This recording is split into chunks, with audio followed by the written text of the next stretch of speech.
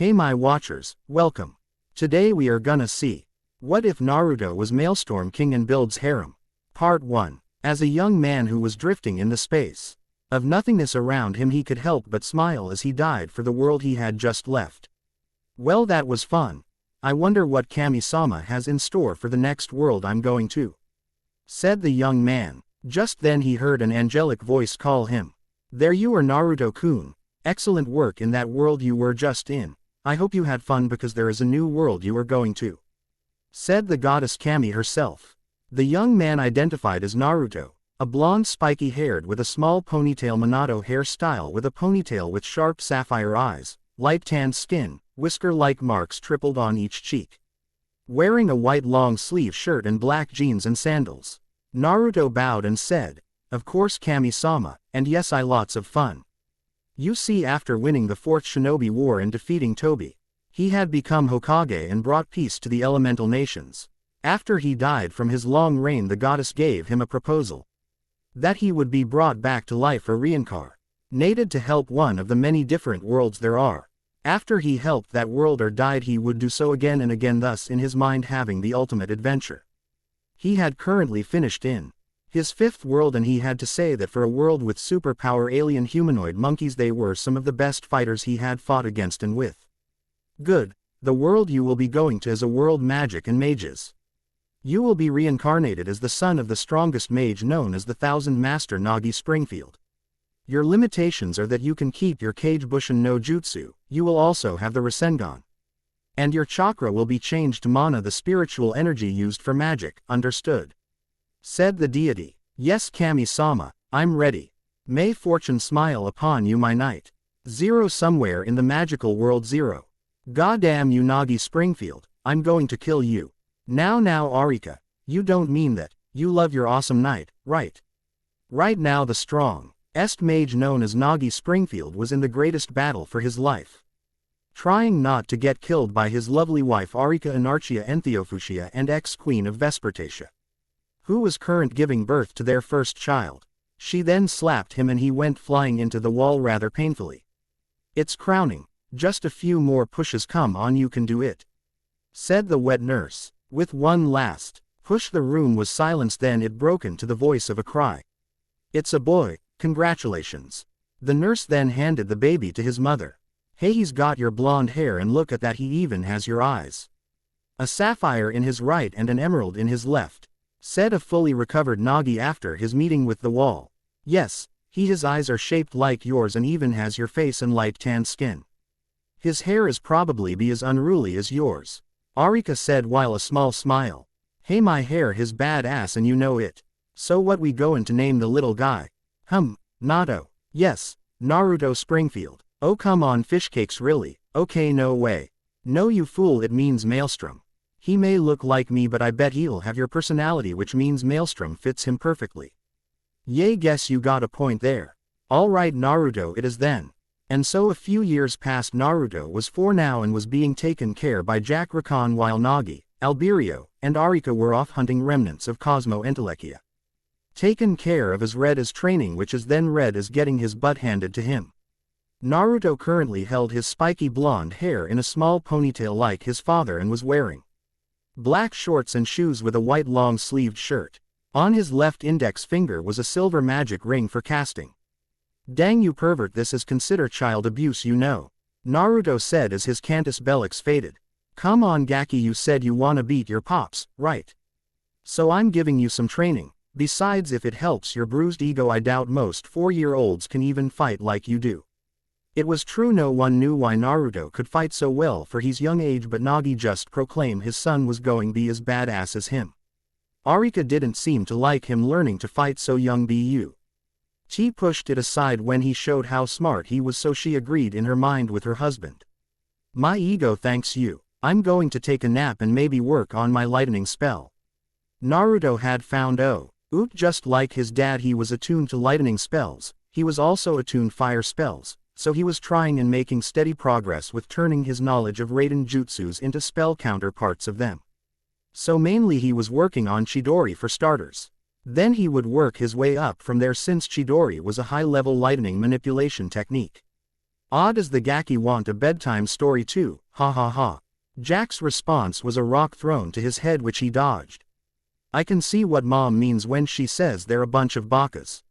He mumbled. As he went to sleep his pair, NTS and friend returned from a job well done it seemed. Yo, Jack we're back where the kid at? Said somewhat dust-cover Nagi. The Gaki went to take a nap after some training. Man you two made one hell of a little monster. The kid's a sponge Nagi no joke he even thinks up his own spells in that little book of his. He acts like you in a fight but smarter though. Thanks pal love ya too. Anyway, we'll wake him up later for now do what we've been doing. Yes, I agree, there is no doubt that some of Cosmo Entelequia still remains so we will have to continue the hunt, but do you think we should leave Naruto with your bother till this is over because I think it would be better for him to live peacefully for a while, he can even enter the magical academy in Wales. Arika pointed out wanting her son to stay settled instead of being on the move constantly. No, going on the road will help build character, I mean look at me I turn out good. Replied the Thousand Master. Yes, we all see that, that's what I am afraid of. The ex-queen mumbled. Well we better get going soon we got some ground to COV. Was all Nagi said a quick streak of yellow came at him. The perpetrator threw a poo. NCH only for Nagi to dodge it then catch it and put the culprit in a headlock. Aw man, usually you're too absorbed in yourself when you're talking like a leader, it seemed like a good chance to get you. Naruto pouted as he struggled from the headlock. Sorry brat you're 100 years too early to get the drop on me. Nagi said with a light chuckle. Just you wait dad, the spells I'm thinking up will toast you. Nagi finally let go and Naruto ran to his mother and hugged her. Hey mom missed you. Arika bent down and kissed his forehead. I missed you sweetie, come let's go pack and get ready to leave, okay? Okay mom, race ya. Naruto exclaimed as he ran to his room enjoying the fact to be raised with a family in this life. Arika let out a small giggle and walked after him. My Nagi he almost got you there. Starting to slip oh great Thousand Master. Said the sarcastic mage. Please Al he's good but not that good yet. Alright let's get going guys rather not get the scary mother angry. Said the tall man. 0 time skip 5 years later 0 Naruto Pav. Well mom had disappeared a year ago but, I found out that I have a little brother now. I wonder why dad doesn't let us visit him but he said we had some things to do. We recently saved a little girl who was only 6 years old from some tower. Apparently she had the ability to cancel magic so those bastards that kept her locked up were using her as a weapon. Naturally dad brought her with use. She had long orange hair in pigtails and she had the same eyes as mine. She was a bit quiet but, I got her to open up a bit. Takamak. Hi and I usually take care of her but she seems to only hang around either me or dad. End of Naruto Pav. Alright ASU-chan just lift your right hand a bit more and spread your legs out some more. Good, now strike me. Naruto was currently teaching Asuna the basics of the academy style back in his first life after he relearned it on his training trip from the sabotaged style the teachers had taught him. She was picking it up pretty quick too. Naruto-kun what are you doing? Takamichi asked. I was going through some katas and ASU-chan asked if I could teach her so here we are. Yay I wanna kick butt like Naru-kun. Asuna said with a giggle, her eyes full of life that was once so dim. Well be careful we won't Asuna-kun hurt now, right? Hey a princess should know how to protect themselves. I mean mom was really strong and she was a princess. Besides she's a natural, Naruto said. Asuna blushed lightly at the praise. Takamichi just shook his head and chuckled lightly. Later that night after dinner Naruto and Asuna went to look at the stars. Hey Naru-kun what do you want to do when you get older? Asked a timid Asuna. You really want to know? Asuna just nodded her head with interest. I don't know it's a bit of a secret but, since you're asking I guess it's okay. Unknown to them Nagi, Jack, and Aoi listening a little bit away. Naruto had a big smile on his face and said, I wanna start my own group just like dad's, going around saving people, doing heroic things, and having lots of fun. Don't get me wrong I love hanging out with all Arubra but I wanna get my group of friends just like dad did. Hey I got an idea you wanna join my future group ASU-chan you can be my second in command. You can boss the others around and even keep me out of tea. Ruble just like mom did for dad when he gets over his head. At this Jack and Al laughed quietly while saying whipped and Nagi was muttering about disrespectful brats. So how about it? Asuna blushed. Ed lightly and though about the idea and nodded her head. Okay but, you got to give me something. Okay what is it? Naruto asked cluelessly. I get to be your partner, no ifs about it. Asuna said with a glare. Okay let's do it no I mean knowing the guys will pick on us. And with that Naruto activated a pactio circle and the two were blushing up a storm and then the two kissed. The circle activated, and out came a card of Asuna. It was a picture of Asuna in her blue dress, her arms crossed with what seemed to be gauntlets on her hands. They were smaller than normal ones with metal plate. Going halfway up her forearms and the metal plate on top of her hands each had a red spiral mark, the Uzumaki symbol. The name of the card was Turbo Tutor Whirlpool Defender. Wow, talk about a flash from the past. Nice card. Asu-chan looks strong too. Asuna muttered a small thank you and rushed to bed and covered her face so no one could see her deep blush. Naruto followed suit and went to bed too. Like father like son I suppose would you say Nagi? The group healer asked. What do you mean Al? So he got a pactio, no doubt he'll get more. That not what I meant. Naruto-kun even said it earlier. Like you he fell for a princess too. It seems he is following in your footsteps. Ah, I get it, so the Gaki's pretty much going to be whipped like his old man when he gets older. Jack said in understanding. I'm not whipped. Both Al and Jack looked at each other and imitated Nagi's voice and said, yes, mistress. And both just laughed at him. Nagi just chased after them cartoon style. 0 time skip 2 years later 0. Dad and I had to leave the group for some reason he didn't give. Naruto was currently wearing a black long-sleeve shirt with brown pants and black boots. He still wore his hair in a ponytail and wore his spell-casting ring on his left index finger and a chain around his neck that had a small wand-like charm on it. The charm looks like Fi's staff from Tsubasa Reservoir Chronicles. And finally a cloak like his dad's. He told me he was dropping me off at a village in Wales, so I immediately thought of my younger brother. I really miss Asuna though, wish Dad W. Old have let me stay with her and Kenka Master Apprentice pair. As we arrived at the village we got a sight to see. The village was in flames and demons were running about. Damn it, Naruto, see if you can find some survivors and take care of some of those demons. I'll go look for Negi. Promise not to die on me, okay brat? Gotcha, and yay, the same to you pops. Naruto started running into the village and looked around. Tempestas of Meus Pectus Pectoris. Melodia Bellix de bi Festinando. The Storm of My Heart. Melody of Battle, Double Speed Fist. With Melodia Bellix active he raced through some demons with key-enhanced fists and took out 4 of them. He heard screaming from a house and kicked the door in. He saw a little girl with red hair in pigtails. He approached slowly in order not to scare her. Hey there little one, can you tell me your name?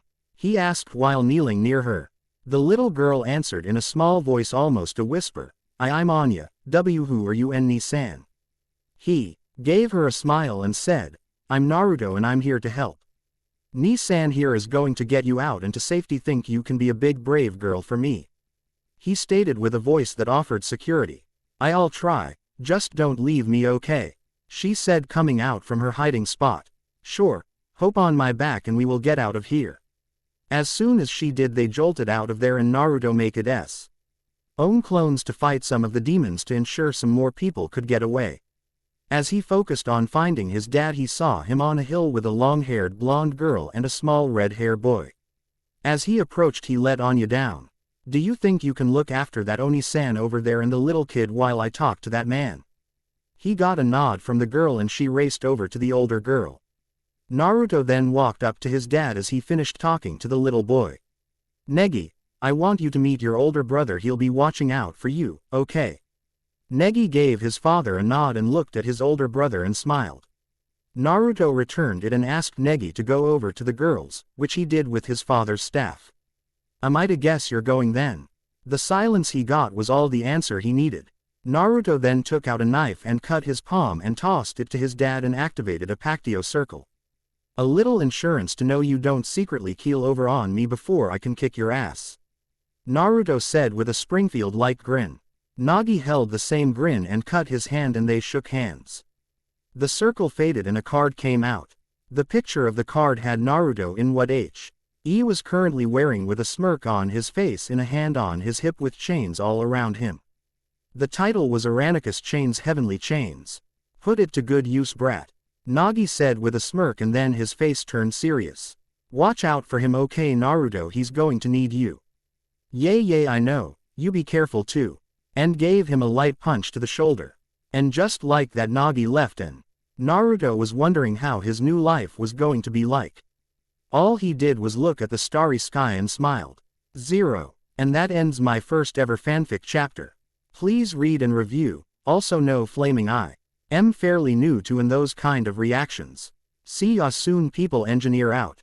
Heterochromatic eyes meet once again. Hey guys, thank you for the comments, it means a lot. After dipping my toe in water as they say, I am still trying to develop my unique writing style, so please bear with me for the first few chapters. Now the harem is as of now. Asuna, Theodora, Setsuna, Kanoka, Kasumi, Evangelene. And I'm still thinking about the others. A poll will be posted with the next chapter. 0. As Naruto was packing his bags, he just couldn't believe what his brother got as an assignment. 0 Flashback begin 0. While all the graduates were receiving their diplomas, Naruto was sitting next to his older cousin Nakane. He was sporting a black long-sleeve turtleneck with blue jeans and black combat boots. He was wearing a short-sleeve white cloak much like his father from his first life, with a hood that would cover his face and the tip of the hood was pointed one. He also had his wand charm necklace on and stood at a good 5.8 feet too. As the ceremony closed, he and Nakane walk up to both Negi and the friend of the Springfield family, Anya. After being rescued, Anya look up to Naruto like a big B. Rother, as she saw Nakane as an older sister, pretty much she was a part of their little family. So Negi, what you get? I got fortune telling in London. Spoke the redhead. Well, before that I got some gifts for the two graduates. Naruto said as he pulled out a small scroll and a bundle package from a pocket dimension. He handed the scroll to Anya and the package to Negi with a smile on his face. Anya opened hers first. Wow, a high-level fire spell, thank you so much Oni-chan. Said girl, then tackle hugged Naruto, to which he just chuckled. No problem. Hey Negi, open yours, I like you would need one now. He stated cryptically. As Negi opened it, he was shook. It was his Nissan's battle cloak that he wore when first came to Wales. I got that from Dad when I was about your age, so I saved to give to you later on. That in every Springfield needs a battle cloak. I even got Nakane one, but she refuses to wear it, so stubborn. He muttered the last part to himself. Just like Anya. Negi jumped Naruto with tears in his eyes. Thank you so much Nissan. Now Negi, let Naruto go and dry those tears, okay? Now open up the scroll so we can see where you're going. Said the female blonde. Alright, it should be coming up now. Negi said as they all loomed over to read it. A teacher in Japan. What? 0. Please headmaster, there must be a mistake. Negi is only 10. Hardly a good enough age to teach a class, especially in a foreign country. Nakane asked worriedly. The headmaster simply smiled and looked at the two children that were freaking out in the corner. Yes, it is correct Nakane. Negi-kun is to go to Mahora Academy in Japan and be one of the middle school teachers. Nakane sighed in defeat while Naruto just leaned against the wall and laughed at his brother's luck. Now that that's settled, Negi-kun, Negi looked up at the smiling headmaster. You must work very hard, in order to become a great mage like your father and brother. Also the head Aster is one of my good friends, so just do your best, he'll look out for you. Also one of the teachers is an old friend of yours, so you'll have a familiar face. Which made Negi confused. Naruto then stood forward. Don't worry Negi, I'll join up with you soon as I finish that mission Theo-chan gave me to do in Mundus Magicus. He placed a hand on his shoulder. Expand your wings little brother. I can't wait to see how the real world changes you, might be fun you know. Naruto said with a grin. Negi just smiled at his brother and nodded. Nakane wished Naruto to go with Negi now, but he had a responsibility as the personal knight to the third princess of the Hellas Empire, his best friend Theodora. Well, got to run. Remember Negi, don't do anything I wouldn't do. Said a retreating blonde, to which everyone's sweat dropped to 0 flashback and 0. As he finished he heard a voice by his door. "So Sparky, you really going to leave your princess unattended? How cruel you are," said the voice in a playful tone. Naruto turned around and saw a dark-tanned girl with long blonde hair, and she had two horns around her head that looked like crown and pointy ears. "Theo-chan, don't call me that, and yes, but do not worry my lady, as through the bond we share you can always call me when you get scared at night." "I know, but who chase all my suitors away from me? You do that pretty well by yourself. And I call you that because you always use your magic to make static to zap someone who's annoying you." True, he did find that fun. "Well partner, I got a gate to catch. Keep that with ya, Theo-chan. Don't know when you'll hurt yourself, tomboy." With that he Hirshin 3 away to the warp gate. "Don't call me that. That baka, I swear." With that she looked at the card in front of her with a blush on her face. It showed her in a ball gown with a green diamond gem on her forehead. The title of the card said, Gemma Curationum, Healer's Gem. 0. As Naruto's plane finally landed in Japan, looked around for his old friend from Alarubra.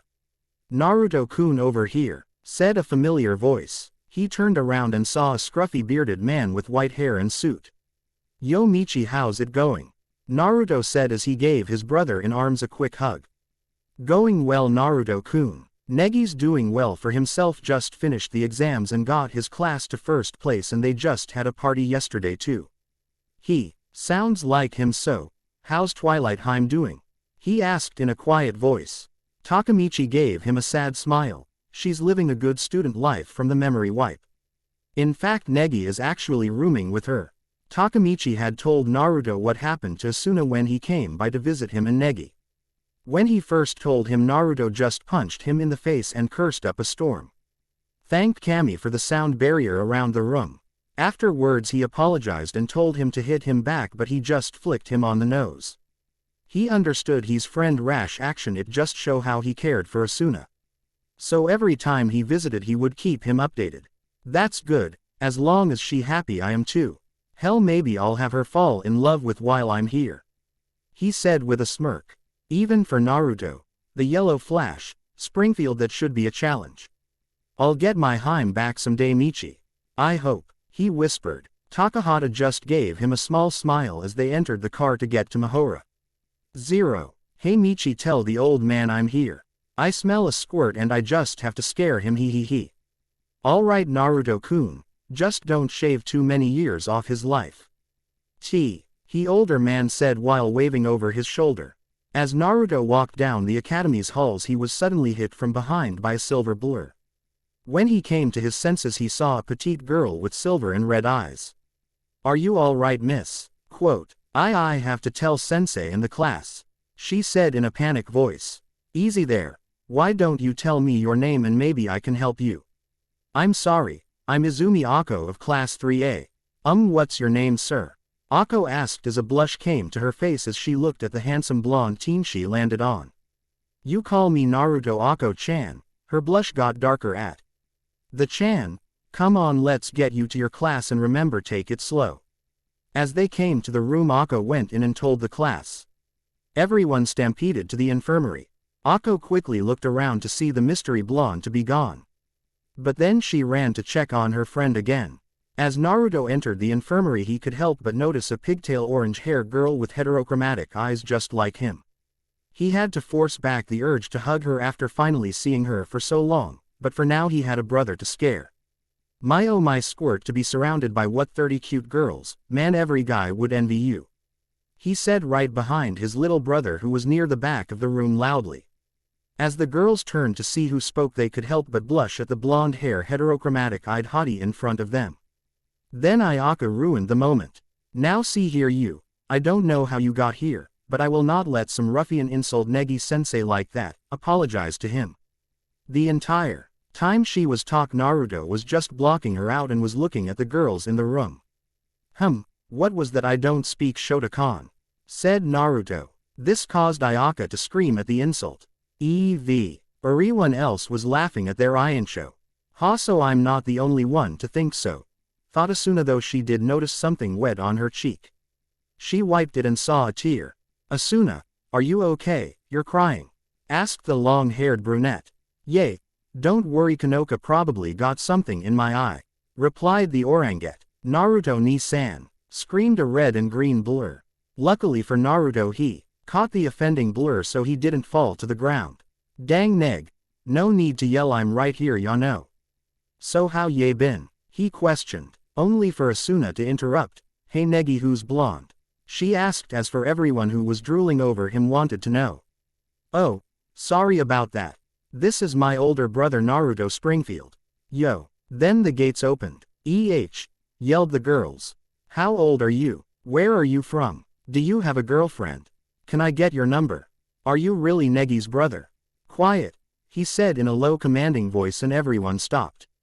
Negi was shocked at how his ni-san stopped the girls' bombardment with just one word. Yes, Naruto indeed thanked his years as Hokage. Now I will answer those questions. I am 17, just as Negi. I am from Wales. No, I do not. When I get settled in, maybe. And yes, he put Negi in a headlock. I'm aka Baka's red idiot brother. He said as Negi struggled get out only to be let go a second later.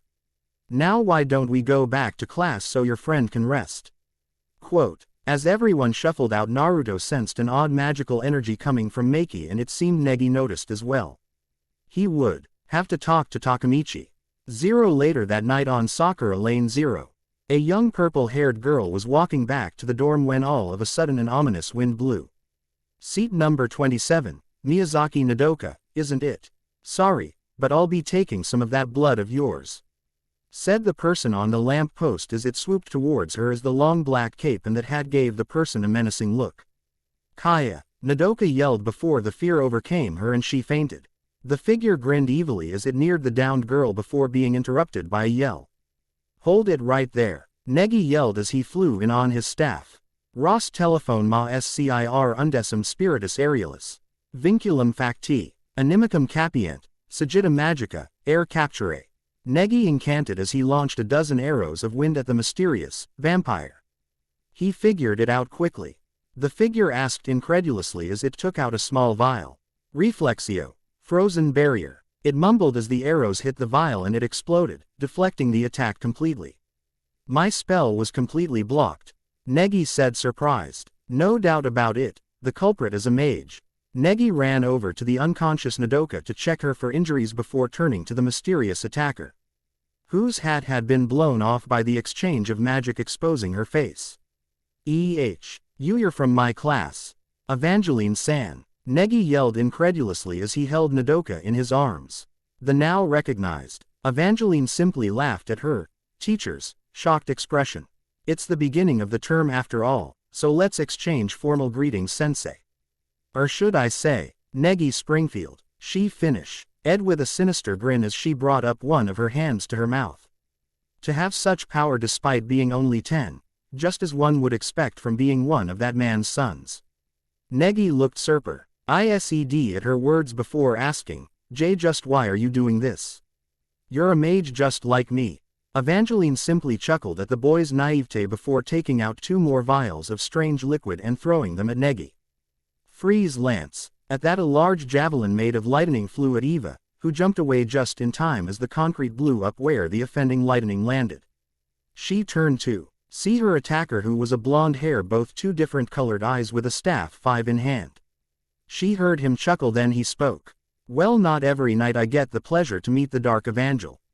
For the proud Evangelene A.K. McDowell to be attacking a 10-year-old, how the mighty have fallen, isn't that right, Chibi-chan? Said with a Springfield grin. For a brief second Eva thought she saw Nagi, but then realized who he was and recomposed herself right before he dropped the bomb. What did you just call me? Evangelene was saying in a dark tone, but was interrupted by the blonde. You say something, Chibi-chan? Asked the blonde. That did it. Forget the brat. The teen son of the bastard was going down. Freeze lance.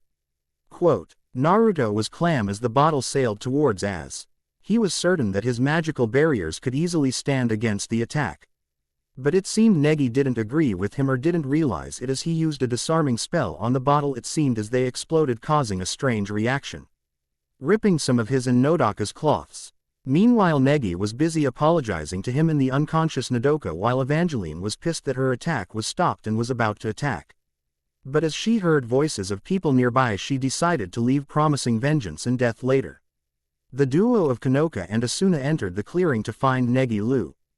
Head at the direction where the duo thought they had found someone. Run of 2.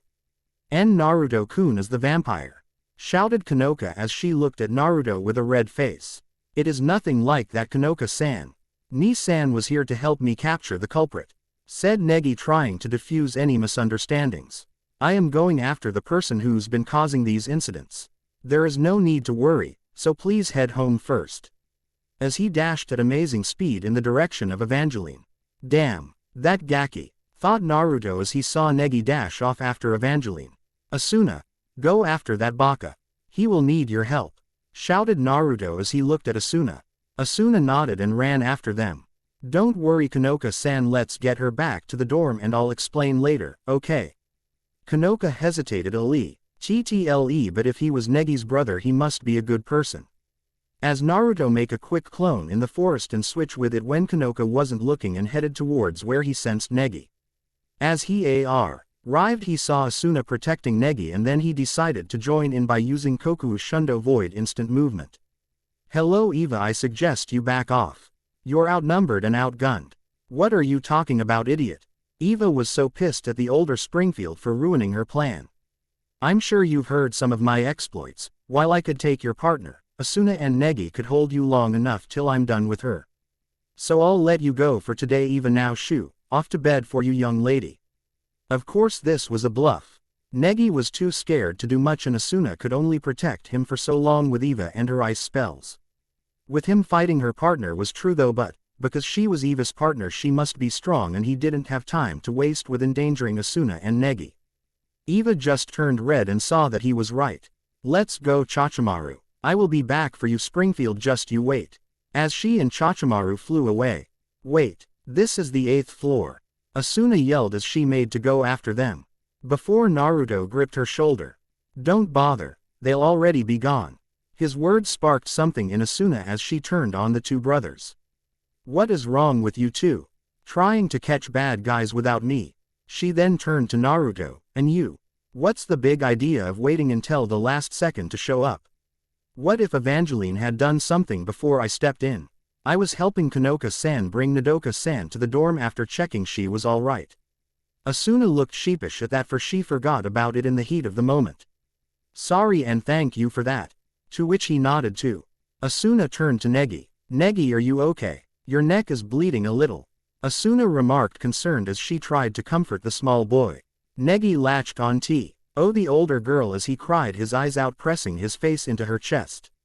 Awa, Asuna-san, I was so scared. As Asuna tried to dislodge Negi from her bosom and looked Naruto in the eyes. Their heterochromatic eyes meet and Asuna couldn't figure out this strange nostalgia by looking into them. Both then turned to look at the moon and star like when they were young, wonder what to do next.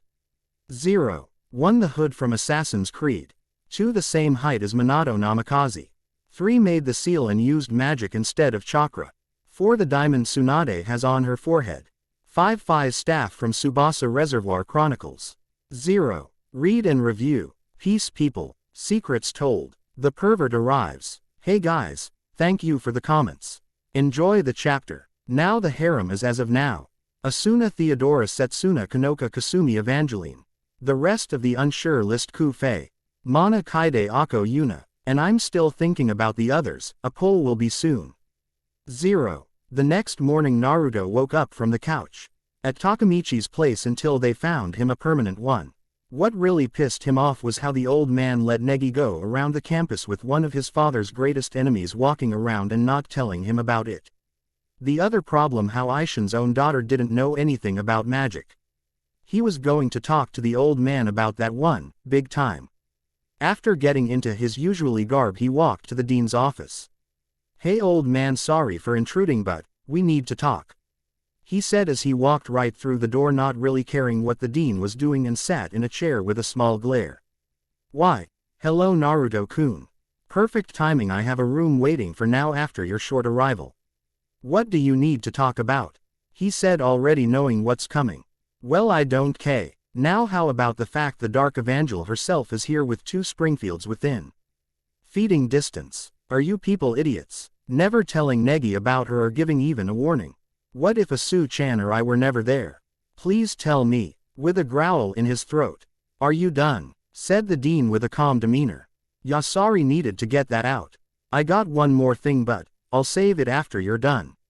Naruto stayed as he relaxed into the chair. It quite alright and personal, we never thought she would be this bold to pull something like this. He was retorted with a snort. Old man, that girl would do anything to get out of here, and getting rid of one of the 2 children her condemner had would be icing on the cake. He said with a sigh. Indeed. Now what was your second inquiry? Why doesn't Aishin's kid not recognize magic? His tone was deadly serious. He went through the war, as you know. He didn't wish for Kanoka to see our world. I heard she has huge potential. Potential people in Kyoto would kill for to use. He does know that the second she steps out of here she's a target, and not knowing how to utilize that power leaves her vulnerable and makes her an even bigger target. Why does he think Dad had taught me at a young age? I was in the same position she is in. Now I'm strong enough to protect myself. I want to tell her, but, out of respect for Aishin, I didn't. What do you intend to do now? Quote, well, set up a meeting this afternoon because we are telling her. She is going to need family around for this, and I'll start teaching her the basics and more if she wants. I'm not letting Aishin's fears let him get his daughter killed or used. Besides, what better way to make a second generation of all Aruba than with the children of the first, right? Naruto spoke with a smirk.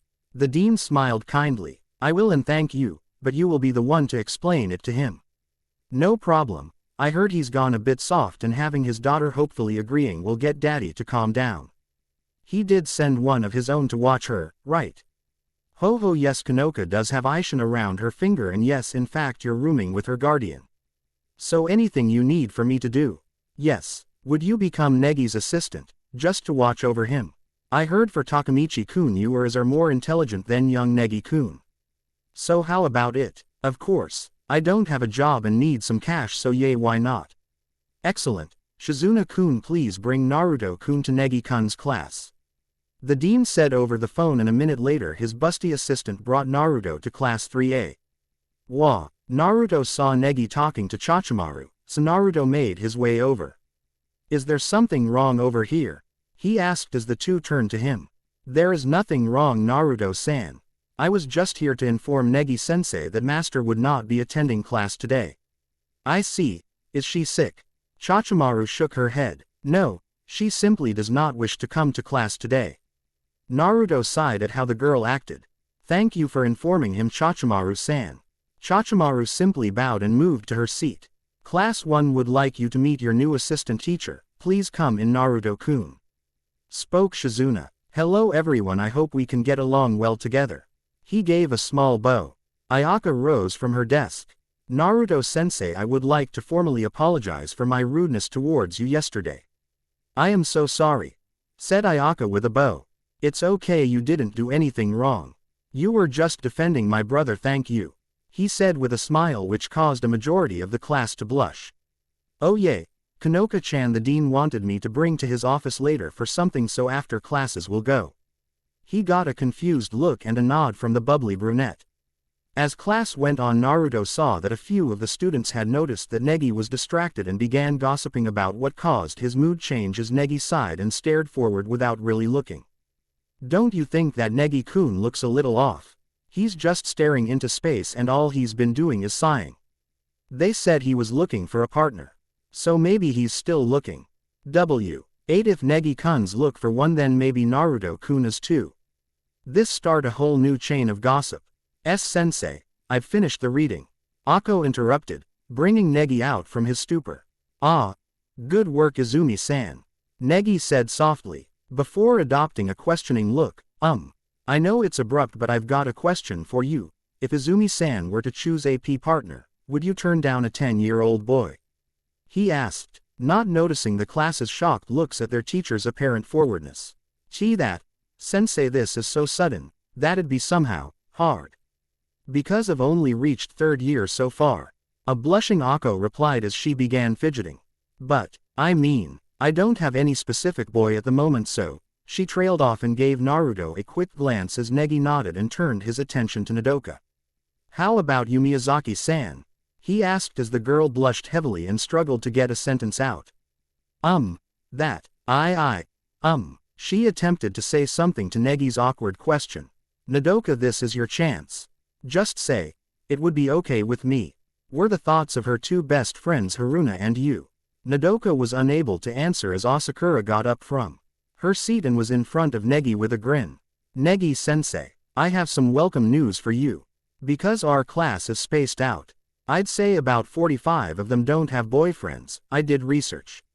So if either you or Naruto are looking for girlfriends, then you've got over 20 various girls to choose from. At the mention of Naruto's name, almost half the class turned to said teenager, who was trying his hardest to pretend that he wasn't listening. No, that's not what I meant. A now fully attentive Negi yelled, before suddenly becoming quiet again and excusing himself from the class, Asuna right behind him.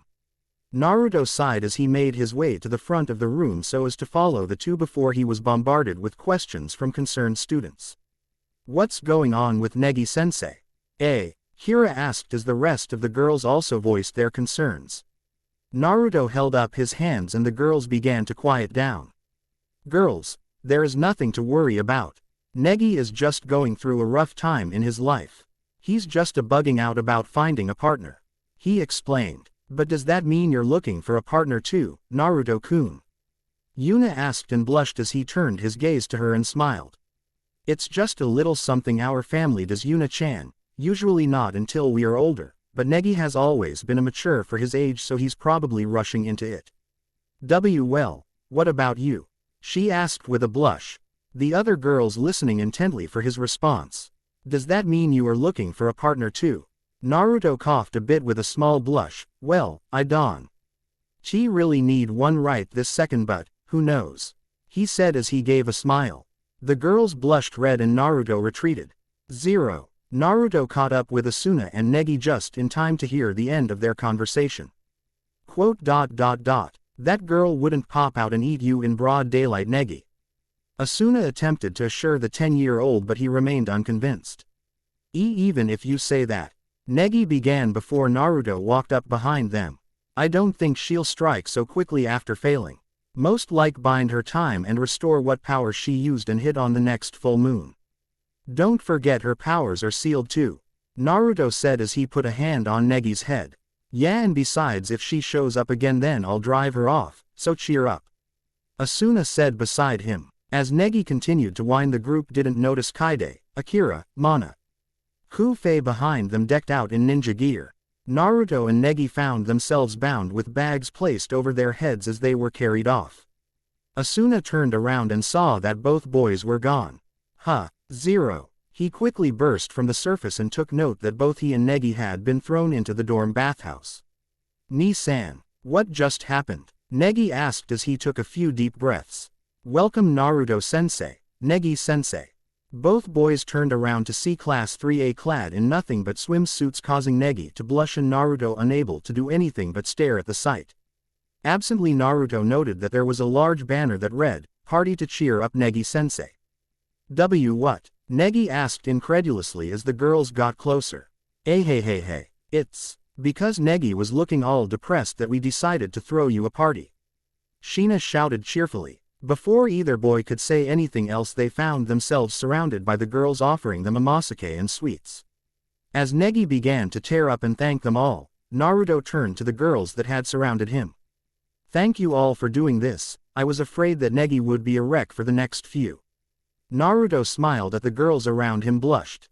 Before he saw Ayaka walking up to him. It's only natural for students to want to help out their teacher, right Naruto-sensei? Naruto smiled as Ayaka handed him a glass of amasake, then Kazumi spoke. By the way, Naruto-sensei, about your partner.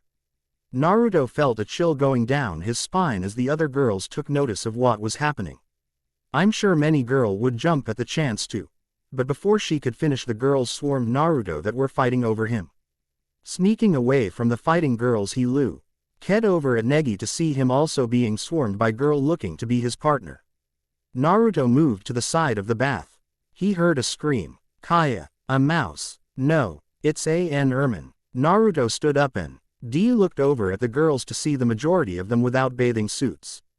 Asuna, you're misunderstanding the situation, we were having a party to cheer up Negi-kun. 0. Dang, another crazy day. Asuna sighed as she, Negi, and Naruto made their way to the dorms. Naruto nodded slowly as Negi smiled and rubbed the back of his head. But thanks to everyone, I've really cheered up. Asuna get at Negi before turning to Naruto with a questioning look. So why are you following us, Naruto? She asked as the other teen had been very spaced out for the last minutes that they'd been walking. Well, no reason really. Hey Negi, did that Ermin looked a little familiar to you?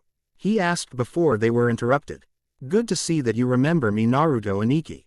Asuna froze as she and Negi looked around suspiciously as Naruto looked down at the spot in front of them.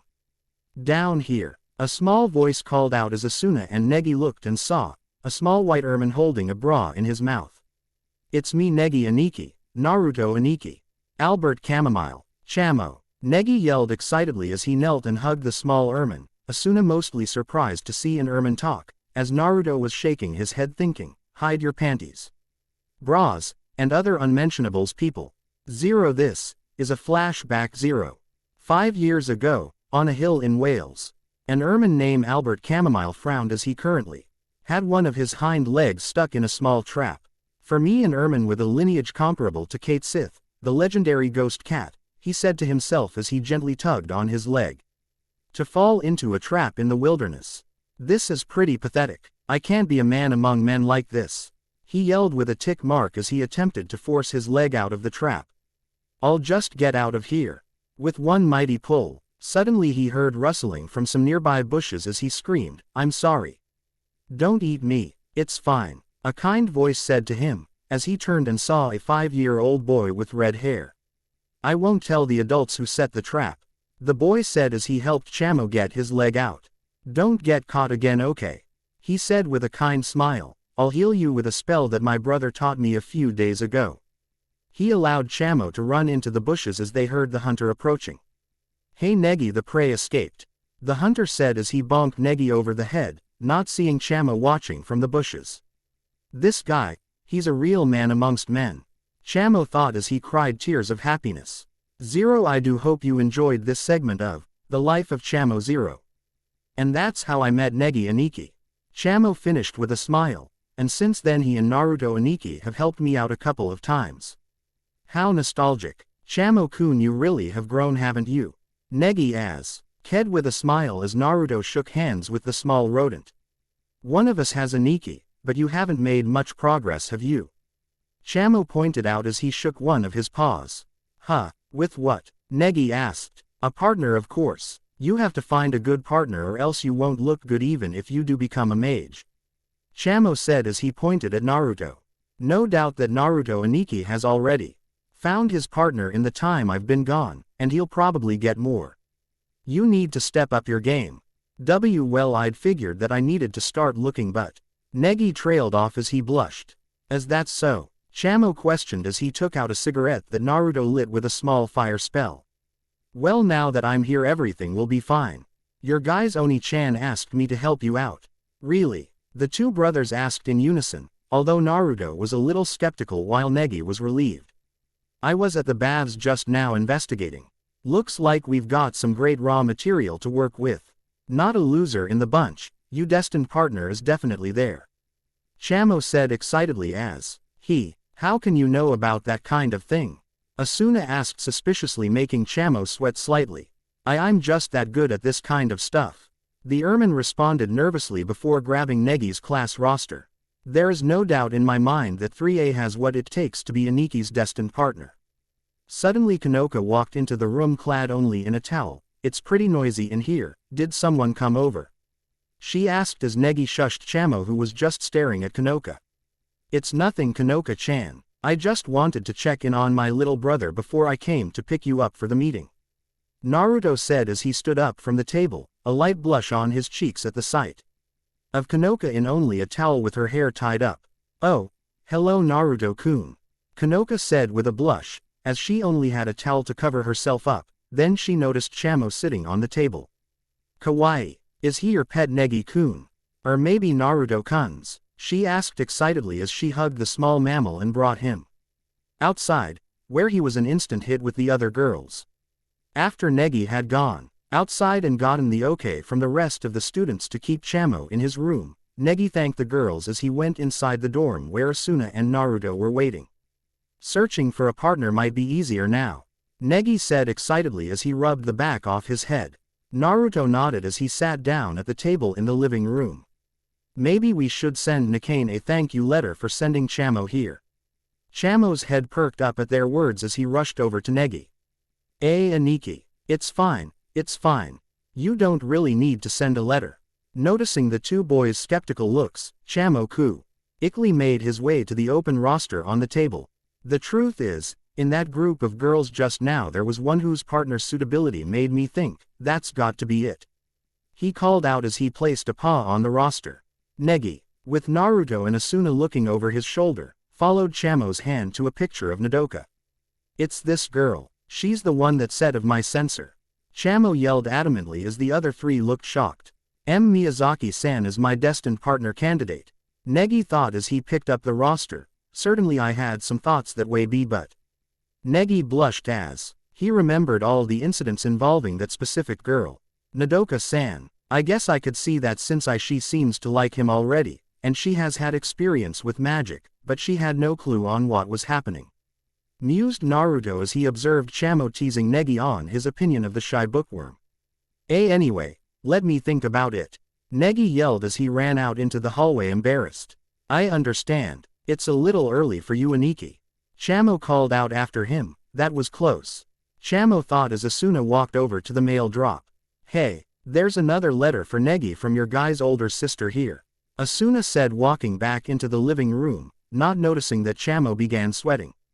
An-san. Asuna turned to the sweating Ermin with a quizzical look. I'll inform Negi Aniki of the letter, okay. Taken aback by adamant the Ermin was about delivering a letter, Asuna did as he asked and handed the envelope to the Ermin, barely catching the Ermin bolt out the door. Slightly suspicious, Asuna turned to Naruto to see him making his own way to the door. Hey Naruto, said Blonde paused in his walk and turned to the girl, do you think we can trust him? He's a little. She said letting it linger in the air. He can be a bit, well sneaky at times. Shaking his head, Naruto turned to the still waiting Asuna and smiled. Chamo may be a little, hyper and pervy. But he would never do anything to harm Negi, at least not intentionally. He has both mine and Negi's complete trust, just don't leave any unmentionables lying around. He said to make it clear to her. He walked out of the room and headed to the dean's office with Kanoka. The meeting went well to him. A few tears and a yes to an apprenticeship to him with a loving family hug and a kiss on the cheek for him. He walked back to the dorm to meet his roommate when he noticed Asuna. Asu-chan, what's wrong? He asked as she blushed wondering why she felt warm from the name and spoke nothing of it with the situation at hand. She held up a crumpled envelope. This is the letter that Chamo said he was going to give Negi. She said handing him the letter. Opening the envelope, Naruto pale. D as the letter revealed Nikane warning Negi about Chamo's actions back home. He even went after Nikane. Naruto thought with a sweat drop as he turned to Asuna as the recording ended. Asu-chan, we need to find Negi, right now. Both teens were about to run off before they saw a bright light from behind the middle school dorms. The two arrived just in time to see a blushing Negi and Nodoka standing on a glowing rune circle. Chamo off to the side with his back towards them. Realizing what was happening, Naruto bopped the perv, but Asuna was quicker and started crushing Chamo beneath her hand and canceling the spell. The sudden loss of warmth from the magical circle coupled with the arrival of Naruto and Asuna was too much for the shy bookworm and caused her to faint in a blushing Negi's arms. Asuna-san, Ni-san. What are you two doing here? Negi asked as he held the unconscious Nodoka. Naruto sighed as Asuna was keeping Chamo from escaping. Well Negi, it seems that Chamo was lying when he said that Nikane asked him to come here. Naruto handed Negi the crumpled envelope as Asuna walked over, Chamo held tightly in her hands. Apparently he fled here after being convicted of various crimes. The most serious being 2,000 counts of stealing underwear back home. Naruto trailed off as Negi turned to the panicking Chamo. Chamo-kun, is this true? He asked distribution. Est as the Ermine tried to defend himself. Aniki. There's an explanation for this. I was framed. Thus the sob story of the century was made. Chamo finished as he lit a cigarette and began walking away. I'll turn myself in. You don't need to worry anymore. Although concerned as to what would happen to the small mammal, Naruto's thoughts were in sync with Asuna's in wondering who would believe in such a ridiculous tale. Sadly it was Negi, a sucker born every minute. Asuna mumbled as Negi and Chamo embraced, after the young boy offered to let Chamo be his familiar. I agree, but at least Negi will have another familiar face from home, Naruto said with a smile before frowning and looking over to Nodoka. Now all we have to do is drop Nodoka off somewhere safe. Naruto and Negi said goodbye to Asuna as they flew towards the school building to drop Nodoka off at the lockers and erase the partner incident from her mind. 0 later 0. As Naruto knocked on his soon-to-be room, the door opened to meet Sakurazaki Setsuna. Hello Setsuna-san, I'm sure the dean gave you a call to let me know I'm rooming with you. Hi Kono-sama did. Please come in, said the swordswoman. 0. And that's a wrap. I'm mainly following the lines from the manga and from what I remember from reading other fics, so if anything seems out of order let me know please. Enjoy. A Day with Harem, Dreams of the Past. Hey guys. Thank you for the comments. Enjoy the chapter. Now the harem is as of now. Asuna Theodora Setsuna Kanoka Kazumi Evangelene. The rest of the unsure list Kufei. Mana Kaide Ako Yuna Chisame. Chachimaru. Let me know what you think. 0. Naruto felt that Setsuna was a bit too easy of letting a boy sleep in her room, but he just chalked it up as something from her training and such. Also he had to keep in mind that the fact that she carried her sword everywhere and that scared him a bit. As they were walking to school he saw Negi being approached by Eva and Chachimaru. Naruto told Setsuna to go ahead and he decided to enter the conversation. ND don't even think about asking Takemichi or the dean for help. If you do your other students maybe, at risk if you catch my drift. Spoke the chibi immortal. Come on Eva-chan, no need to so serious. I guess since you're such a frail and weak little girl it's understandable that you need to skip. Said Naruto as he approached them. Eva's blood boiled at the weak comment as she turned and faced the firstborn Springfield child and that stupid grin of his. What do want idiot? She asked rudely. What? I can't. Check on my favorite chibified immortal now. That's hurts right here, he said as he pointed to his heart. By this time Negi ran away with Asuna and Chamo following him. Why you're just like that bastard. A grinning blonde copy of him. She stayed as she huffed away and Chachimaru bowed to him. He then went to see Negi only to see his brother and Asuna standing on a pactio circle. Pactio. Chom. O called out from nearby as Asuna kissed Negi on the forehead. He was planning was to kill Chamo and making it look like an accident. Ah, Ann-san. What's with the kiss on the forehead? That's so half-hearted. Chamo berated the blushing girl as Naruto walked up to them. It doesn't matter Chamo, since it's only a provincial contract, although I'm a little surprised that she agreed to become Negi's partner at all. Do I have to worry about you becoming like Iansho Asu-chan?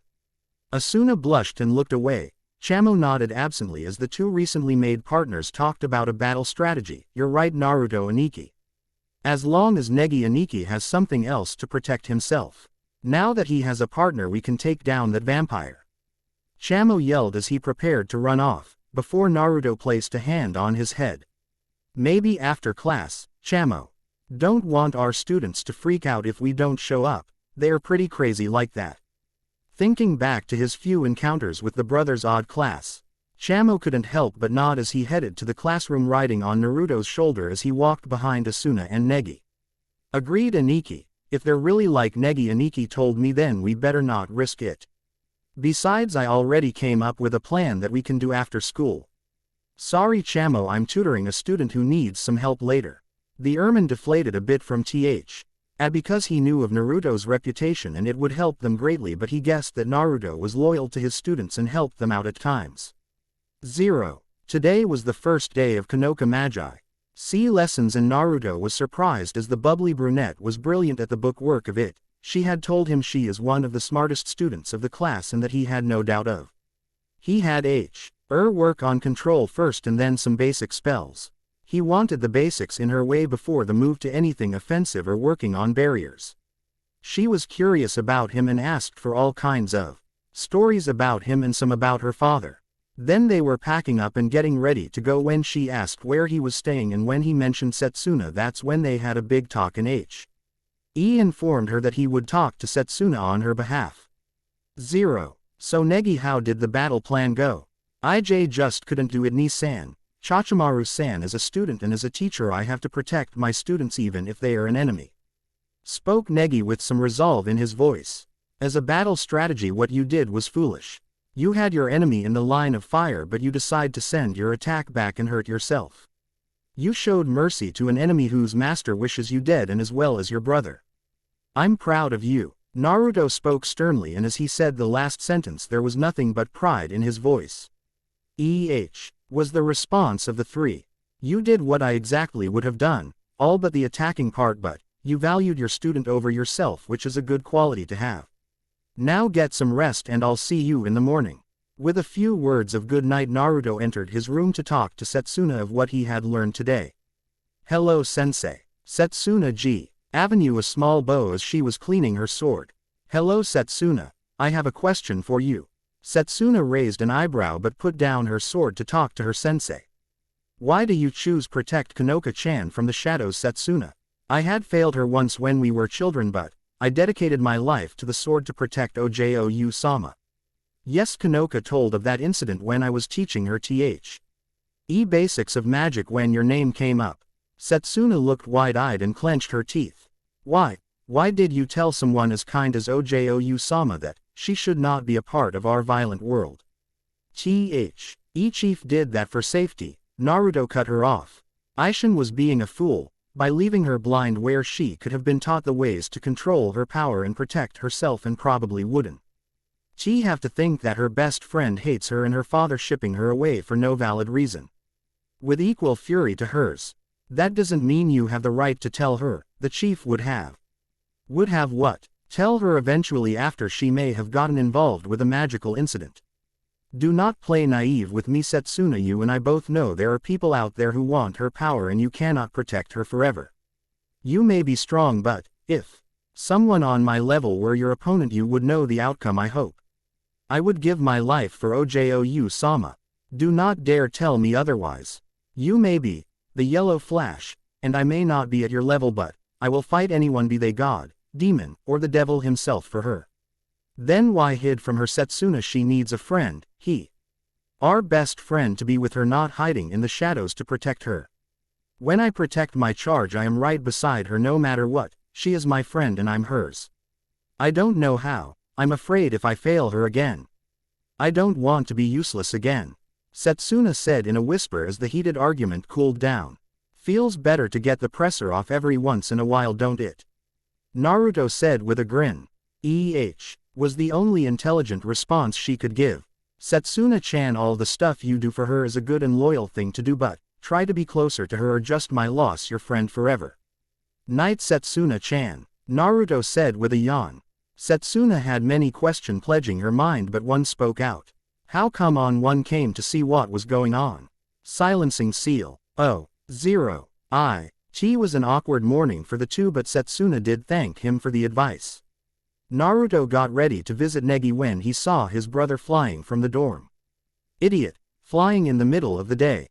On a weekend no less. He ran out and bumped into Asuna and fell on top of her. OWW, sorry about that, in a real hurry, so can you please move? She stopped as she saw Naruto on top of her and a blush came to her face. Why does this feel so nice, like I could just melt in his EMBEE? Hold it, think of Takahata-sensei. As she quickly shook her head, Naruto saw their position and quick flew off. I'm so sorry, Asu-chan. Not really. I saw Negi flying and was going after him. Asuna accepted that because she was doing it too. So what now? What? No way we can catch him. I could, but I did tell him to spread his wing. Get rid of Chamo and have a day with Harem. Yay. Day with Harem it is. What happened? They told him about the incident and he just sighed. Okay, new game plan. Chamo, I need you t. Go around looking up anything you can find on Chibi-chan's seal. I want a report by the end of the day and know before or after, no matter how much ya got, okay? The Ermine nodded, happy to have his Seacon D brother on board, and went gather the info. So what are we doing then? Asked Asuna with a light blush as she stated it that way. We are going to train you up a bit. Negi told me you're fast and strong, but from what I hear a bit unrefined. So I'm going to help you with some basics. He pulled out his Pactio card. Asu-chan, you have a card like this, right? Asuna looked at the card and thou GHT about it, and it looked like the card that Takahata-sensei gave and said a friend of hers made it. She couldn't remember said friend, but every time she looked at it she felt like crying as she had forgotten something important. So she kept it hidden. She went to retrieve it, but instead of crying she felt a bit of happiness, like she finally found something she lost. She was starting to think the card was a bit possessed or bipolar. That is a magical artifact, Asu-chan. It's a tool forged by your soul to best fit you. So we're going into the forest to practice it, okay? Wow, Takahata-sensei said an old friend gave me this when I was younger. I hope I can meet him and thank him for it, she said with a smile. Someone gave her a tool to help her protect Negi and maybe even Naruto, and that made her feel warm inside. Yay, hopefully you can soon, he thought with a sad smile. Okay, let's go then, Asu-chan, hope you can keep up, he said with a smirk. Please blonde, you're the one who's going to be keeping up. So they raced to the forest and Naruto created a clone to go tutor Kanoka while he could finally be with his Harem just like when they were kids. 0. As class started, Naruto patently waited for his brother to show up. He happened to be staring out the window and the girls were looking at him and signing with blushes on their face of how dreamy he was. Good morning. Is Evangelene-san here? Asked Negi as he entered the classroom. But the cheerfulness of Negi was quickly dashed aside as he heard that Evangelene was not present because she had caught flu, which surprised Negi and also to some extent Naruto too. Negi decided to dash out of class, which Naruto thought that he intended to go visit Evangelene to see whether it was true or not about her catching flu. After all, she was a Shinso. Naruto walked out of the class muttering about stupid Gaki forgetting things as the girls giggled hearing him. He caught up to Negi on the staircase as he grabbed Negi by the collar of his coat and flung him on his shoulder. Wah, Ni-san, please put me down. I have to go see Evangelene-san to give her the challenge letter, said Negi.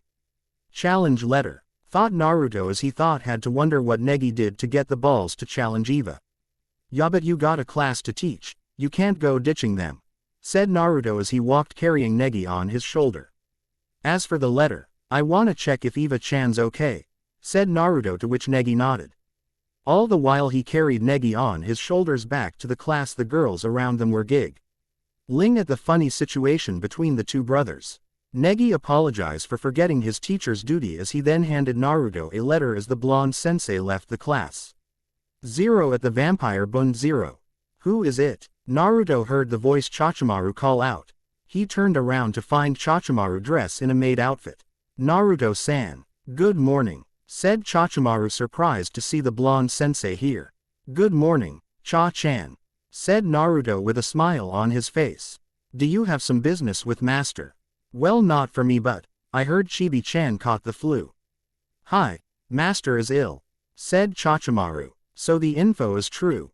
She truly does lose most of her power, muttered Naruto, as it seemed his assumptions were indeed true, as Chachimaru wouldn't lie about Evangelene's health. I'm completely fine. Naruto heard the voice of Evangelene coming from the stairs as he looked up to find her leaning on the staircase railings. One glance at Evangelene told Naruto that she was certain ill. Why not well, even though she was trying to portray otherwise, as he asked, so Chibi-chan, you feeling okay? You look like you're dead. Naruto laughed at his joke. Shut up. I am completely fine, growled Evangelene, as she really hated the nickname the blonde used for her, but deep down she felt happy for his concern. That aside, what is the reason you are here for, idiot? Asked Evangelene. I was concerned about your health, Chibi-chan, said Naruto, but Evangelene gave him a look. Once again you wound me, my dear Eva-chan. If you must know that one of the reasons I am here is because I am concerned about you. The main reason I was here is to hand you this challenge letter. Naruto was saying but didn't get to complete his sentence as Evangelene interrupted. Fu, you think Ju Saint because my magic is weak at this moment you could defeat me, said Evangelene with an angry annoyed voice. No it's not mine, said Naruto. Evangelene didn't listen what he had to say as she stood gathering all of her remaining magic with test tubes filled with catalyst potion as she said in a menacing voice, well whatever. I was looking to get you for taunting me with that damn nickname. You can at least let me finish. Naruto watched as Evangelene gather as much as magical energy as possible to attack him. Just as he had felt all of Eva's gathered magic she had collected left her as she fell towards the floor losing consciousness. Naruto quickly moved as he caught her in mid-fall before she hit the ground and was surprised to feel that she was burning with fever. She's burning up, spoke Naruto as he felt Evangeline's forehead. Naruto-san please let Master rest on the bed on the second floor. Apart from flu, Master also has allergies to pollen, said Chachimaru WH. Oh now stood by his side checking on Evangelene. Naruto silently nodded to Chachimaru's request as he carried Evangelene bridal style towards her bed on the second floor. Here he placed Evangelene on the bed as Chachimaru arranged the bed to her master's comfort. Naruto-san I am going to meet a trusted contact at a university hospital in order to obtain some effective medicine. Can you look after Master until I return? I have to feed the cats too, requested Chachimaru. Yea she is my student and hopefully a friend when all this nonsense of hers is over with. Sure you can trust me, said Naruto. Yes, since you are a teacher and I had gathered that since you didn't attack me the other day that you do not wish to harm your students.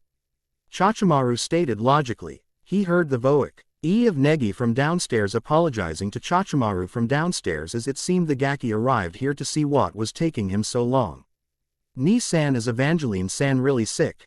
Asked Negi as he arrived upstairs after Chachimaru left. Yep, Naruto simply replied. But she is a vampire. How come a vampire fell ill and Chachimaru-san told that she is even allergic to pollen? Just what kind of vampire is she?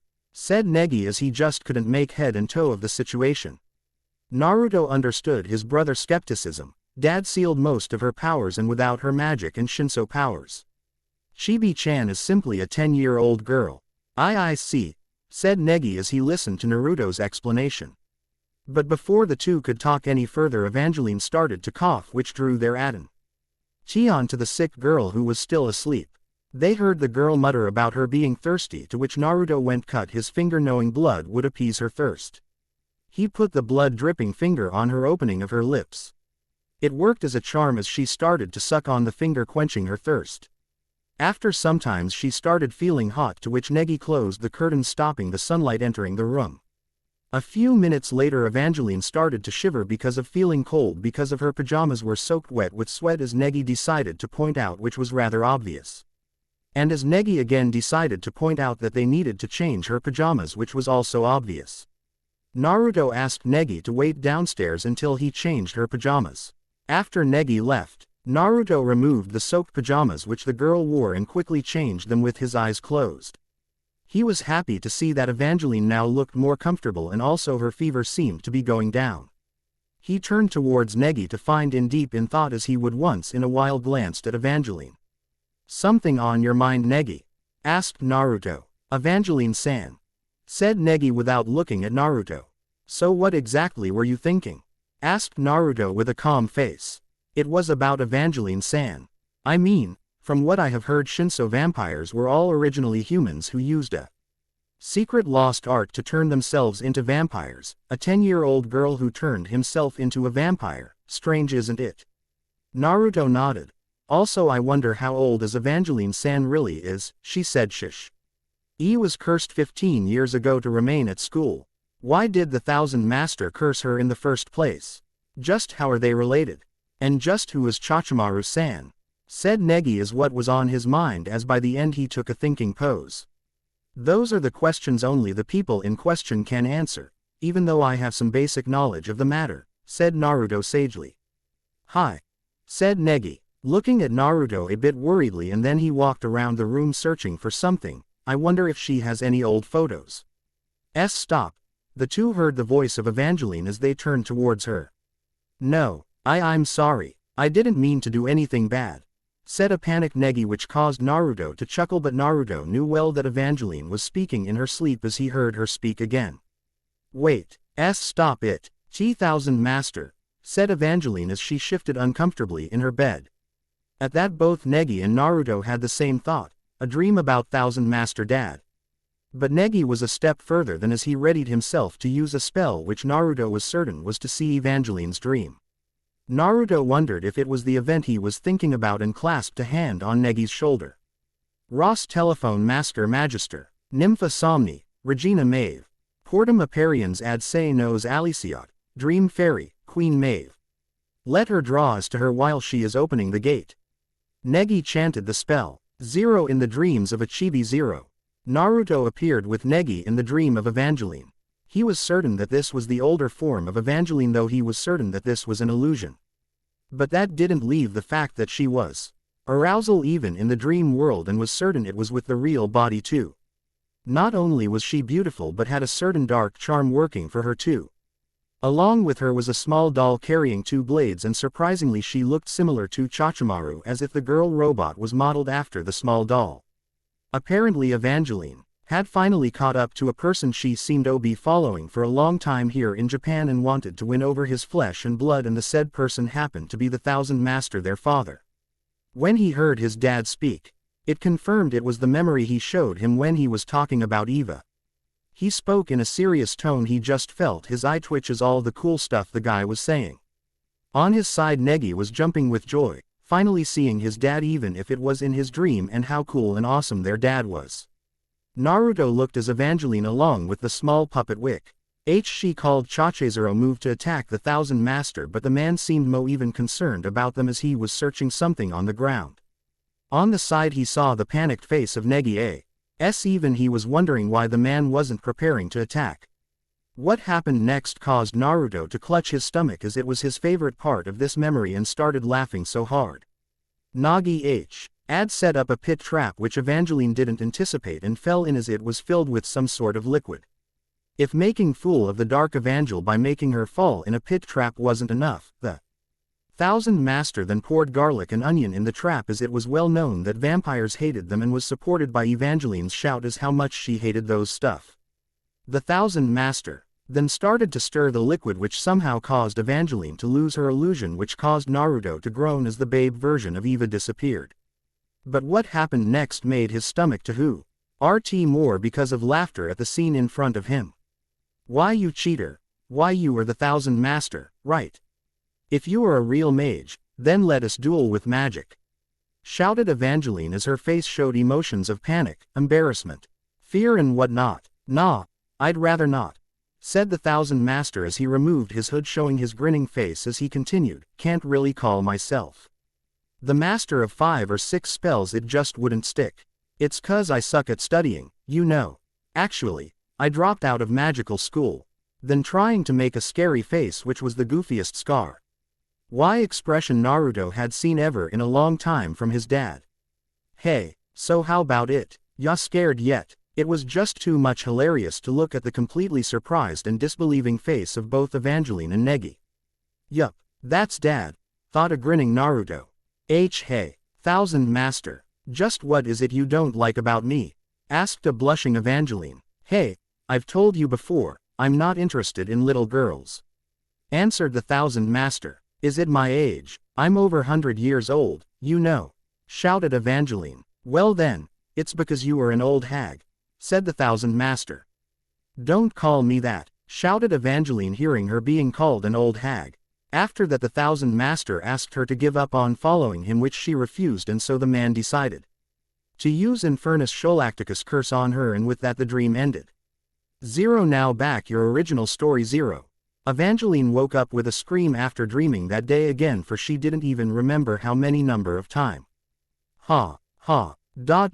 It's that dream again," said Evangelene as she tried to calm herself, since that dream always hyped her. "Uwaah," shouted Evangelene as she saw both Naruto and Negi sleeping by her bedside. "What the heck are they doing here?" HMPH. It's just like they are asking to be killed. Growled Evangelene, seeing the two sons of the man condemned her. The one who looked like him and the one who acted like him. Her eyes traveled to the sleeping faces of the two, of which the younger had a peaceful look on his face while the teenager had a grin. TCH. Were they looking after me? And when did the boy come by? She thought as she released her breath to calm herself down. Ah, you woke up, Chibi-chan. Are you alright? Said Naruto as he woke up directly looking into the eyes of the vampire. Evangelene quickly looked away from the piercing sapphire and emerald eyes as a red shade appeared on her face as she spoke. Yeah, I'm alright. Too, which Naruto grinned, causing the red shade to darken. Trying to avoid eye contact but still taking a glance at him, she spoke again. I'm going to let you two go for today. I'm better now, so wake the booyah up and get the hell out of here. Naruto just nodded and decided to do according to what she said as he shook Negi awake. Oi Neg, Eva-chan seems fine, so you should head back to school. Evangelene-san, why you seem fine? Well then I guess I should leave. I guess I will hand you this letter of challenge some other day, said Negi, showing Evangelene the letter, which made her look at Naruto questioningly as Negi quickly hurried out of the room. After Negi left, Evangelene looked at Naruto a bit sheepishly as she said, so that wasn't your challenge letter? No, I wouldn't fight you now.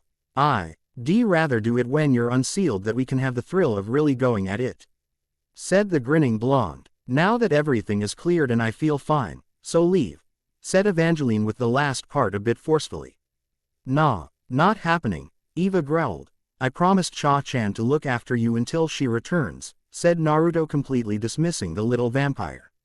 Cha-chan, mumbled Evangelene. She remembered something as she asked Naruto in a mildly threatening tone, tell me, why the brat was holding on to the staff while you both were sleeping. How am I supposed to know? Said Naruto, unaffected by the threatening tone in Evangelene's voice. Don't tell me, you and that brat saw my dream, said Evangelene in a very threatening voice as releasing a huge amount of killing intent and gathering as much as magical energy as she could. Naruto still was completely unaffected by the killing intent as he spoke with a grin on his face, speaking about the dream. Your old R form looked damn hot for seeing it the second time. The killing intent along with the gathered magical energy disappeared from the room as even the scary look on Evangelene's face was gone, which was now flushed red. But a moment later the room was again flooded with killing intent and gathering of magical energy far greater, putting the previous one to shame. That means you actually saw my dream, and what do mean second time? Said Evangelene in a very threatening voice as suddenly a couple of test tubes filled with a catalyst potion were in her hand. Die, she shouted as Shish-e threw the test tubes at him, freezing the entire room. Naruto had caught her and pinned her down. Anyway, you really should stop chasing him. If I was born 17 years ago, you sealed, she growled, 15 years ago. And Negi was born 10 years ago, why would you chase a married man who has 2 kids?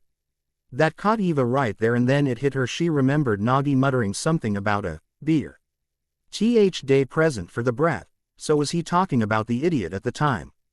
The question plagued her mind while Naruto saw the emotions playing on her face. Then she heard Naruto's final words as he left her be. Please, move on, Eva. It would save you the heartbreak, and for what it's worth they matched up long before you met. Live in the light, Eva, you might just enjoy it. That last sentence hit her like a building. The almost identical words to his father. She had some thinking to do. 0. Peace for now, guys and girls. Storming dance in the moonlight. Hey guys, thank you for the comments. Enjoy the chapter. Now the harem is as of now. Asuna, Theodora, Setsuna, Kanoka, Kazumi, Evangelene, Ako, Chisame, Yuna. The rest of the unsure list. Kufei not sure BC of Negi's student-master relationship, or if to go to Naruto. Mana, I find her to be a wild card, so maybe. Kaide ninja I guess. Chachimaru another maybe. BC she may like Negi. Let me know what you think. 0. I wonder if Evangelene-san has gotten better from her flu yet, thought Negi as he entered the 3A classroom. As he entered the classroom, the girls stood up to greet him as he also greeted them back and decided to start with the English class. But was the Thousand Master really that kind of person? I guess I could find out if I asked Evangelene-san, though Ni-san was acting funny as if he had seen the dream before. He really doesn't talk much about father, but only when I ask him for stories, thought Negi. His eyes unknowingly drifted towards the seat which Naruto normally occupied to find it empty. After which it traveled to the seat of Evangelene to find it occupied by the vampire. Evangelene-san, shouted Negi in panic as he saw the vampire being present there. What do you want? I can't challenge you to a duel right now. I'm always available after class but, continued the still panicked Negi as he grabbed onto his staff. The girls had sweat drops on back of their head as they looked onto the panicked form of Negi shouting about some duel. The idiot told me that you helped him take care of me yesterday. I thought I might as well come to class, seeing how I am stuck here anyway, said Evangelene in a calm tone as she spoke the last sentence in a low voice. Negi went from scared to happy in an instant. Negi was completely oblivious to the girl's actions and thoughts. As he continued speaking as he asked a bit nervously, Is your flu better now? Yes, Evangelene said sounding a bit annoyed as the blonde had only left yesterday when he confirmed that she will be completely healthy by the morning and his bashing of her crush on his father.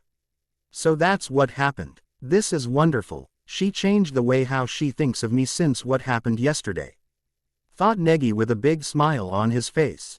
Evangelene-san, it isn't nice to call me-san an idiot since after all he is a teacher too, said Negi, which caused Evangelene to grit her teeth in annoyance. What? Screamed most of the girls of 3A in unison. It took some time to calm the girls from how they found out that Evangelene referred to their second sensei an idiot, especially since he was only around for a few days.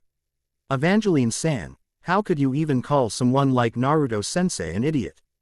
Asked Ayaka, as it was a duty of the Ainsho to see that the teachers were respected, especially her lovely Negi-sensei's older brother. I'll call him what I want and it's his own fault for being too much like that bastard, said Evangelene as she mumbled the last part to herself. By the way, Negi-kun, where is Naruto-kun?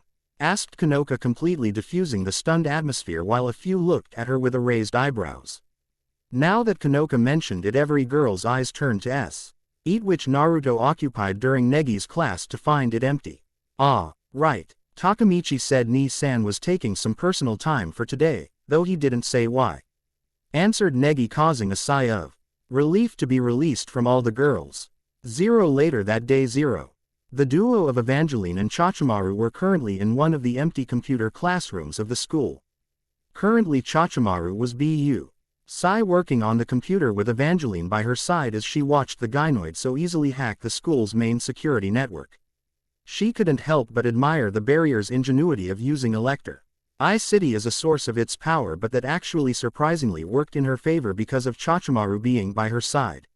Well, that's that. Now we can finally execute our ultimate plan, right? Saw it, Evangelene, as the duo finally left after their plans to disrupt the barrier was set up. That is correct, said Chachimaru, who actually did all the work. All right then, all go as planned tonight. Hee. When I think about the shocked look on the boy's face, hehehe, said Evangelene. Ha ha ha, it will be hilarious. Evangelene laughed out loud, standing on one of the discarded stuff on the roof. Then her face suddenly turned grim as she spoke. I wish to see the idiot's face when I suck his brother's blood dry, but he'll be a bit occupied, then I will crush him.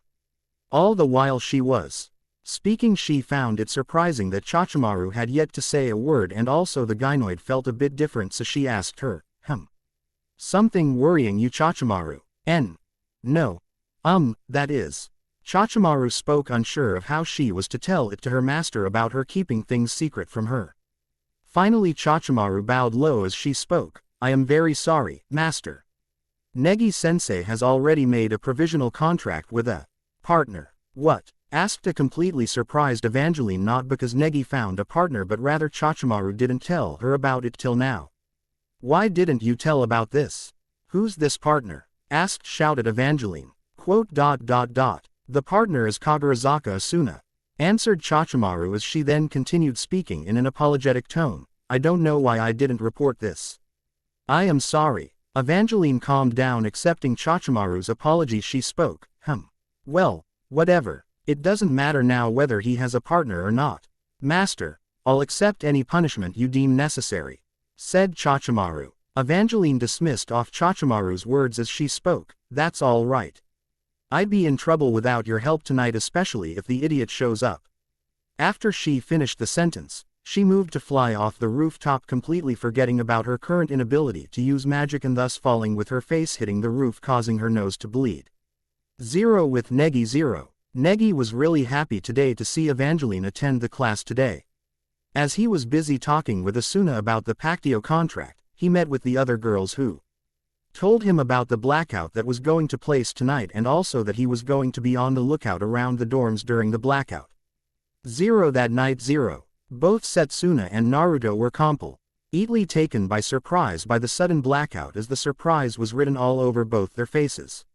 It was more surprising to Setsuna especially because she had completely forgotten about tonight's blackout after she came across the blonde. "What is going on?" asked a thoroughly confused Naruto, as he was certain that Mahora would never have blackouts, as he remembered that the barrier around it was powered by electricity. "Ah, the annual blackout," said Setsuna. "Not really from here, so explanation please," asked Naruto. She then explained to him how the academy always would cause 2 blackouts every year for maintenance purpose, and the students are warned in advance to prepare for it. Now that Naruto thought of it, he had heard it of the blackouts from Takemichi once when he asked of wasn't it dangerous to support the barrier with electricity, as anyone could cause a blackout to infiltrate Mahora. He also remembered Takemichi say that there was a backup which activated when there was a blackout in Mahora. But then he remembered Eva's seal ran on the barrier. Setsuna set some sound suppression charms around the dorm. "I think Eva-chan's making her move now." With that, Naruto flashed out of the room and Setsuna followed his orders. As Naruto got outside, he was suddenly surrounded by what looked like 15 copies of Chachimaru, but with different heights and hair colors. Well, Chibi-chan knows how to party. But he opened pocket spaces in front of his hands. In his left hand he held the Raijin no Ken in a reverse grip and activated it. In his right hand he held 3 tri-prong kunai between his fingers. "Let's see they can last." As he charged at them. 0 with Negi 0. Negi Springfield. Evangelene A.K. McDowell hereby formally challenges you to a duel. Come to the baths in 10 minutes. But what happened next surprised Negi, as she jumped off the roof on which she and Negi were standing with a shout, "We will be waiting for you, Negi-kun." And then was winging from one building to another towards the direction of the bathhouse with the help of her ribbon. Other than Negi, there were 5 others present at the bathhouse, of which 5 were her classmates, which were Meiki, Ako, Yuna, Akira and Chachimaru dressed in maid outfit. The 5th was a blonde-haired woman dressed in a black gothic outfit and one whose magical energy was similar to the T. Mishi felt the magical surge also. She looked like an older version of Evangelene. "Where is your partner? You came here all by yourself. Hey, what admirable courage or stupidity. Why you are show." Ted Negi, as he looked at the older Evangelene with a bit of fear. "Who are you?" asked a completely confused Negi, who thought that he was here to face Evangelene. Evangelene couldn't believe the stupidity of the boy in front of her, as she already knew that he had seen her dream, and in her dream he had certainly seen her adult form. "It's me," shouted Evangelene, pointing to herself as she undid the transformation. "Ah," was the only word that left Negi's open mouth, seeing the older woman happened to be Evangelene. Negi used the distraction caused by the first spell as he dived to the sides towards his staff, as he quickly cast a Nebula Hypnotica mist of sleep on the girls. Evangelene along with Chachimaru joined the fight, as she saw 2 of her classmates were knocked out from the fight. Chachimaru along with Meiki and Yuna attacked Negi with speeds which the boy seemed hard-pressed to dodge, as he could not counter them. On the sidelines he watched Evangelene started chanting the spell for Sagitta Magica, as she then shot a total of 17 arrows of ice at Negi. He jumped out of the window after breaking it with one of his magical items to dodge the ice arrows. 0 with Naruto 0. "Well, that was fun," he said as the courtyard was littered in robot parts. Suddenly he felt a spike in magical energy from the bridge and Koku Shundo there. As he landed he heard Eva speaking. Men don't pick fights and then cry over them. Are you prepared to admit your loss already? Your father would have just laughed off something like this." Naruto heard Evangelene praise Negi of things he did today, but also commented on his recklessness of coming alone as she crouched in front of him. But what he heard next made him decide to finally enter the fight, which already seemed as she decided to go and drain Negi's blood. Chachimaru seemed generally worried about her sensei as he heard her ask her master not to do anything terrible to Negi. He heard Evangelene reassure Chachimaru that she didn't plan on killing the brat, as she didn't kill women and children. But what the ancient vampire said next caused a wicked grin to appear on his face. "You see, I have also taken up an interest in this boy." Naruto heard Evangelene say, to which an left Chachimaru's mouth in confusion. "Wow, Eva, I said move on, not start cradle robbing," said Naruto with a grin on his face. All the female present turned their head towards the blonde sensei in a mechanical fashion, with their eyes widened even in case of Chachimaru. Negi was too scared to even realize his brother was there. Eva couldn't believe it, the one person she wanted to kill besides his accursed father was right in front of her. "Hey, hold it right there." Every eye turned towards the source of the voice and found Asuna come running towards them with all her might, holding the ermine in her right hand. "HMPH, she's here." The boy's partner Kagurazaka Asuna, Evangelene said as a small grin made its way on her face as her eyes traveled to the blonde to see him smiling as he looked at the incoming running monkey. "Chachimaru." Evangelene looked at her servant and gestured her to confront the incoming running monkey. "Yes," said Chachimaru as she sped forward to confront Asuna. Asuna watched Chachimaru move to intercept her, but she and Chamo had come ready with a plan for the situation as she shouted, "Chamo! Do it, Roger. San, I will show you my power," said Chamo as he brought out a lighter along with a tape of some sort of wire. "Ermine flash," Chamo shouted as he created a bright blinding light by using the two stuffs in the hand. Asuna used the flash as her cover as she stepped sideways of her tracks, which was going to collide with Chachimaru without losing her speed as she made a mad dash at Evangelene. "Sorry Chachimaru-san," Asuna said as she passed the gynoid. Evangelene, who had shielded her eyes with the help of her cloak, was amused to see the stupid mon.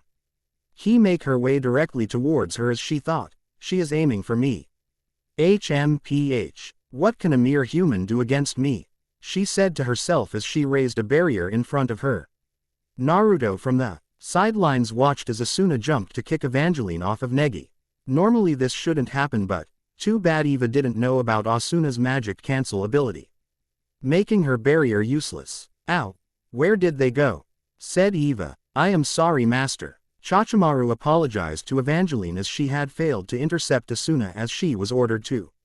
Chachimaru continued as she pointed something her master seemed to have missed. "Master, your nose is bleeding." "Never mind that," shouted Evangelene, interrupting Chachimaru as she then turned to the blonde as she growled, "You." Evangelene stomped towards the blonde with her face in complete rage as she leveled a glare at him and spoke in a menacing tone. "Where did you hide him, Naruto?" Chachimaru greeted her second sensei, bowing a bit. Meanwhile Naruto was unaffected by the glare and the menacing tone in Evangelene's voice as he spoke in an innocent voice, "Me hide the gaki." "Nah, I think it was Asu-chan," which caused the Evangelene to glare at him. "I came here to fight you too, but not until Negi's finished, then I'm going at you." "Contract renewal," was what everyone heard the ermine shout. Evangelene stopped in her thoughts of teaching the fellow blonde a lesson as she turned towards the direction of the light as she remembered the main reason she was here. Is that where they are?" said Evangelene as she looked at the source of light. And so she was right, as from behind the pillar walked the duo of Asuna and Negi as the ermine Chamo was sitting on Asuna's shoulder. The boy though looked a little scared, but seemed determined to fight, while Asuna, though determined, looked a bit shocked seeing the flying Evangelene and Chachimaru. But just like a few minutes ago, the duo had still noticed the new arrivals. Evangelene, looking at the boy coming out of his fighting, entered her evil mode as she spoke. "Hee, what's the matter, Booyah? You think you can take a break just because Oni-chan came to save you?" Watching that Negi still seemed to be a bit tensed to face Evangelene and Chachimaru, so both Chamo and Asuna spoke to encourage to him. "Don't listen to her, Aniki," said Chamo, while Asuna spoke directly to Evangelene. "What are you talking about? This is what a real fair fight is like. 2 on 2. Evangelene along with Chachimaru landed on the ground, spoke again. "That's true, now that we've both got our partners. And it's a fair fight. But are we really evenly matched? The Booyah doesn't have his staff and you've never even fought before. Then her head turned to Naruto, but seeing that the idiot is here. This may be a fair fight after all. Hearing the last sentence from Evangeline's mouth, the head of the trio of Asuna, Negi and Chamo turned to the direction and were completely surprised to see the Naruto standing there. Their face showed hope as they found one of them to be Naruto. "Ni-san," spoke Negi. "Awesome. Now we also have Naruto Aniki on our side," said Chamo. "Naruto," asked Asuna, "Kukuku, so you now I can kill you both in one night," said Evangeline with a huge grin on her face, completely forgetting that she was angry with the blonde a few minutes ago. "Chachimaru, don't underestimate Asuna, as she might be stronger than she looks," whispered Evangeline to Chachimaru.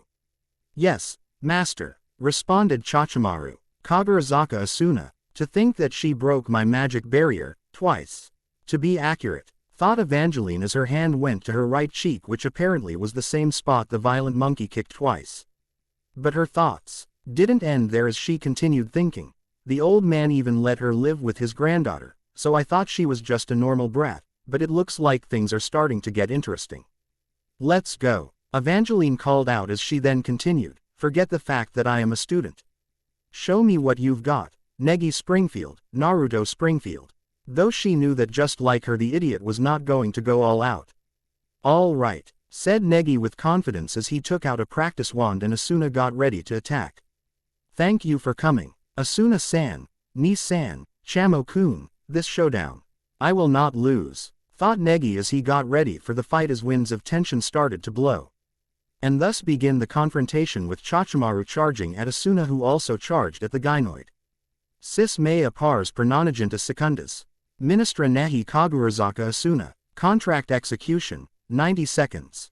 Follower of Negi, Kagurazaka Asuna," shouted Negi, activating the contract, fueling Asuna with his magical energy. Naruto also uttered the same spell to give Asuna an extra boost. Negi stopped in mid-chanting as he watched Asuna and Chachimaru use a forehead flick on each other. To which Asuna crouched down holding her forehead, but next he whipped out a card and yelled, "Adit," and punched Chachimaru with her gauntlets, and as Chachimaru was about to connect her next attack, it was blocked by a red energy field that came from the gauntlet. As Asuna blocked, she punched the gynoid in the stomach and shouted, "Impact." And as the hit connected, a blast of red energy shot out of Hamaru's back and sent her flying 15 feet, skidding.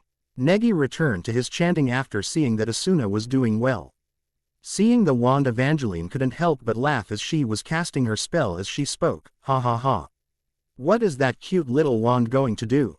Chew on this." As she fired, Sagitta Magica, Series Glacializ's magic archer, barrage of 17 ice arrows at Negi. Watching the arrows of ice make way towards him, Negi looked a bit frightened, but he countered it with his spell, Sagitta Magica, Series Fulguralis. Magic archer, barrage of 17 lightning arrows. But unfortunately for Negi, the two attacks collided just in front of him, which caused him to be thrown backwards because of the collision and lose his footing. But this didn't stop Evangeline, as she looked rather amused and happy too as she laughed, "Ha ha. To think you can even use lightning. But your incantation took way too long." As she then continued the incantation of her next spell, Lick-Lack-Lilac. Und. Trigenta Spiritus Obscuri 29 Spirits of Darkness. Quote, Ross Telephone Ma Scir Magister. Unda Trigenta Spiritus Lucis 29 Spirits of Light. Evangeline heard Negi shout as she saw the boy steady himself and counter her spell. As she saw the Booyah ready to counter her spell, her focus turned to see her fellow blonde, but didn't expect to see him grinning.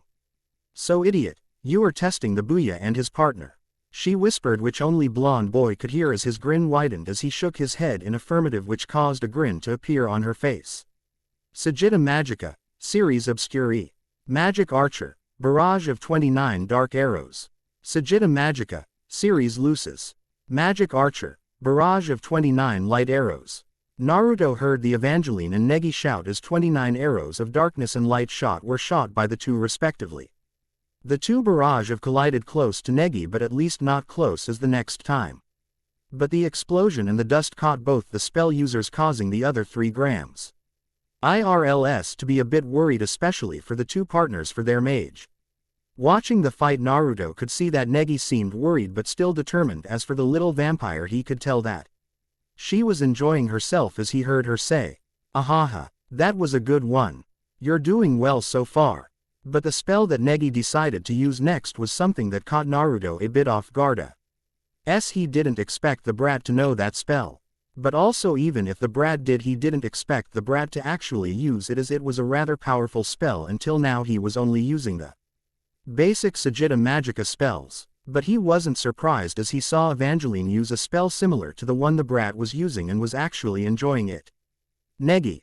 Ros telephone ma scir magister. Venient spiritus aerials fulgurients cum. Spirits of lightning and wind. Quote. Evangelene. Lick lack lilac lilac. Venient spiritus glacials obscurants cum. Spirits of ice and darkness. Quote. From his spot, Naruto saw a completely confused Negi since the brat heard Evangelene using the same type of spell like he intended to, while he saw Evangelene who was grinning. He was happy to see that Negi didn't stop incanting his spell because of the confusion as he heard the two continue their incantation. Bring it on, Booyah! Naruto heard Evangelene shout as both of them released their respective spells. Negi. Jovis Tempestas Fulgurians. Jupiter's Lightning Storm. Evangelene. Nives Tempestas Obscurans. Snowstorm of Darkness. Naruto from his point watched as the two respective tornado-like attacks of wind, lightning and ice darkness collide. It was clear that Evangelene's spell was going to win the bout, as she had used a little more magic than she had used the entire night in her spells. And thus it was happening as the tornado-like attack of ice darkness was forcing back its counterpart of wind lightning. From his point, Naruto was happy to see that Negi had not given up yet. That he was trying to force as much as magical energy into his spell, trying to overpower that of Evangelene's spell. But it was all useless, as Naruto knew that the brat was not accustomed to use his huge magic reservoir into something. But then it happened as Naruto saw that a strand of the brat's hair started to tickle his nose, which normally caused the brat to sneeze, which normally blew girls' skirts or stripped someone. The moment the brat sneezed, a huge amount of magic left his wand as it destroyed the two clashing spells as it made its way towards a surprised Evangelene. This caused a sweat drop to appear on the back of the Avasuna. Evangelene stood there with one hand covering her upper boy modesty while her hair her lower body modesty, with an embarrassed angry annoyed look as she spoke. "You have really done it now. You little punk. Hey hey hey hey, just what I expected from you." Her clothes came off. "I'm so sorry," said an embarrassed Negi, seeing what he just did now. "Why? You did Aniki. You overpowered Evangelene. I can't believe it," said Chamo as he stood by Negi's side as he cheered for his Aniki. Naruto just laughed at the scene and walked forward. "Hey Chibi-chan, put some cloths on so we can fight now." Eva snapped her fingers and new cloths appear along with a grin as she could finally fight the first Springfield child. "Negi, you did well, but this is a fight that's on Dad's plateau, so don't blink." Adit. And with that, a giant chain barrier surround the bridge. "It's a cage match now, Eva. Think you keep up with some young blood, or are you getting too old as you let a Gaki beat you?" "Hey," shouted Negi. "Oh, don't worry, idiot. I am going to show you why I'm feared." And in a flash the battle begins. Play Fury Sparks Dual Mix. Naruto threw a lightning-enhanced fist at Eva, which she dodged and followed up with an ancient spell. Tempestas of Meus Pectus Pectoris Kenitetos Astrapsido de Temedo. Dios Tychos. As Naruto finished his father's combo, Eva smirked, seeing the knowing what was to come next, but was shocked to see two Narutos as the one in front of her attacked in a fierce hand-to-hand combo. She quickly said NC's exequence to kill the clone and say the real Naruto surrounded enlightening one. Naruto then disappeared right behind her and went for a knife strike with his hand. Eva countered it with her magic blade and saw three of his fingers on his hand covered in lightning too as well, blocking her. She was getting intrigued as she saw the look in his eyes, pure excitement with a shit-eating grin, a look his father was known for. She blushed at the thought but broke their clash and got so distant and chanted, "Lick lilac lil lac malleus aquilanus," 3 inches, and aimed to smash the blonde, but her attack was intercepted with Tempestas of Meus Pectus Pectoris Omne Flammans Flamma Purgatus, Domini Extinctionis et Signum Regenerationis, in mea manu ens animicum edit. Flagrantia Rubicans, and melted her ice hammer. "Well, idiot, I'm somewhat impressed. What are those lightning spells though? I've never seen them before. She asked with great interest because the supplement spell looked like it was quite powerful with speed boost it gave him. Made them myself really. Always trying to make new ones. They are only unique to me since I know the process how to use them. That magical sword of yours was good and cold too. Eva grinned and nodded and they clashed again. Asuna, Chamo, and Chachimaru were wide-eyed at the battle before them. For Negi, well, he had stars in his eyes watching Hai's brother fight and hoping he would teach him his unique lightning spells and burning the memory of the battle in his mind. Reikiri, and with both lightning fists exchanging with magical swords in a swift clash. Naruto made a clone to give him long-range support and launched Iaculatio Fulguris at the chibi. Eva dodged and sent 17 Sagitta Magica of Darkness and destroyed the clone. Naruto NT for a kick to the chest, but she ducked and did a reversal and threw him into the bridge and started chanting, Lik Lilac Lilac to Symbolion Diaconeto Moi, He Crystalline Basilia. Epigenetheto, Teonian Erebos, Hyoni Crystal, Pasais Zoas Tun Ison Thanaton, Hos Ataraxia, Cosmic Catastrophe. Naruto quickly got up and cast it as fast as he could with a spell of the same level, Tempestas. Of Meus Pectus Pectoris to Symbolion Diaconeto Moi, Basilu Oironianon. Epigenetheto Athalis Karane Os Titanas Therine, Akatontakis Kai Chiliacus Astrapsido, Kilipal Astrain. Quote, the high-level spell. LS clashed in the sky, the force pushing back the audience and sent Chamo flying away. The chain barrier blocked the spells from leaving the area. As the spells died out, others were panting, but those held insane grins on their faces. Well, Chibi-chan, how about on final attack to call this one? Naruto knew if this escalated any more the bridge would be gone soon. Eva nodded to this and dashed at him with her Ensi's exequence. Naruto tossed a tri-prong kunai at her head and Eva easily evaded it with a smirk and taunted.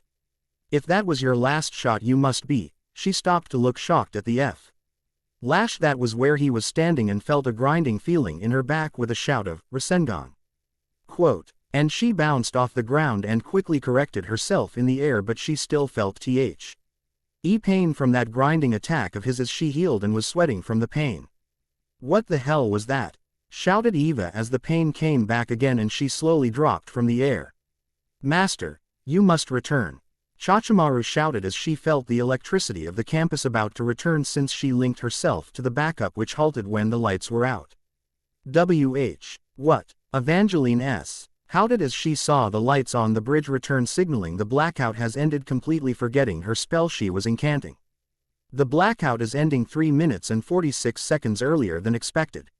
Master, shouted Chachimaru as worry was clearly evident in her voice. At that moment, before Evangelene could move into the safety zone, she felt the barrier activated and a millisecond let. Was zapped by all directions as she screamed in pain as she then started to fall in the river sea beneath the bridge. What is going on? Asked Asuna as she just couldn't understand what happened just now with Evangelene. Yes, Chachimaru said as she dashed forward at full speed to rescue her master, but still answered Asuna's question. Once the blackout is over, the seal on Master's power is restored. Without magic, Master is just an ordinary child. She will fall into the lake, and Master can't swim. Meanwhile, falling into the water below her, Evangeline's eyes finally opened aft. Her being zapped by electricity after the seal on her was restored. But what surprised her was that it was not just her servant Chachimaru who had dived to save her, but also Naruto and Negi. Those idiots. The Booyah has already used up his magic power from the clash before. He doesn't have his staff, and that idiot, I was just seconds ago intending to kill him. Evangelene thought as she saw those two jump to save her. Now come to think of it, this is just like before, with that idiot. Evangelene thought as her mind drifted to the thoughts of meeting the Thousand Master for the first time. She then remembered how she had followed him for a long time, asking him to become hers as she had fallen for him. And finally to the day when he cursed her and brought her Ida Mahora with a promise that H would one day lift the curse of her as he did this so she could live in the light. Liar, she thought as she closed her eyes as she felt herself being close to the water surface. But moments before she was going to hit the water, she felt a pair of strong arms catch her. An unknown sort of warmth was felt by her entire body as those arms grabbed her closer towards the owner of the arms. She opened her eyes and her eyes met the face of the idiot, Naruto Springfield, who had just caught her before she fell in the water surface beneath. She could feel a relief wash over his face as he saw that she seemed alright, which caused a blush to appear on her face. "Are you alright, Evangelene-san?" She heard the voice of Negi, who was hovering a few feet above them on his staff.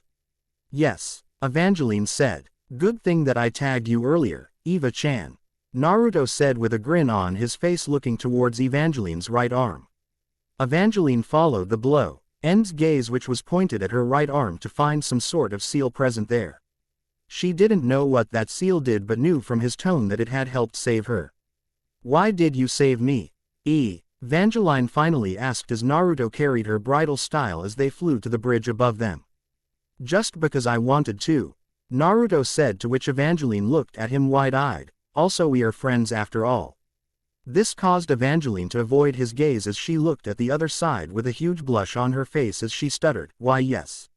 Evangeline then turned towards Negi, who was a few feet away from them, as she asked in a bit irritated voice, "And what the hell were you thinking, Booyah?" "Because Evangeline-san is one of my students, and it is job of a teacher to see that their students are safe, right?" said Negi. Evangeline was again surprised, since just like this idiot and that idiot, the Booyah also had the same sincere eyes. Hey. Well, I guess this really is my victory," Negi said as he cheered for himself, which caused sweat drops to appear on back of all heads and also a tick mark on Evangeline's forehead. Negi didn't notice everyone's reaction as he continued saying, "So you have to stop doing bad things from now on, and start attending my classes." "You really should," Naruto said. "I understand. It's true that I owe you two a debt for today," Evangeline said as she eyed the two boys with her eyes saying on Naruto for a longer period of time. "All right, I'm going to write, 'I won,' in the class rooster," said Negi as he started to scribble in his class rooster. "Don't forget to write about my awesomeness either," said Naruto. Evangeline heard as what the two just said as she dashed towards them while shouting, "What the hell are you doing? Stop that, damn it. Where the hell did you pull that from, anyways?" Negi quickly ducked behind Naruto, since the blonde on instincts, as he tried to reason, "But if the blackout didn't end, I would definitely have won. And the only reason you were able to fight me because of the idiot's interference," Evangeline shouted as she pointed a finger at Naruto while she said the second statement. On the sidelines, the two girls along with the ermine had huge sweat drops on back of their head as they watched the verbal fight between Negi, Naruto and Evangeline. Does this mean they've made up?" asked Asuna, pointing at the trio. "Maybe," said Chachimaru. Don't worry, Evangeline-san. I will study really hard about that spell, and when I become a Magister Magus, I'll lift it from you," said Negi, who was still standing behind Naruto. "Wah," said a completely surprised Evangeline as she stopped trashing in Naruto's arm. Don't sweat it, Negi, I already have the CS for the seal and I work on it in my free time," said Naruto. Evangeline had turned so fast towards Naruto that it was a wonder that it didn't snap as the blood-red blush on her face intensified. But still, Evangeline had a reputation to keep, so she shouted at Negi and Naruto, "How many years do you think I'll have to wait for that? If I drained the Booyah's blood or yours, idiot, and I'd be free in no time." Completely ignoring the little vampire, Negi spoke, "All right. I have to find a cure for Maki-san and everyone else too. You don't have to worry about the four, brat. I already have everything covered," said Naruto, reassuring the child mage. A huge tick mark appeared on Evangeline's forehead as she began to trash again in Naruto's arms as she shouted, "Don't get cocky, you two. What, your back's the next full moon. Got that?" On the sidelines, the trio of the girls and the ermine just watched the scene in front of them in amusement. "Hey, is Evangeline is always like this?" asked Asuna. "No, she's only this happy since Naruto and Negi-sensei arrived," answered Chachimaru as she spoke the next words in a very low voice, especially since Naruto started to talk with Master. Asuna heard this and it seemed to unsettle her in a way she didn't really know, but seeing Naruto so strong was amazing. She would have to take up his offer for those combat lessons if she won Ted to protect Negi, and maybe if she gets strong enough, Naruto too. With that thinking she quickly shook her head to get rid of the blush that came to her face. All in all, today was a good day and just another day too for her and Springfield brother within the crazy world of magic. 0. 1 Raiden no Yoroi, the lightning release armor from the Yondaime Reikage. 2 Jigokuzuki Hell Stab, a technique from the Sandaime Reikage. 3 Malleus Aquilanus, no spell incantation to use even when I looked it up. Well, read and review people. That was my first big battle, hoped you liked it. I will update by within the weekend, see ya. Days before Kyoto. Hey guys, thank you for the comments. Enjoy the chapter. Now the harem is as of now. Asuna, Theodora, Setsuna, Kanoka, Kazumi, Evangelene, Ako, Chisame, Yuna. The rest of the unsure list. Kufei, she's a coin flip. Let's see after a spar with Naruto. Mana, I am leaning more towards a yes. Kaide, overused too much. Chachimaru, she seems perfect for Negi, so she will probably stay with him. Let me know what you think. 0. Thanks for helping me out yesterday. Said Negi to Asuna. Sheesh. You are one troublesome teacher. All right, sensei. Treat me to some coffee. Get me some too, Negi.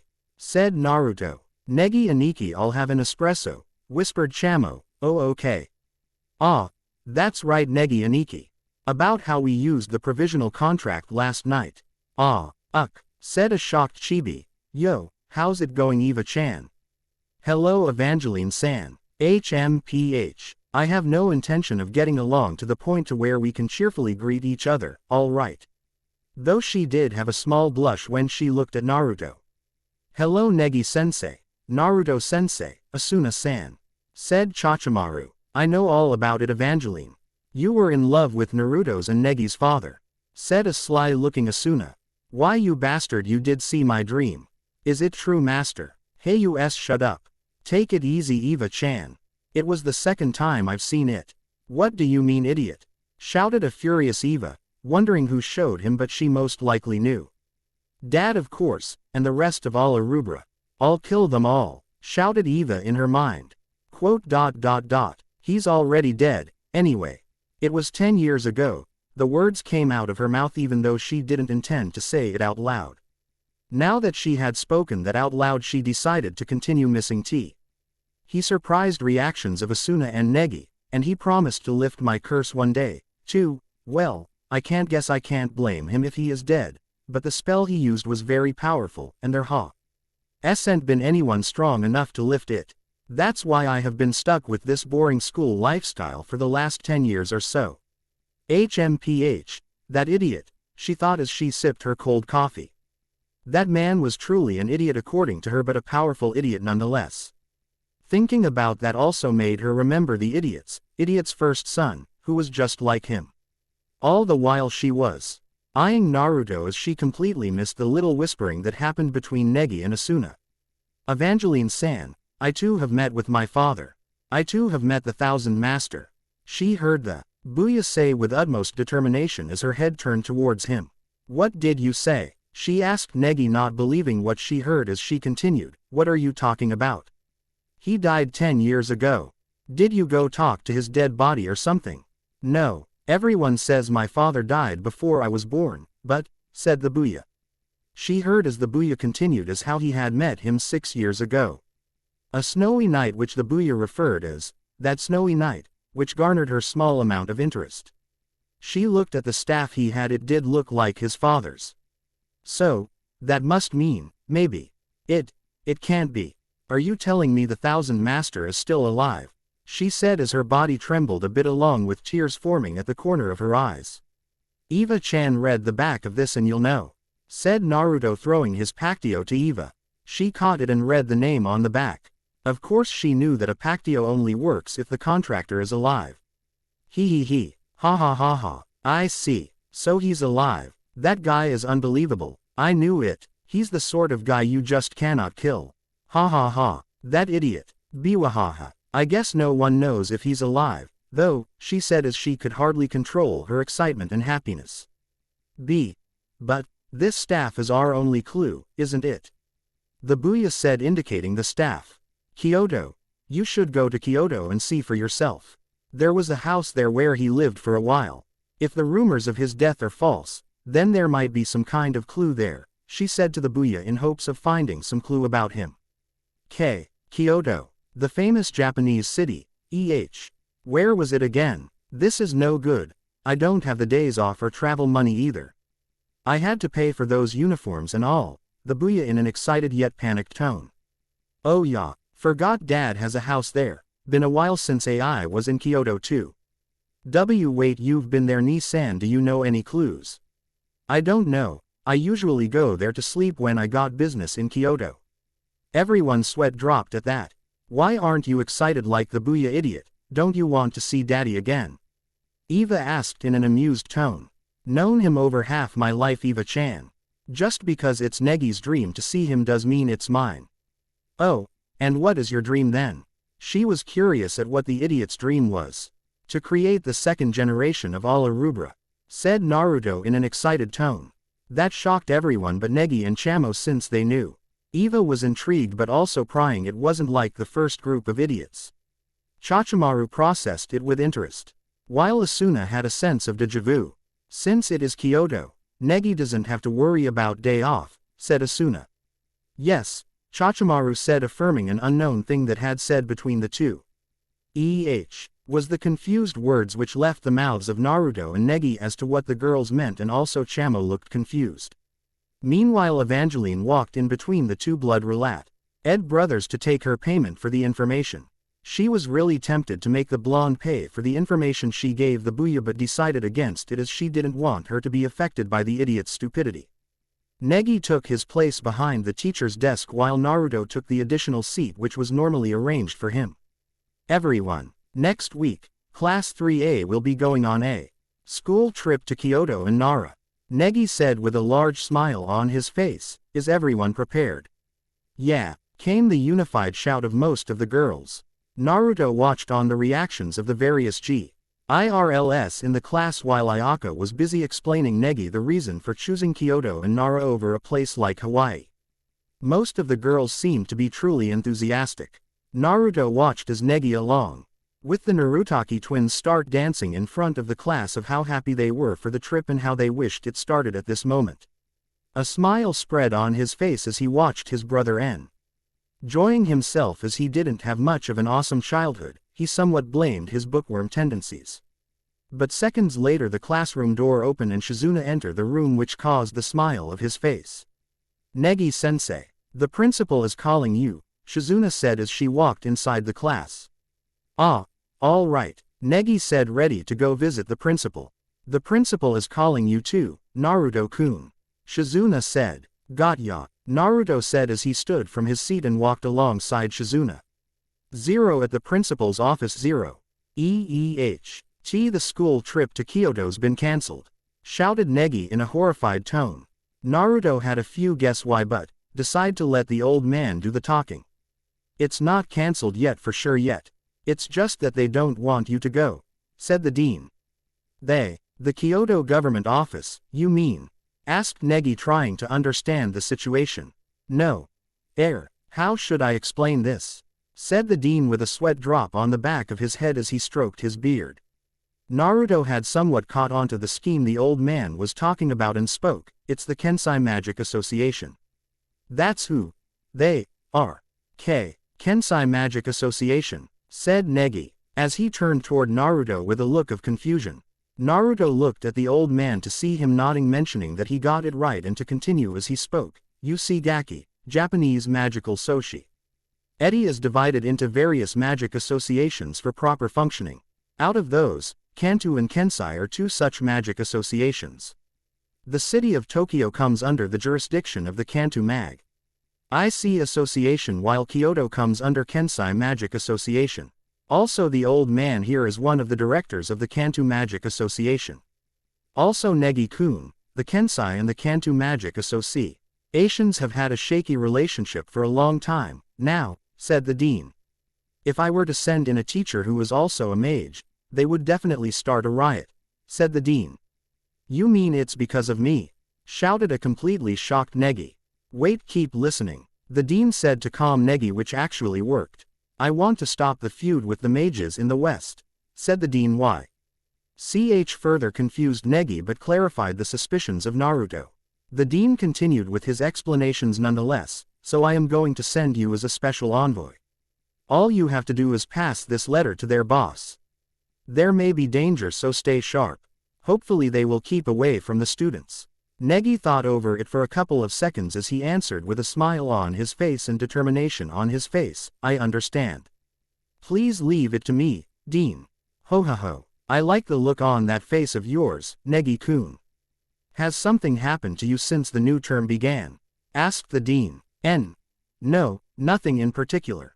Said Negi with a face that screamed, you caught me, as he frantically waved his left arm to indicate, no, while scratched the back of his head with his right hand which held he letter. As that's so, said the dean with a small sweat drop on back of his head. Finally, after he calmed down, Negi realized something amiss which he questioned about, what about Nissan? Isn't he coming with us too? Yep, I am coming, Negi. Haven't been there for a while. Said a happy Naruto. But you are also a mage. So wouldn't the Kensai Magic Association people object to Nissan too? Said Negi, looking a bit worried that Naruto wouldn't be there. You forget I never went to the academy. Kensai has nothing on me since I'm not an official mage. Said Naruto as if it was the universal truth which caused Negi to go wide-eyed. Oh, one more thing. Kyoto is where my granddaughter Kanoka used to live. Kanoka hasn't found out you are a mage yet, has she? Asked he Dean to Negi in particular, since the boy shared the dorm room she shared with Asuna. I don't think so, said Negi, completely surprised by the question. I don't really care myself, but her parents have different ideas. If possible, don't let her find out, said the dean as he eyed Naruto. Why? Yes, I understand, said Negi, still confused. Well then, the school trip will proceed as planned. I am counting on you, Negi-kun, said the dean.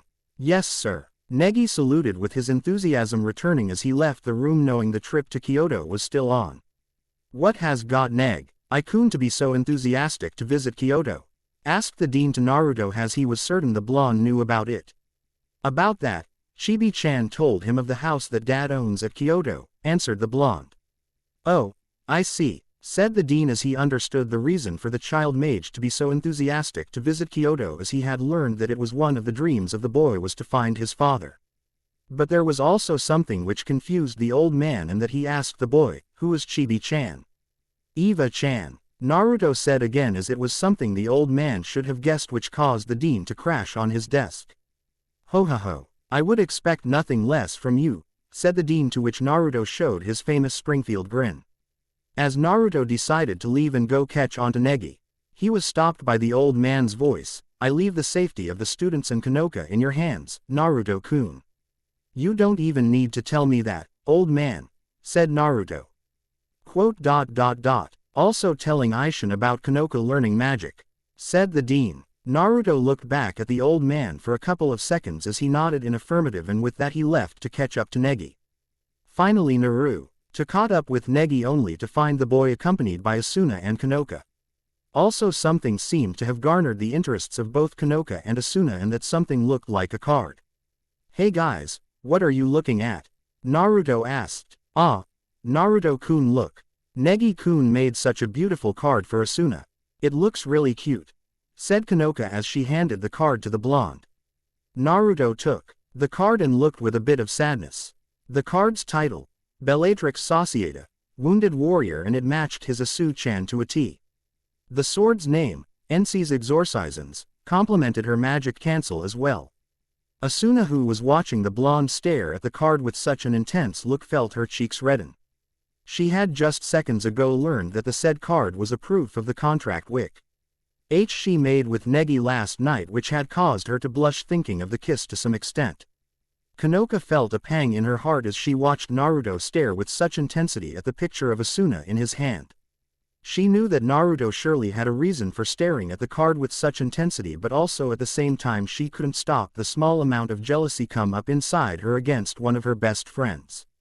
Anyo, Naruto-kun, Kanoka said as she shook the blonde lightly. Oh sorry, it's just you look great in this picture, Asu-chan. It looks like you got one now from both brothers. He quickly zipped up after that. was the group response. Look at the back of the card with the younger you on it. She pulled it out and looked at the name and saw Naruto's name. Both Chamo and Negi were shocked. Chamo was really interested on how his second brother already had a pactio so young. So that M means that we. Her brain was shorting out. Takamichi took care of you, but I meet you when you were a kid. It's okay if you can't remember, said Naruto. Kanoka was pouting at not knowing what was going on, but it appeared that Asuna got a card from Naruto too. She was feeling a bit jealous again, but the pouting face of Kanoka was quickly replaced by a mischievous face as she walked closer to Negi and spoke, but for Negi-kun to make such a beautiful road of Asuna and carry it around all the time, you must be. No, I'm not, shouted a red-faced Negi. All right, let's go, said Asuna as she really didn't want to talk anymore about the card. So where are you guys going? Asked Naruto. 0 at Mahora Academy Co-op Store 0. It suits you. It really does, said Kanoka as he held up a t-shirt against Negi to see the measurements, and did it suit the child mage? Kanoka-san, said Negi as he was blushing a bit as Kanoka tried various clothes for him. Ah, come on, we don't come out here every day, you know. Negi-kun, you need some cuter clothes, said Kanoka as she picked various clothes for the child teacher, causing him to blush more. Don't you think so too, Naruto-kun? Said Kanoka as she eyed Naruto from the corner of his eyes to see that he agrees with her. She is right, said Naruto as he felt a bit nervous under the stare of Kanoka. Seriously, you need to start wearing something other than those suits. Which caused Negi to blush more in embarrassment and Kanoka to smile. Try these on, Kanoka said to Negi as he shoved some clothes in his hands. Oi Kanoka, don't forget to buy some stuff for yourself too, Asuna said to Kanoka with a small sweat drop on her face. Naruto had heard Chamo talking about making Kanoka Negi's partner. Naruto silently walked behind the ermine and spoke in a slightly dark tone. Say Chamo, you wouldn't happen to be thinking of ways to get Negi a pactio with Kanoka-chan, would you? Wah, Naruto Aniki, don't scare me like that, said the ermine as he looked at Naruto. So, are you thinking about it or not? Asked Naruto. Yes, but if you want I can make a pactio circle for you and Kanoka-ne-san, said Chamo with the shine in his eyes. Maybe, but not till she's ready, okay? Naruto said with a serious face, which scared Chamo. Finally, after couple of minutes did Chamo regain the color of his face, after which he headed directly towards the booths where Negi. No matter what the consequences, he was going to find a way for Negi to make a pactio with Kanoka, and he wasn't going to lose his share of 50,000 ermine dollars. Naruto decided to look around the store for the time being as Kanoka was busy looking for a bag for herself and Negi was in the changing room. As he was busy wandering around, he stumbled upon Asuna, who was currently looking at the clothes which were addressed to a mannequin. You like the dress? Said Naruto as he didn't ask it as a question, as it was already clear from her facial expression. No, said Una, a bit surprised by the blonde sensei standing behind her. She turned to face him and sighed. Yay, but I don't have enough money to buy it. How about I pay for the dress for you? Asked Naruto. What? No, I don't want to impose on you, said a completely surprised Asuna, as she didn't think that Naruto would say such a thing. You deserve it, Asu-chan, beside I really want to see you in it, he said with a charming smile. Thank you, stuttered Asuna as her cheeks turned red. After buying the dress similar for Asuna, the duo decided to go search for Negi and Co. Noka, seeing that they had yet not arrived from their shopping. Finally they came across a changing booth from which they could hear the voice of Kanoka, while Naruto also heard the faint voice of Negi in there as the two decided to peek in. Inside the booth one could see both Kanoka and Negi kissing, well, Kanoka kissing Negi on the cheek. Wah, it's magic, said Kanoka as she felt the magic circle activate. After the light from the magic circle disappeared, a card appeared in front of Kanoka, landing in her hands as she spoke. Yeah. It's a card of me. We, Naruto, Asuna and Negi closed towards Kanoka to get a good look at the pactio card that the contract made. It was a dud card with Kanoka in a witch outfit with the text, "Careful white mage." Ah, why is the drawing so bad? This is totally different to Asuna's card. said Kanoka with a disappointed look. It looks like it has to be a proper kiss after all, said Negi as he looked at the botched card. Really? How did a surprised Kanoka knowing the reason for the bad drawing on the card? Suddenly the card in Negi's hand disappeared in thin air, surprising the child mage as he spoke. It disappeared. Seeing the card disappear, Kanoka, a flood of anime tears fell down the eyes of Kanoka as she cried for the disappearance of the card. No. Okay, let's try one more time, Negi-kun, said Kanoka as he pinned the child mage to the wall, approaching him to get the card. Hey, calm down, Kanoka, said Asuna as she pushed the carefree mage away from the scared, surprised, blushing child mage. Tish, only on the cheek.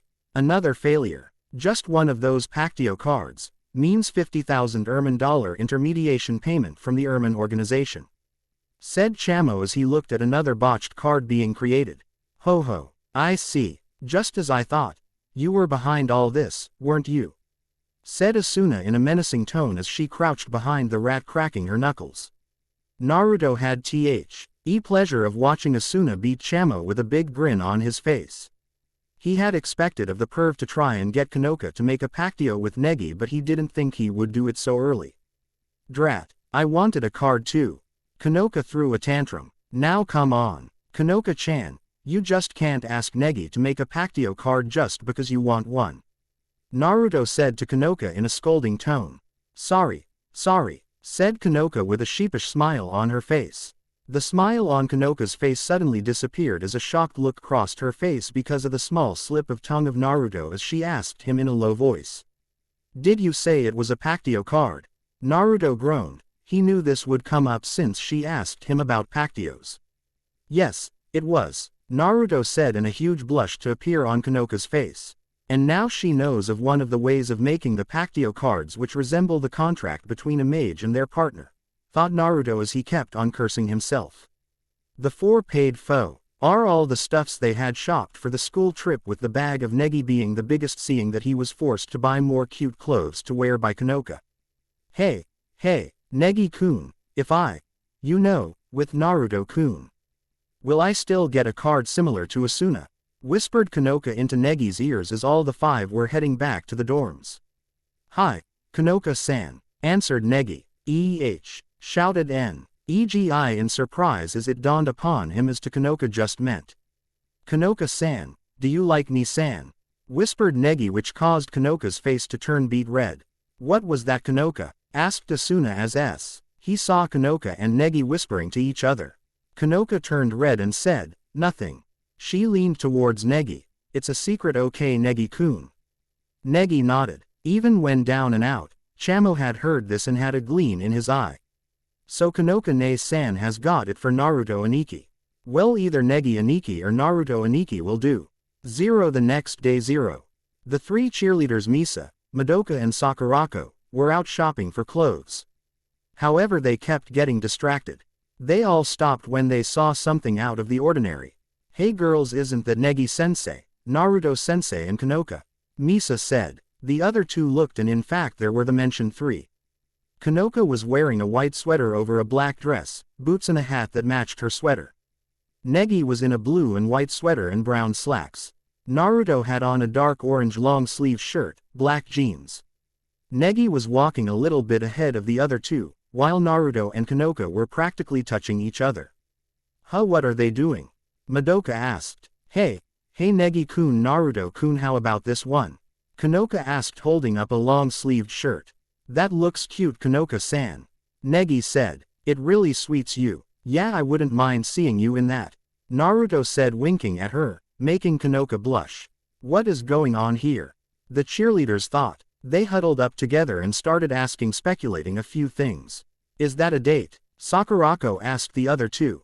I know Negi-kun is too young to be dating Kanoka right now, he's just 10. Madoka said. But Naruto and his charming personality may have him and Kanoka dating. So you mean Naruto and Kanoka are dating?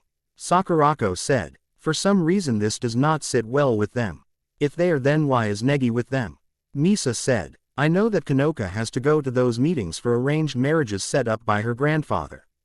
Sakurako said. So maybe Naruto had convinced Kanoka to elope with him in the future. Madoka said, that still doesn't explain why Negi-kun is with them. Misa frowned. Here is my guess, Madoka said. Since Negi lives with Kanoka, she probably mothers him. While Naruto is his big brother. So maybe they decided once they elope, Negi would be the best man or witness for the wedding. Oh my god, we have called the authorities. Misa said, you mean the staff room? Sakurako shouted, you idiot, that would get both of them fired for already planning this. Madoka asked, I finally get a day off and now? Asuna said from the other end of the phone call Misa made. Stop sleeping until noon. We've got trouble, look at this. She sent the picture of the trio.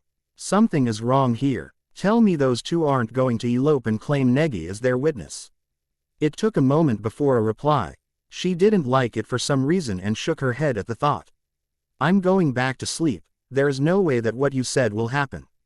Hey Asuna, don't go back to sleep. Misa shouted. Hey girls, they're on the move again, Madoka informed them. She saw both Negi and Naruto turn around and hid in the corner. Negi-kun, Naruto-kun, is there something wrong? Kanoka asked both of her companions. Nothing, they both said at the same time.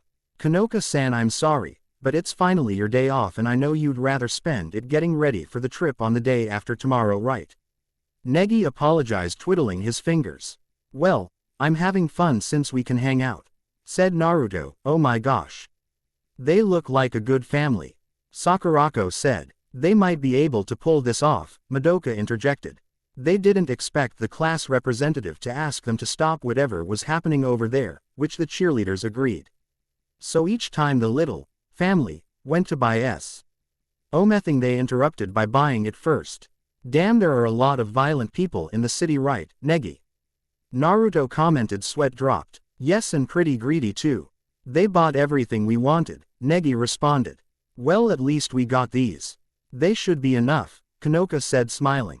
As the cheerleaders followed them, they came to the scene with Negi resting on Kanoka's lap, as she rested her back against Naruto's back.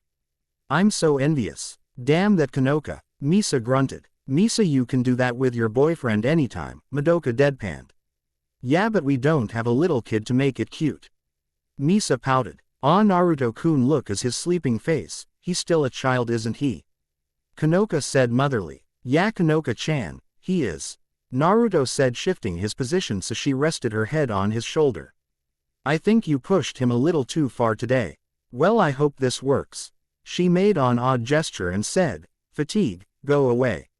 Naruto watched intently as he saw some magic in her finger. See, that was what magic can do, whispered Naruto, and Kanoka nodded in excitement. Kanoka blushed, looking at Naruto, wanting a pactio too, but waited till they had some privacy. Hold it right there. The two looked at the incoming Ayaka and Asuna coming towards them. Negi is sleeping on her lap, and she's leaning against Naruto, Ayaka said, pointing at them accusingly. Kanoka, are you really going to? Asuna said, with a slight tremble in her voice, looking at how the three looked right now. Huh, did you figure it out? Naruto said. Why is everyone here? Negi asked, waking up. It seems like they found out, Negi-kun, Kanoka said. Naruto nodding behind her. I thought they'd be more surprised. Negi said. So does that mean you three are going too? Asuna said. Well, we had no choice. Naruto interjected. It may be one day early, but happy early birthday, Asuna-san. Negi said, presenting a gift to her. Kanoka was smiling, and Naruto smiling with her. She's an organ that plays Asuna's favorite tune. Kanoka explained. Oh, we got gifts for you too, the cheerleaders said, giving her the things they bought. Thank you everyone. Asuna said, shedding tears of joy. I'm so happy. The cheerleaders tried to escape but were caught and had a verbal beating from the class rep.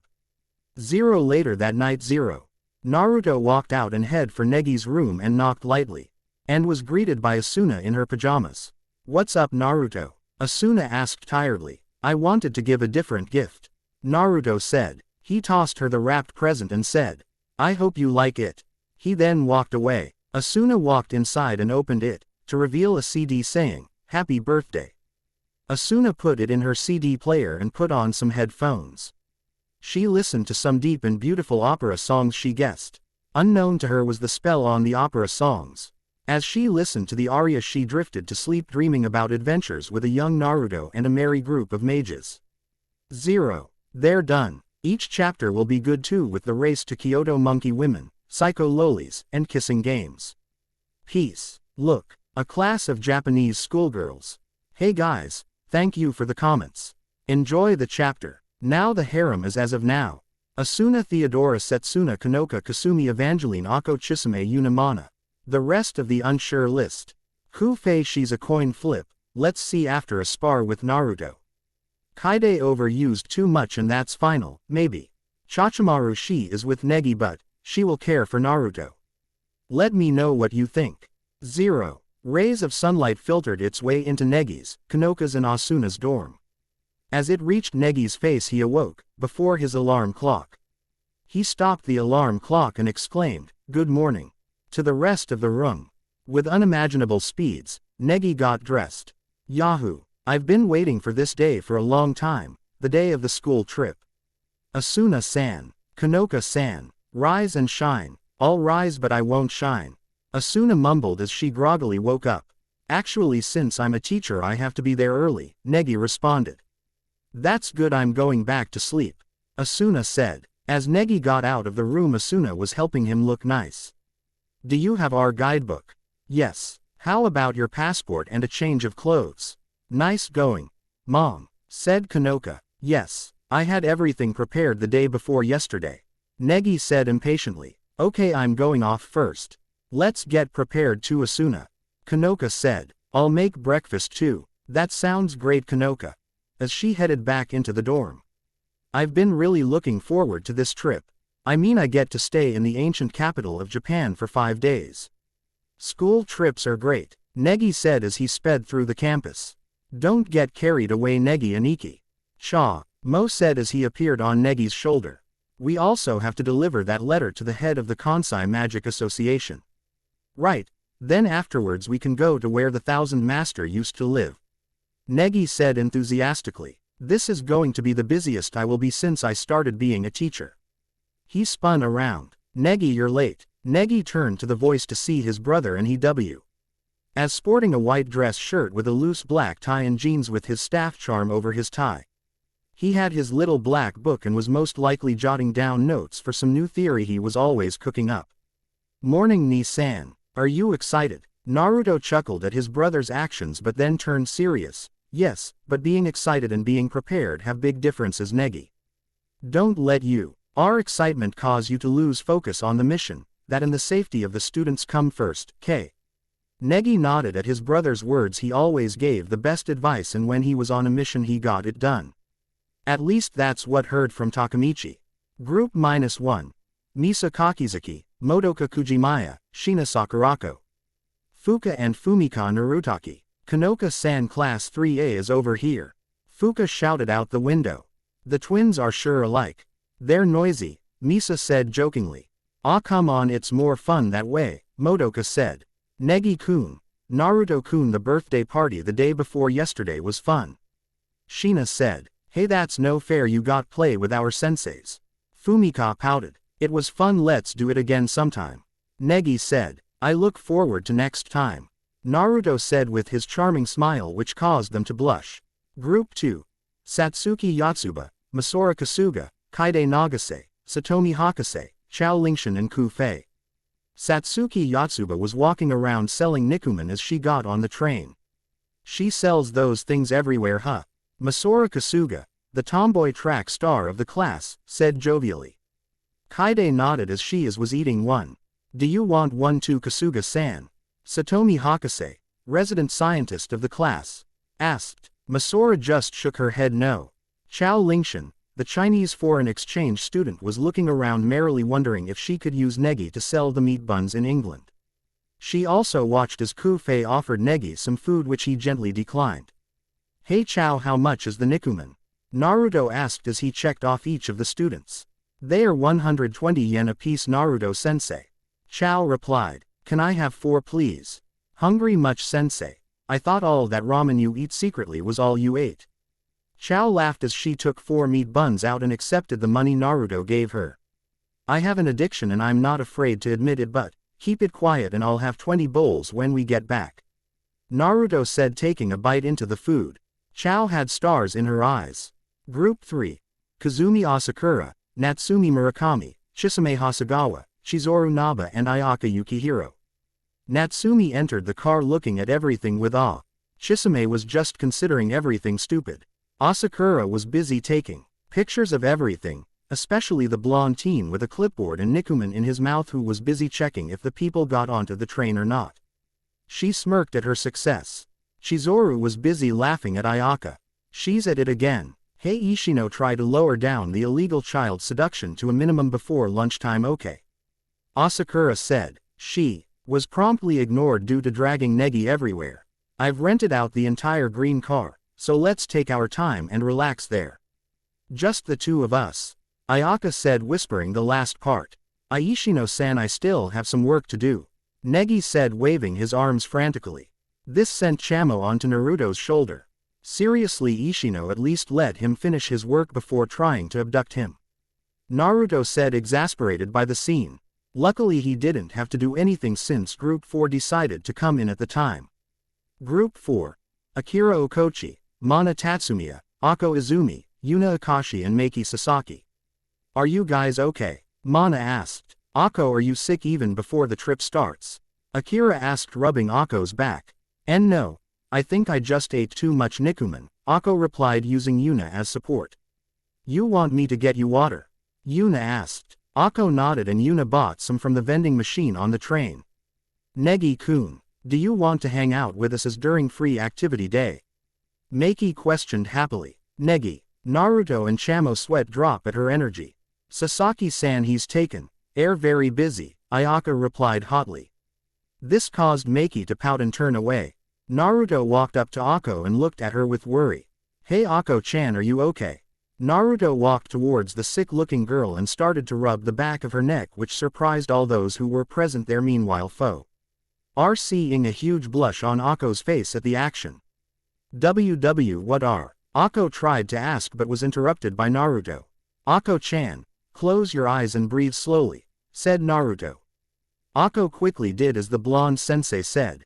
She felt the fingers of Naruto moving on her neck and suddenly she felt warmth spread throughout her body and all the uneasy feelings she was feeling leave her. Feeling good, said Naruto as he removed his fingers from her neck. Why yes, Ako said with a smile on her face. Well, I hope you stay well, okay?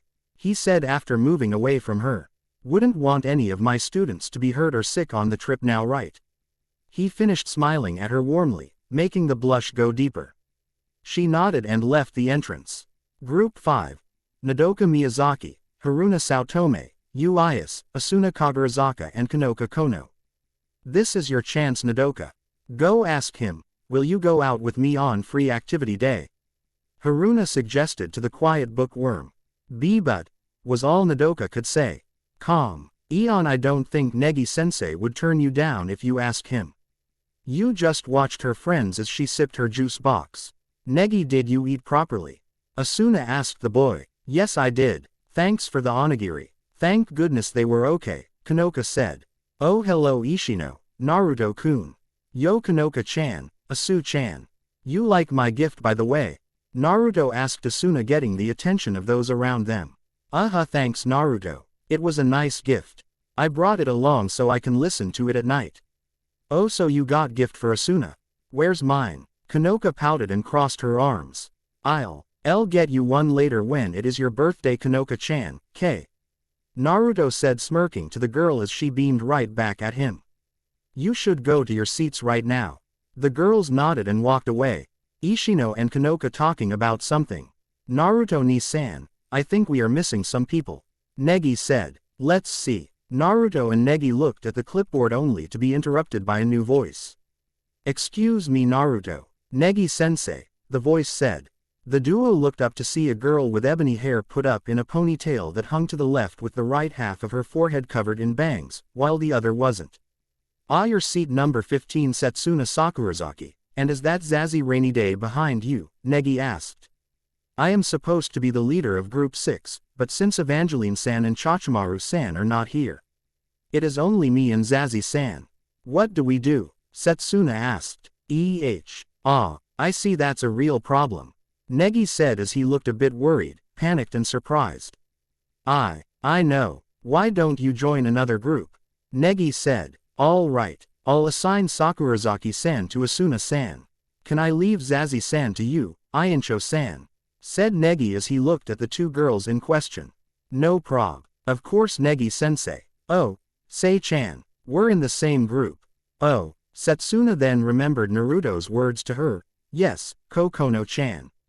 She said as she bowed with a red face and left. Ah, Sei-chan. Kanoka said with a smile and she turned to Naruto who gave her a wink and she blushed and followed suit with Setsuna. At one of the rooftops in Mahora Academy. I bet he's on the Shinkansen right now, said Evangelene in a bored voice as she slumped lazily by a wall on the rooftop of the dorms. It's a shame you can't go on the school trip, master, said CH. Ashimaru who was standing close by to her master. Hey, what do you mean, it's a shame? I wouldn't want to go on a trip with the idiot anyway, said Evangelene looking at her servant as if thinking that she was an idiot to even think that stupid thing, though the small pink tint on her cheeks contradicted what she was saying. Ah, it's looked like you really wanted to go, said Chachimaru as she wondered.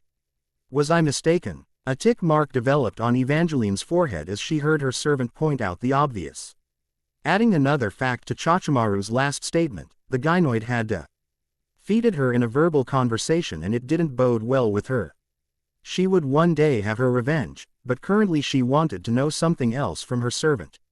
Idiot. More importantly, why didn't you go yourself? You want to go, don't you?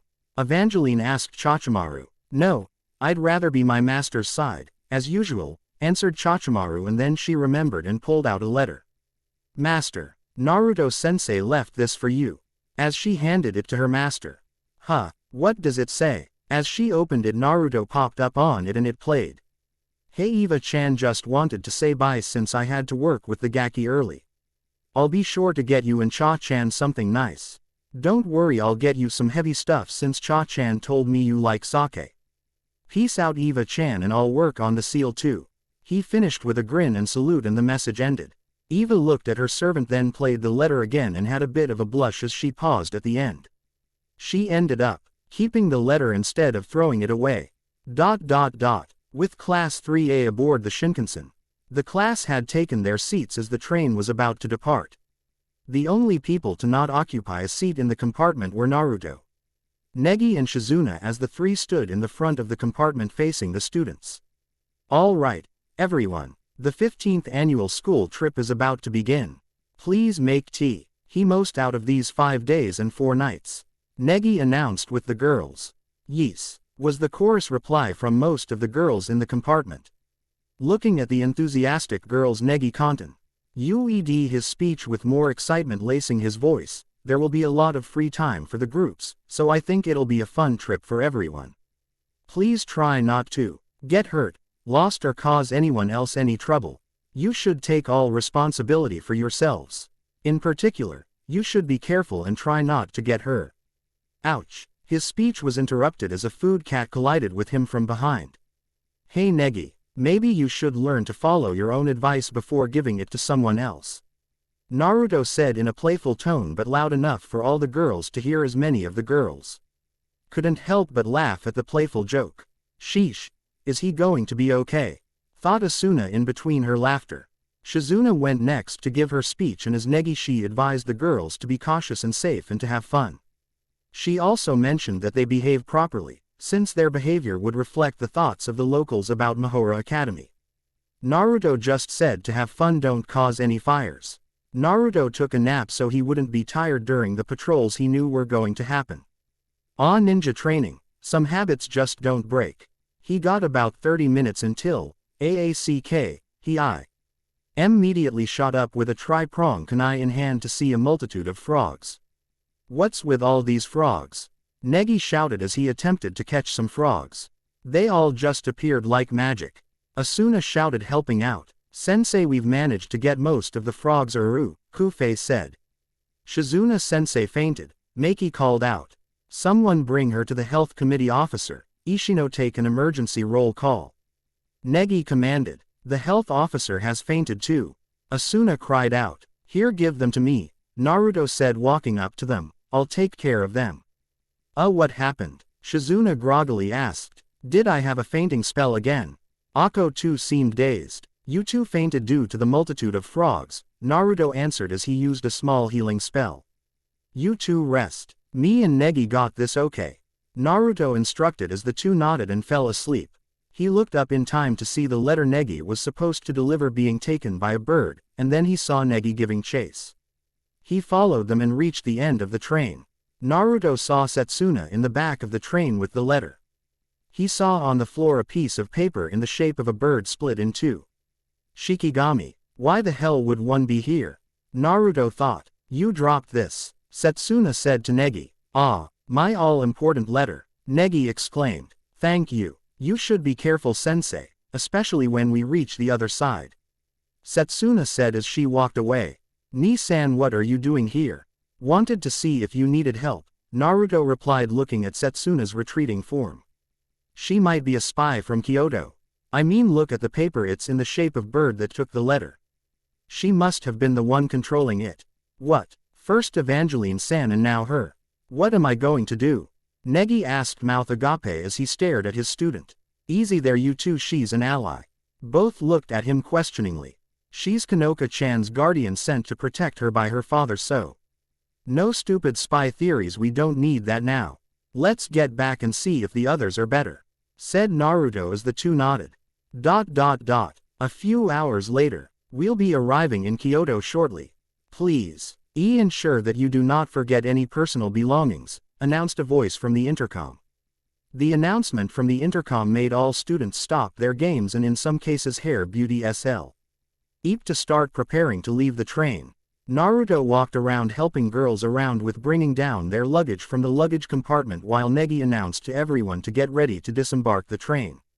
Thanks, Naruto-kun, Yuna said kindly as the blonde sensei handed her bag to her. It's nothing, just trying to help my students out, Naruto said with a smile which caused a small blush to spread on Yuna's cheeks. Though neither of them noticed it, Naruto then walked over to help the twins with their luggage as they seemed to be having the most trouble. While he was doing that, he turned his attention over to Negi, who as usual didn't understand what was to be said at what time. A chuckle left his mouth as he saw the child sensei trying to wiggle his way out when Kanoka Who seemed to have heard his announcement about finding their dad.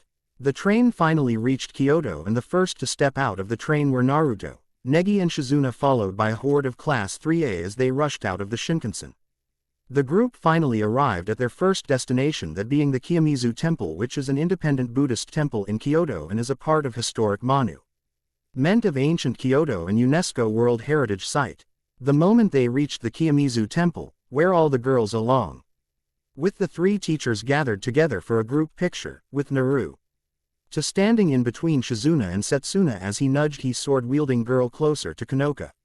After the picture, Class 3A went into the temple and began exploring it with Naruto and Negi joined Hem and Shizuna left to check on the other classes. Kyoto. Sakurako yelled energetically, pumping her fist to the air while a few others cheered along. This must be that place where you jump off. I've heard about this, Yuna said. Someone try jumping off, Fuka said. All right then, Kaide volunteered. Stop that, Ayaka yelled. What stressful people, thought Chisame. This is the Kiyomizu main temple's famous Kiyomizu stage, isn't it? You asked to know one in particular. Yes, it is, Naruto answered as he had a smile on his face at the antiques of the girls and then went on to give. A brief history of the place. Kiyomizu Temple was founded in the early Heian period. The temple dates back to 778, and its present buildings were constructed in 1633, during a restoration ordered by the Tokugawa Iemitsu. There is not a single nail used in the entire structure. It takes its name from the waterfall within the complex, which runs off the nearby hills. Kiyomizu means clear water, or pure water. It was originally affiliated with the old and influential Hasso sect dating from Nara times. However, in 1965 it severed that affiliation, and its present custodians call themselves members of the Kitahasso sect. was the only word that left the mouths of the girls and Negi as they heard the info and nods from a couple of girls who knew the information. Naruto is smart, Uru. Hu Fei decided to point out. Duh, he is a teacher after all. All teachers are smart, said Maki. Actually, it's on this pamphlet they were giving out, said Naruto as he scratched the back of his head with a sheepish smile on his face, and everyone's sweat dropped. This is Kiyomizu Main Temple's famous Kiyomizu stage, isn't it? Yu stated plainly as she sipped another weird juice from a box. They use it for dancing and enacting no plays in honor of the Buddhist god Kannon Sama. It's listed as a national treasure now. This is where the famous phrase, "I'm going to jump off the Kiyomizu stage," came from. During the Edo period, there were 234 recorded cases of people actually jumping off. The survival rate was 85%. Surprisingly high, isn't it? Said Yu with a small hint of excitement could be seen in her voice. Whoa, she's a freak, Yuna said in stunned belief while Chao and Negi were awed by learning the new information. It can't be helped, Haruna laughed as she answered. Yu really loves those statues of Buddha from the shrines, so. What a nice weather, Madoka said as she felt the gentle breeze. You're right. Hey, Asakura, you should take a picture of this, Misa said, also feeling the weather. Already did, Kazumi called out as she was busy snapping pictures of the scenery. Amazing, you can see the whole city from up here, Negi shouted in amazement as he watched the view from the railing. Yep, you got that right, Naruto said as he leaned on the railing. The calm expression on the blonde's face, along with his blonde hair being swayed by the gentle wind, caused the faces of all the girls to heat up. Hey Negi, it's okay to have fun, but don't fall over the side, Asuna scolded as she controlled the blush on her face seeing Negi hanging by the railing. I'm so glad Negi-sensei is enjoying himself, Ayaka said with a fond glance at said boy. Ah, this breeze does feel nice, Akira said, as by now she too had controlled the blush on her face and was enjoying the gentle wind. Oh, that's right, if you go a little further from here, there's a fortune-telling place for your love life. It's very popular with the ladies, Yu said as she was certain the class would love to know about it. Maki eyes lit up at that piece of information. Love fortune-telling, Ayaka asked excitedly as she quickly grabbed Negi. Well then, let's go together, Negi-sensei. Oh, okay, Negi stuttered. Ah, I want to go too, Maki said cheerfully. Naruto saw some of the girls sprinting and was wondering what was up. What are they doing? He asked Yu. Ishino, Maki and Nodoka are trying to get from this rock to the other, Yu said. Why is that? Superstition has it that those Ho could make it from one stone to the other without looking. They will find success in love. As the three went, Nodoka went off course as the competition started. Maki then accused Ayaka of cheating when she herself opened her eyes. Things were getting heated, when both of the competitors fell into a pitfall. This had Naruto laughing with a light blush as he saw the girl's panties. He heard Suna ask Ishino if this was divine punishment for cheating, and Maki confessed that her eyes were indeed half open. All in all, the scene was making him laugh. He continued to follow the group to the famous waterfall. So Yu, which one is which? Naruto asked next to the girl. From right to left it is health, career and marriage, Yu explained as she still sipped on her juice. Naruto watched, as majority of the class was making a mad dash to the last fall as they wanted something from the marriage one. Naruto whistled. Damn, are it desperate or something? The girls who weren't getting the waterfall just shrugged in unison. Aniki's, I think we have a problem, Chamo stated. The teachers looked and saw the girls who were drinking from the falls on the floor. Sensei's, I think they are drunk, Yu stated. What? Both of them shouted. Negi went to the roof of the shrine and saw a machine. Who in the world would pump sake into the falls? Is that wine I smell? An elderly sensei from Mahora asked. Ah, Nita sensei, Naruhiko sensei. That is just non-alcoholic wine, Asuna covered. Yu was slapping the hell out of Ayaka trying to get her up, while other students were helping the drunken ones. Naruto stood back, watching the scene. He turned up to see Setsuna on the roof and they seemed to have a non-verbal discussion as they looked at each other. They nodded and did what was needed at the time for the class. At the hotel, Naruto, Negi, and Chamo were discussing what was going on and Naruto had to shoot down all of Chamo's, Setsuna is evil, theories. Negi, Naruto, Asuna called as she entered the room. We put the drunken girls in their rooms so they can sleep, but tell me what is going on here. So Negi got into explaining what has happened and what he is going to do there. Naruto decided to stay out of the conversation. So there is weird magic association from Kansai attack you. Hi, another magical disaster by you seems to have followed you Negi. I'm sorry Asuna-san. Quote, I guess you want my help huh? Don't worry I got your back. I'm guessing Naruto does too. She said shooting a glance at the blonde who smiled at her and she blushed at it. Sure Asu-chan, all the training I've been giving you should be put to good use here if I think how this will go down. What do you mean about that Naruto Aniki and what training? Asked Chamo and Negi nodded to this. Well when Negi ran away during the Eva incident Naruto trained me and still does on how to fight and use the Pactio card we apparently made. I'm still waiting for an explanation that too. She was red in the face as she said it and turned her head so they couldn't see it. In time Asu-chan, you, me and Michi will talk about it, K. He asked hoping to avoid I.T. and she nodded to it and he sighed in relief. Now the letter is important put if my hunch is correct, we should focus our defenses on Kanoka-chan. They all looked at him in shock. But Ni-san why? Kanoka-chan has some major magical power that's the greatest to exist in a long time and there are people who would abuse this power or harm her to use it, so that is why she doesn't know about magic. Which was stupid. That shocked them even greater. So, what Kanoka is a mage too, great what next I'm a princess. Asuna said with a snorted while Naruto was panicking at that and stir. The conversation away from the no topics for now. We'll talk about it more later I'm going to take the bath. You should take one too Negi. He said walking away. Negi we'll talk when we have free time. Asuna then took a whiff of the boy. And Naruto is right you do need a bath. Negi laughed embarrassed that he smelled. Baths. Damn we need to get to Aishin's quick, my senses are going berserk and if Negi attracts trouble like I do then I don't even want to think about it. If Negi-sensei is a mage I will need to take action. But I know Naruto said he was making plans so I shouldn't think it over too heavily but, if I don't find out what he's planning I won't be able to prepare, troublesome. Setsuna pondered as she paused in her bath. Naruto couldn't help but laugh. A little as he heard Shikamaru's term. Who's there? Show yourself. Whoa easy Setsuna-chan it's be your charming blonde sensei, put the sword down.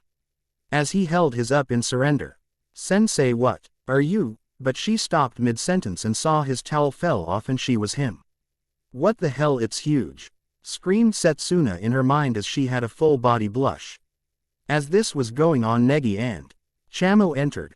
Naruto Ni-san I was looking for you. Negi said from water. He stood up to face his brother when he saw him with Setsuna. Negi got out his wand and pointed it at Setsuna. Get away from her Ni-san. Yeah, she's been a spy from the Kansai Magic Association. Chamo shouted as he landed on Negi's head. That's not true, sensei. Setsuna shouted at the ermine and boy. What's not true? You better fess up we're on to you. Chamo insisted. Chamo I said she's with us. Naruto sighed. Hi, I am not your enemy. Setsuna Sakurazaki, I'm an ally to senseis. Negi and Chamo exclaimed. I told you so. Naruto gloated poking Chamo in his chest. What do you mean by that? Negi asked. I am Kanoka Ojou Samas. Setsuna was interrupted by a scream coming from the changing rooms. As that? Naruto asked. That scream it's Kanoka-san. Negi said. Kanoka Uho-sama. Setsuna asked worriedly. Could the Kansai Magic Association be on the move to capture Kanoka Ojou-sama right now? Ojo-sama. The child and ermine kept wondering why she called Kanoka that. Ojo-sama. Setsuna rushed out the onsen with her nodashi in hand. Well ain't she a firecracker? Naruto commented as he too followed her out. Ni-san. Setsuna-san wait for me. As Negi ran after them 0. End scene. Now I have a gift to give you guys a preview of one of the pet projects I'm doing.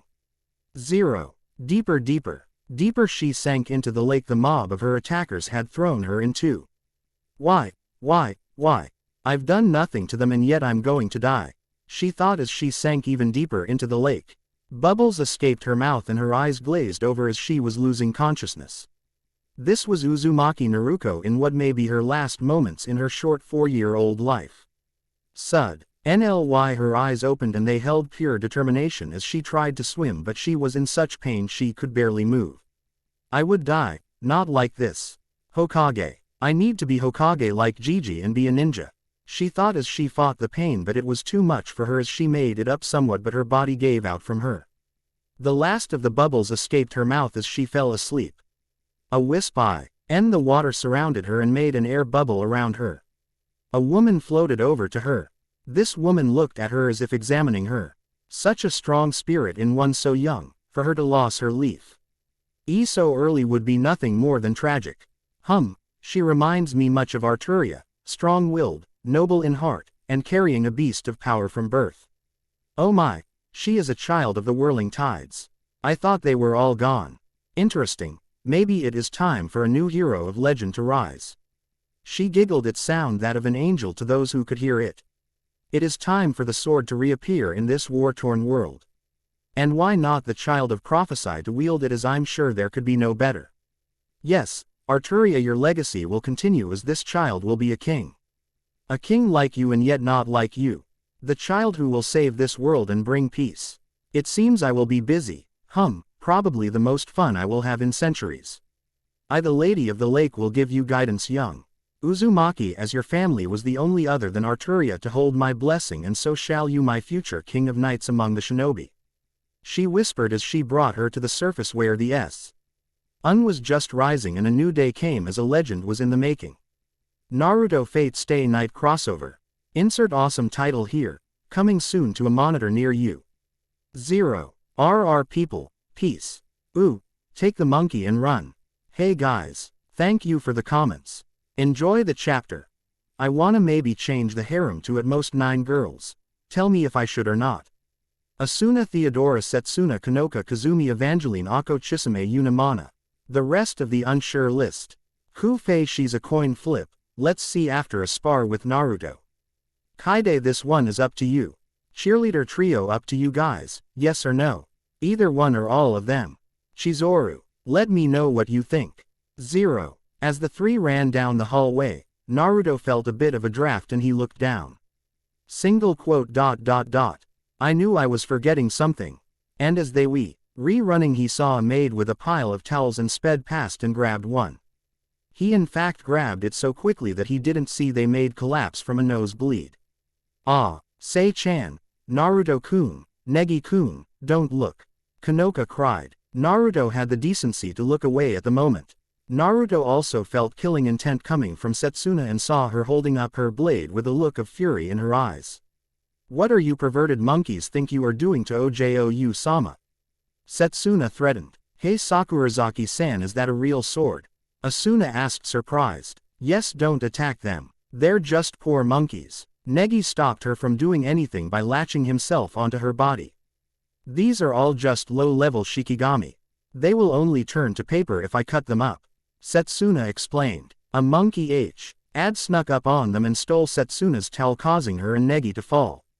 Negi was on the floor and looked up to see a good view of Setsuna's lower region. Asuna could only stare in shock at what happened. She also heard Naruto grumble something along the lines of, "Damn lucky little bastard. Hey, the monkeys are getting away with Kanoka," Asuna stated, pointing at the door. Naruto summoned a kunai from his pocket space and leapt forward, holding it in a reverse grip. Setsuna hopped from the floor and away from Negi, also charging the door. Naruto landed in front of the monkeys while Setsuna was behind them. Shinmei Ryu secret technique, Hyakuretsu Kazan 100 strike cherry blossom slash. She spun in a circle and sliced up all the monkeys, as he slashed their heads at a bit of a faster pace, changing them back into pieces of paper. Setsuna then caught Kanoka in her arms. That was close, Naruto said, frowning. I agree, Naruto-sensei. Setsuna replied. Kanoka-san, are you all right? Negi shouted as he and Asuna got closer. As he drew closer, he felt a presence in the trees, as did Naruto. Negi looked at the trees but saw nothing, however Naruto reacted differently. He used his kunai and threw it at the spot he felt the person, but was met with the sound of metal meeting wood. Damn, They got away. Naruto and Setsuna thought at the same time. Sei-chan, Kanoka said from her position. Was I attacked? Setsuna blushed and promptly dropped Kanoka in the water and ran away. Naruto, Negi, and Asuna gained a rather large sweat drop at the scene. Kanoka-san, just who is Setsuna-san? Negi questioned, waving his arms frantically. Why does she call you Ojoyu-sama? Did something happen before with Sakurazaki-san? Asuna asked. Kanoka answered her and told her about her past with Setsuna with a sad look and asked Asuna if they could finish their bath. Naruto then whispered to Kanoka to keep her wand with her at all times, and she nodded to her teacher. 0 Hotel Lobby 0. Kanoka-san looked so depressed. So, Negi said, lonely. Yeah, the Kanoka we know would definitely not make that sort of face. Asuna said. Naruto sighed as he walked with them. You guys need to remember that even one as cheerful as Kanoka-chan can get sad. Hopefully by the end of this trip those two will be good friends again. The two redheads nodded and continued to walk with Naruto down the hallway to make sure everyone was going to sleep. All right, everybody, lights out. Back to your assigned rooms, Negi said to the few girls wandering the hall. As some of the girls went back to their rooms, Kaide walked up to the group. You two must be tired, senseis. Luckily it's a pretty quiet first night on the trip. Well, the girls are passed out from the wine. Negi laughed. They'll be fine in the morning. Naruto said, smiling at the ninja. Yes, but tomorrow night will be different. But there seems to be trouble brewing again. Call me if you feel you need it, she whispered to Negi. I might call Nagase-san. Negi said enthusiastically. Yes, that would be nice, Kaide-chan.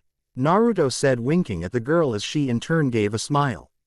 This did not sit well with Asuna for some reason. The trio walked into the lobby, placing pieces of paper around the area. Setsuna-san, what are you doing? Asked Negi. Ah, Negi-sensei. Naruto-sensei, Kaguruzaka-san. Setsuna said from her place on a stool. In her hand was a piece of paper she was placing over the door. I'm placing barriers to ward off Shikigami. The group then sat in the lounge waiting for Setsuna to come over. So Setsuna-san, you know Japanese magic too? Negi asked curiously. Yes, it complements my sword skills.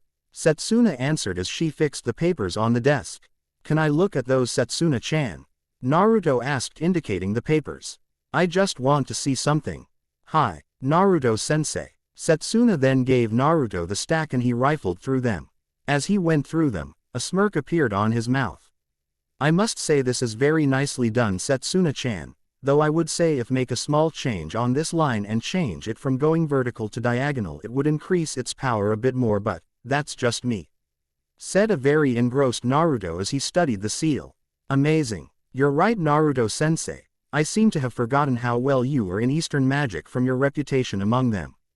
Said an odd Setsuna as she changes the seal a bit. What do you mean, Sakurazaki-san?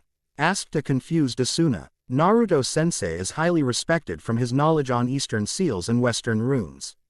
I believe there was an article about it among the wizarding community for his knowledge on combining the two. Said Setsuna. Asuna was shocked. She knew Naruto was strong, but to hold a high level of respect as well. What wasn't Naruto good at? Negi smiled at his brother as it made him want to push himself further to be like him. Chamo just nodded as he had heard many things about Naruto over the years. Naruto blushed a bit from the praise and scratched the back of his head. The attacks of the enemies seemed to be growing. Sooner or later Kanoka Ojoyu-sama will be in the crossfire too. We have to come up with some countermeasure for this. Setsuna planned. Negi-sensei, I heard you are one of the most talented Western mages, can you think of anything? The enemies seem to be getting confident since our counter-attacks seem to be ineffective. At least we have Naruto-sensei to help us. She looked to Naruto, who smiled at her, and Setsuna blushed a bit and turned her head away from him. Sorry, I'm not a fool yet. Negi said embarrassedly. So you really are on our side, huh? Chamo said. Told you. Naruto smirked. Setsuna-chan, tell them what we're up against. Since I have some experience against Eastern mages. Hi Naruto-sensei. We are going against Yin-Yang charm users. They are a subdivision within the Kansai Magic Association. Long ago they were aid to be the ones who had established independent magic in Japan. Like all mages, they are vulnerable when chanting their spells, very much like you, Negi-sensei. Just like you have partners, they have guardians. They are spirit warriors called Zenki and Goki, offensive demon and defensive demons. As long as their guardians are around, we cannot touch the spellcaster themselves. They sound pretty strong, Negi said. That is not all. They were deeply tied in with the Kyoto Shinmei Ryu. The organization used to protect the capital by destroying demons. They were also accompanied by the Arm users, making a very strong combination. That sounds bad for us, doesn't it? Asuna said, sweat dropping. So we have the Shinmei Ryu or our opponents too? Naruto asked with a smirk. It has been a while since he fought one. Yes, you can say that, Setsuna sighed. They would consider me a traitor for leaving Kyoto. But I wanted to protect Kanoka Oju-sama, and that is all that matters. As long as I can help her out, I am satisfied. She felt a hand on her head and saw Naruto smiling down on her. It's good to see you wanting to protect Kanoka-chan. Naruto smiled. You got my support, Setsuna-chan. Right. Seeing as you don't really hate Kanoka, I'm glad. A friend of a friend is a friend, right? Asuna said, joining Naruto. Naruto-sensei, Kagarazaka-san. Negi ran up and grabbed the groups and put them into a pile. As of now, 3A's guardian angels are formed. We will protect the group, the class, from the Kansai Magic Association. Naruto flicked Negi in the head. Ni-san, what was that for? That's a stupid name, Naruto shouted. I swear you got dad's bad taste in naming stuff. But I like it, Ni-san. Negi whimpered. The two continued to argue over the name of the group as the two girls watched. Are they always like this, Kagarazaka-san? Setsuna looked at Asuna. Yep, it's nice to see them like this. Asuna shook her head with a small smile. Asu-chan, Setsuna-chan, Negi and I are going out on patrol outside. Naruto said, walking outside with Negi. You girls handle the rooms. The girls nodded and turned inside. Aniki, did you bring your cards? Naruto eared Chamo asked when he caught up with the two. Yes, why? Negi said. It is a good time for me to teach you how to actually use those cards. Chamo explained. Naruto wasn't looking where he was going and bumped into a cart of towels. Oh, I'm so sorry, let me help you out. Naruto apologized as he grabbed some towels and helped the lady. No, I should be sorry, sir. I wasn't looking where I was going, the lady replied. After helping her out, he went to Negi. They didn't get to hear the lady comment on how Negi was a cute little mage, and Naruto is a hot teen, as monkeys appeared on her shoulder. 0 Group 5's Room 0. Asuna and Setsuna reached Group 5's sleeping quarters. Haruna, Nodoka and Kanoka were already sleeping peacefully on the floor while you had passed out on the chair. Well, it seems like everyone fell asleep before me. Asuna looked at the other girls with a large sweat drop. I'm going to patrol the hallways, Setsuna said. Let's switch shifts later on, okay? Asuna yawned. She stretched her arms above her head and made her way deeper into the room. I'll keep a watch on Kanoka. Setsuna nodded her head in a small bow. Thank you, I'll be going now. Ah, who is it? Asuna. Kanoka sounded slightly dazed, likely from having just woken up. She rubbed her eyes cutely before blinking and looking over at Asuna.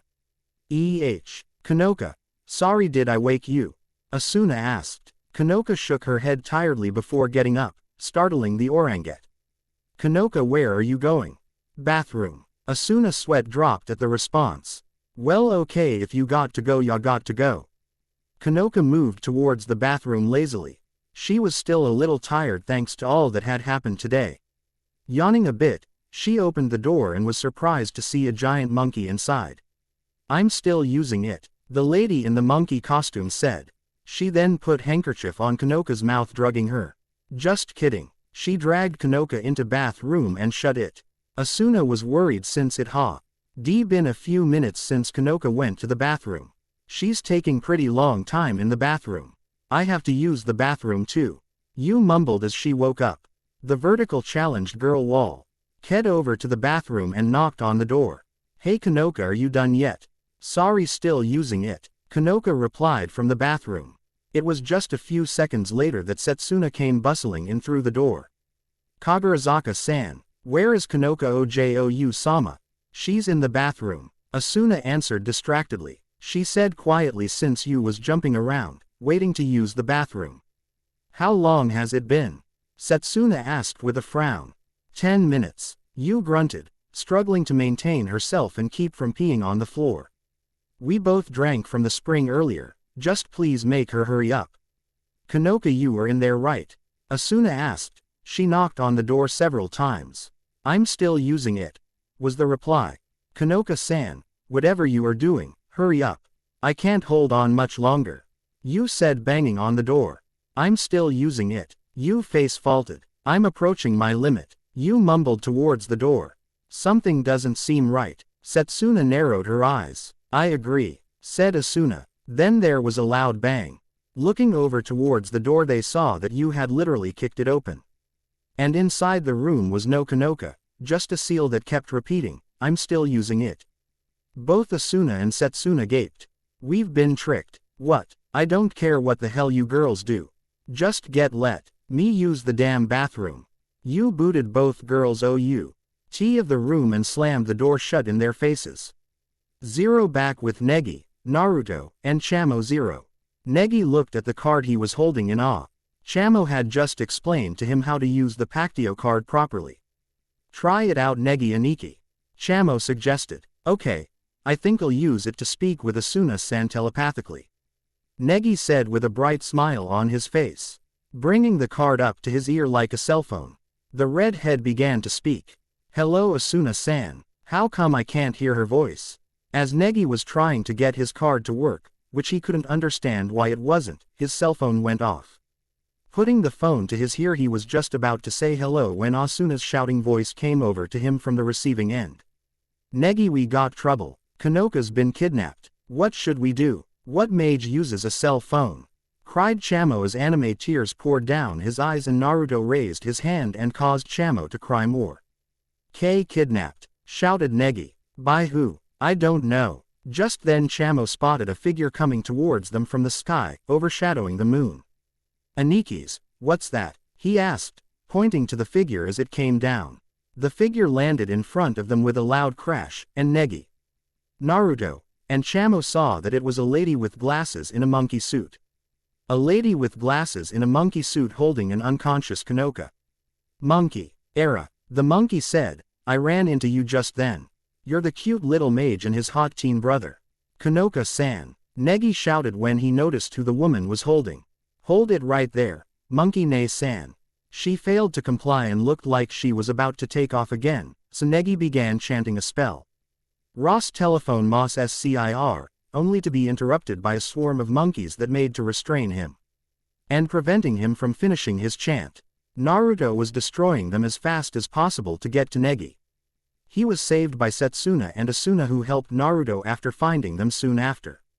Setsuna managed to cut down the monkeys left and right with her blade, while Asuna hit a few really hard with her gauntlets and sent them sailing. Unfortunately, the woman with Kanoka got away. Ah, Setsuna-san, Asuna-san. Thank you for saving me. But we have to go after Monkey-san. She has Kanoka-san. Right, Asuna said. We need to catch up to that monkey woman and rescue Kanoka Oju-sama. Right, Negi and Asuna agreed. Naruto nodded and started to run ahead. With their decision made, the three quickly took off after the monkey woman, following Naruto. Hoo, so he's a Western mage, huh? The woman in the monkey suit laughed as she ran through the streets. He didn't seem like anything special, and that other one, Naruto, he might be trouble. A cruel smirk came to her face. Once I bring Kanoka Oju-sama back with me, the Kensai Magic Association will stop you. The monkey woman looked back and her eyes widened in surprise. Chasing after her was Negi, Naruto, Asuna and Setsuna. Oju-sama. Kanoka. TCH. The monkey woman as she turned back around to focus on where she was running. What a bunch of persistent brats. Looking ahead, she smiled as she ran into the train station. This is bad, really bad, Negi said as she saw where she was going. Monkey-ne-san is escaping into the train station. Asuna growled. Just who the hell is in that monkey suit anyways? It's probably a charm user of the Kensai Magic Association. Setsuna answered, not even bothering to turn her head as she spoke. All that was on her mind was catching up to that woman and keeping Kanoka safe. As they ran into the train station and jumped over the token booth as they rushed after the woman in the monkey suit, Setsuna added. That suit she's wearing is likely no ordinary monkey suit either. It's probably been enhanced with magic. Be on your guard. The other three acknowledged her words with a nod, but didn't say anything as they continued running. However, as they moved through the station, Asuna began to notice something unusual. There's something strange going on here, she muttered as she looked around the interior of the station. Even if we take into account that it's past midnight, there should still be some passengers around here, or at least a couple of staff members. That's because that woman has set up a charm of warding, Setsuna answered. Normal people won't even be able to come near here. They soon caught up to the monkey woman. She was just entering a compartment on one of the still trains. The group quickly followed her and made it not a moment too soon as the doors slammed shut behind them. Awa, we made it, Asuna shouted, and then sweat dropped as she saw Negi's robes had gotten stuck in the door. Really? She sighed, grabbing the brat by the hand and pulling him out. Meanwhile Setsuna was already racing down the compartment. Let's hurry and follow her into the next compartment. Wait for us, Setsuna-san. Negi shouted as he was pulled free. He, Naruto, and Asuna quickly followed after her, running into the next compartment. Wait, the monkey woman turned and saw them, a frown on her face before it changed into a smirk. Hoo, I guess it's time for me to use my second charm-chan. A monkey appeared on Kanoka and began waving a piece of paper about as the woman chanted. Charm-san, facilitate my escape. Water flew out of the paper, a large torrential wave that smashed into the group. This not only made it impossible for them to move forward, but the water was also filling up the compartment at a rapid rate. It wasn't long before the entire compartment was filled with water. Ho, the woman laughed from outside of the compartment. During her spell the monkey woman had slipped out the door. You can all drown in this wagon. Bye. Negi grimaced as he tried to use his magic. However, every time he tried to cast a spell, water would fill up his mouth and he would be forced to close it. To make water appear in an instant like that, he thought to himself as he tried to think of a way out of this predicament. What powerful magic! Asuna was in much the same position, only worse. She was floating upside down, and because she was wearing a yukata she had gone commando. Now she was regretting it. I can't swing my sword with all this water. Setsuna though through gritted teeth. She couldn't help but wonder if this would be the end. Was this as far as she could go? Was this the limits of her strength? And what about Kanoka? No, I must be stronger for Ojou-sama, she thought determinedly. Ha! Naruto shouted as he destroyed the train's rear door with a ki-enhanced punch. All of the water soon left the compartment and the group took in the air that they were denied a few moments ago. Let's go, Naruto said as he ran. Everyone followed him and Negi asked a question. Setsuna-san. He called out. What exactly is going on here? I know that they WOULD try to sabotage me to keep me from delivering my letter. But why would they kidnap Kanoka-san? Setsuna's eyes looked back, but she did not turn as they continued running. The truth is, before this all started there were some members of the Kensai Magic Association who did not approve of Kanoka Ojou-sama leaving for Mahora in the east. It's most likely that they want to use Kanoka Ojou-sama's powers in order to gain complete domination of the Kensai Magic Association. It was a shocking revelation for Negi and Asuna. Naruto just growled. Both the dean and I hadn't taken them very seriously, however. And it seems we are paying for our mistakes. I didn't think they would stoop to kidnapping someone in the middle of a school trip, but the Kensai Magic Association is not above contracting people for underhanded dealings. It's not all that surprising that they're engaging in a forceful operation. Setsuna, Naruto called from his spot next to her. When she looked at him the blonde pointed up ahead. Look, she did, and her eyes narrowed. It's another charm of warding. That means they must have this out from the beginning.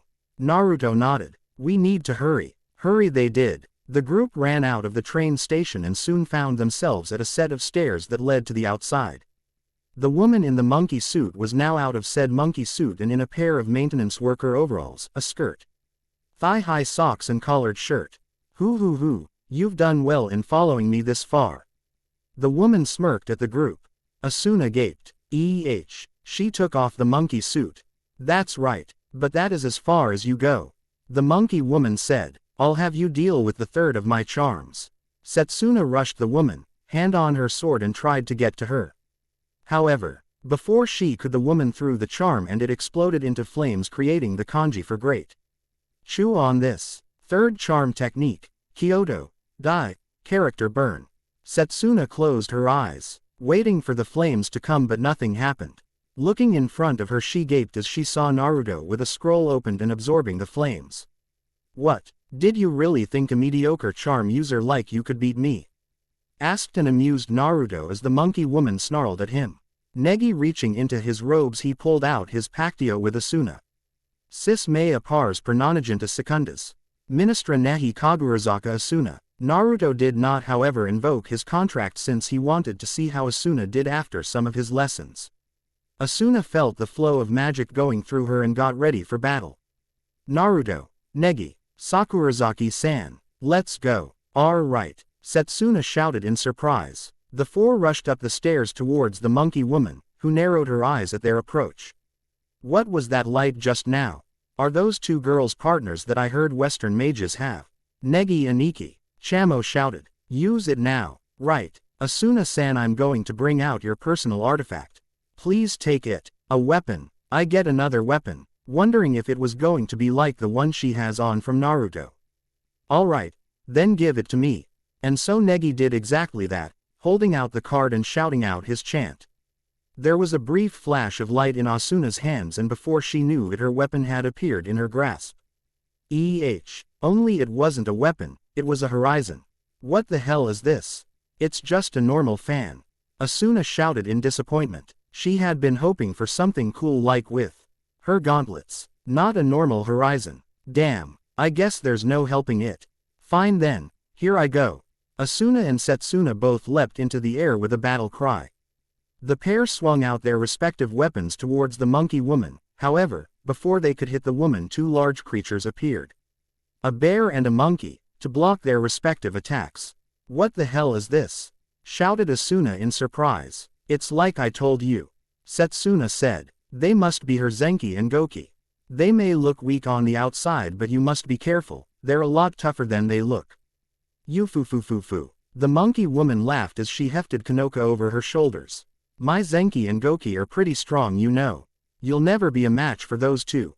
Kanoka, shouted Asuna, before growling at the monkey woman. Damn you. In her anger Asuna swung out with her horizon, smacking the monkey flush on the head. She, along with everybody else, was surprised when the creature's head burst apart before getting destroyed completely. Just who the hell is this girl? Wondered the monkey woman. Her Zenki and Goki were some of the strongest around. There should be no way a stupid brat like that girl could beat them. That was amazing, Kagurazaka-san. Setsuna was awed by the power Asuna had just displayed. As far as she knew, the Oranget was just a normal high school student who got into the world of magic by accident.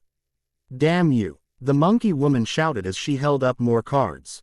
I'm not going to lose to a couple of brats. She summoned several dozen of the smaller monkeys to her aid and had them attack the group. Setsuna-chan, we got this, go get Kanoka-chan, said Naruto as he jumped in the fray. Right, Setsuna charged towards the monkey woman, her feet carrying her swiftly across the ground. But before she could reach the person who had kidnapped Kanoka, a blonde girl in a gothic Lolita dress swooped out from the air and blocked her attack. The girl got up and dusted herself off. In one hand was a dagger and in the other a short sword. Owie, I think I hurt my head. Hello, nice to meet you, I'm from the Shinmei Ryu. My name is Tsukuyomi. She stared at Setsuna and smiled. You must be my senpai.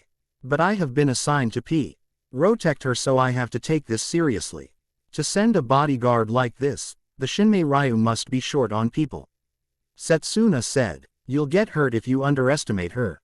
Well, I'll leave things to you, Tsukuyomi-chan. The monkey lady said with a smirk. Shall we begin? Tsukuyomi asked. Please go easy on me. With that, Tsukuyomi launched herself at Setsuna far faster than the other girl had anticipated. As indicated by the widening of Setsuna's eyes, the girls clashed in a blade of blades and Setsuna felt she was being overwhelmed by the bespectacled girl. Yufufufu. The monkey woman laughed. I don't understand their traditions, but it seems that all Shinmei Ryu swordsmen are used to using those large monster exterminator swords. It must be difficult for them to fight against the swift attacks of an opponent with two swords.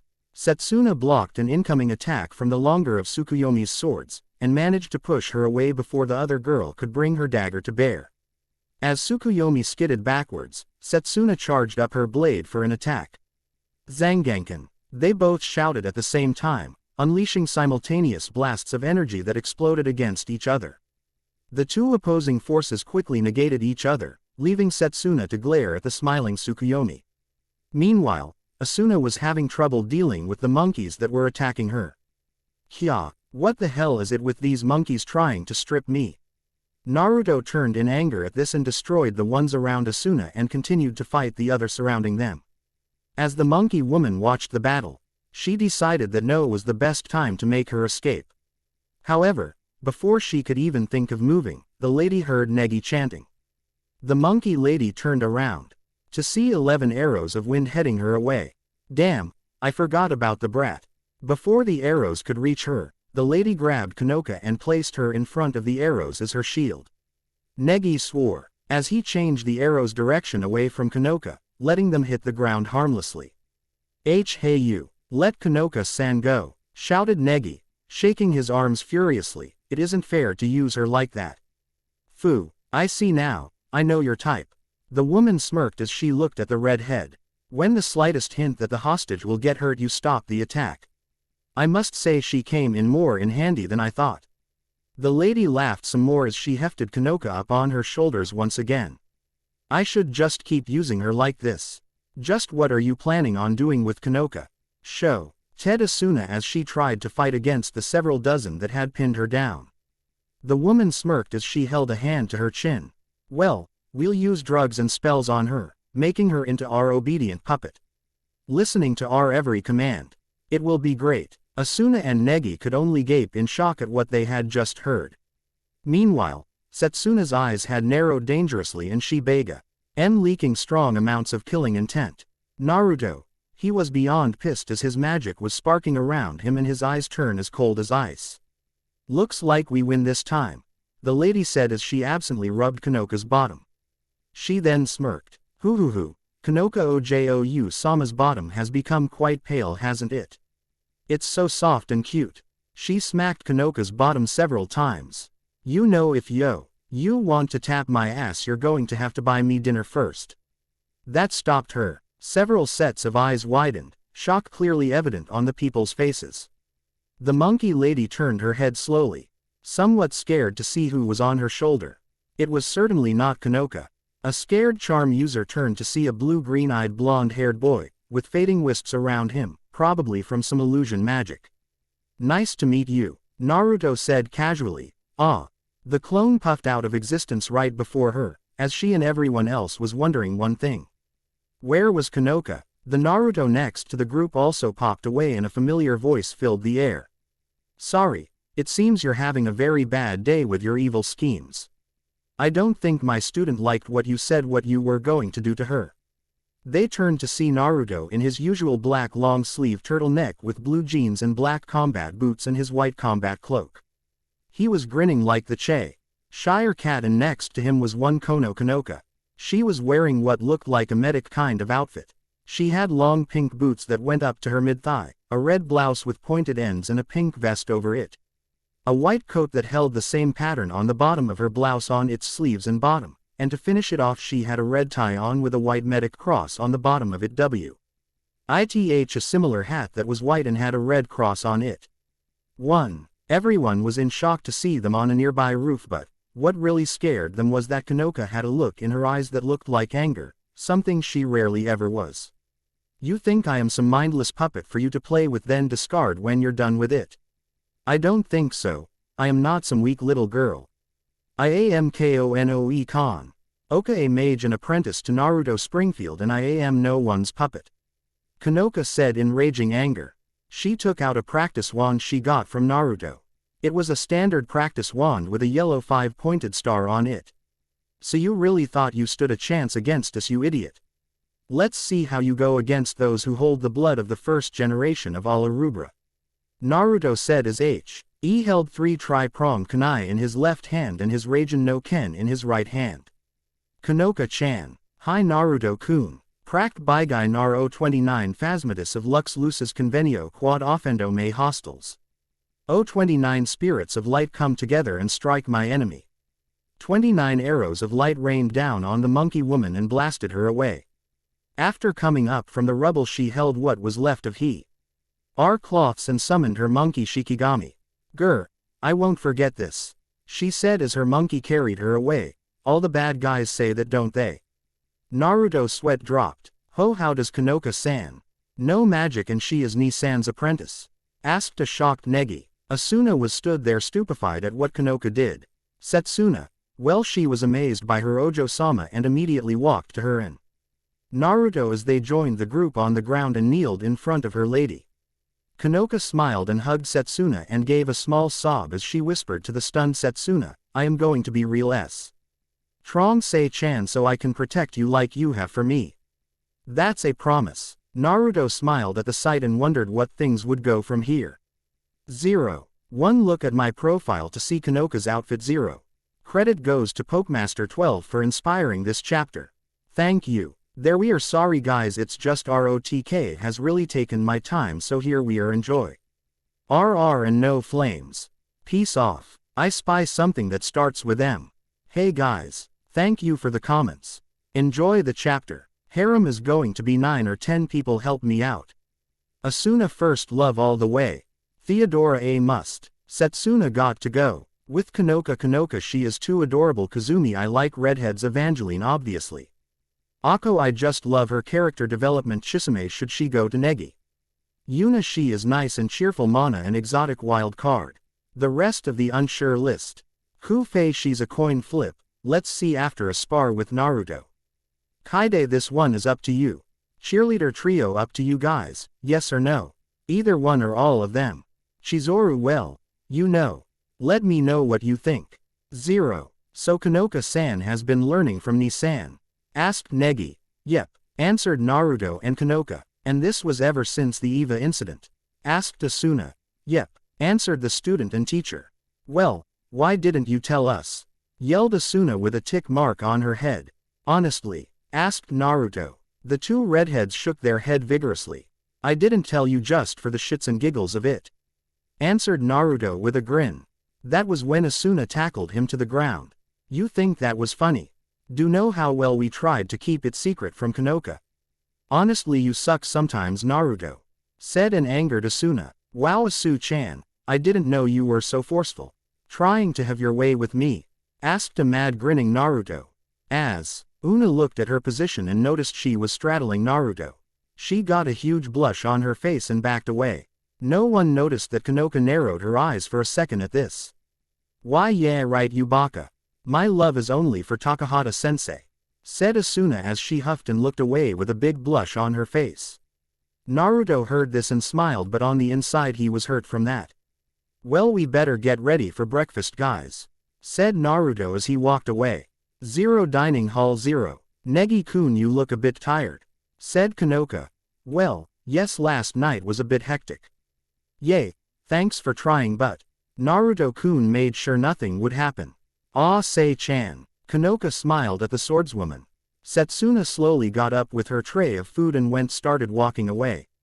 Ah, why are you leaving? Don't be embarrassed, come eat with us. Don't run away. Kanoka seemingly shouted as Setsuna actually ran away. Setsuna-san, exclaimed Negi. Naruto was eating in the corner watching the 2 as they try to break Setsuna's shell with amusement. I'm not running away, the swordswoman shouted. What was that all about? Ako wondered. That was the first time I've seen Sakurazaki-san acting like that.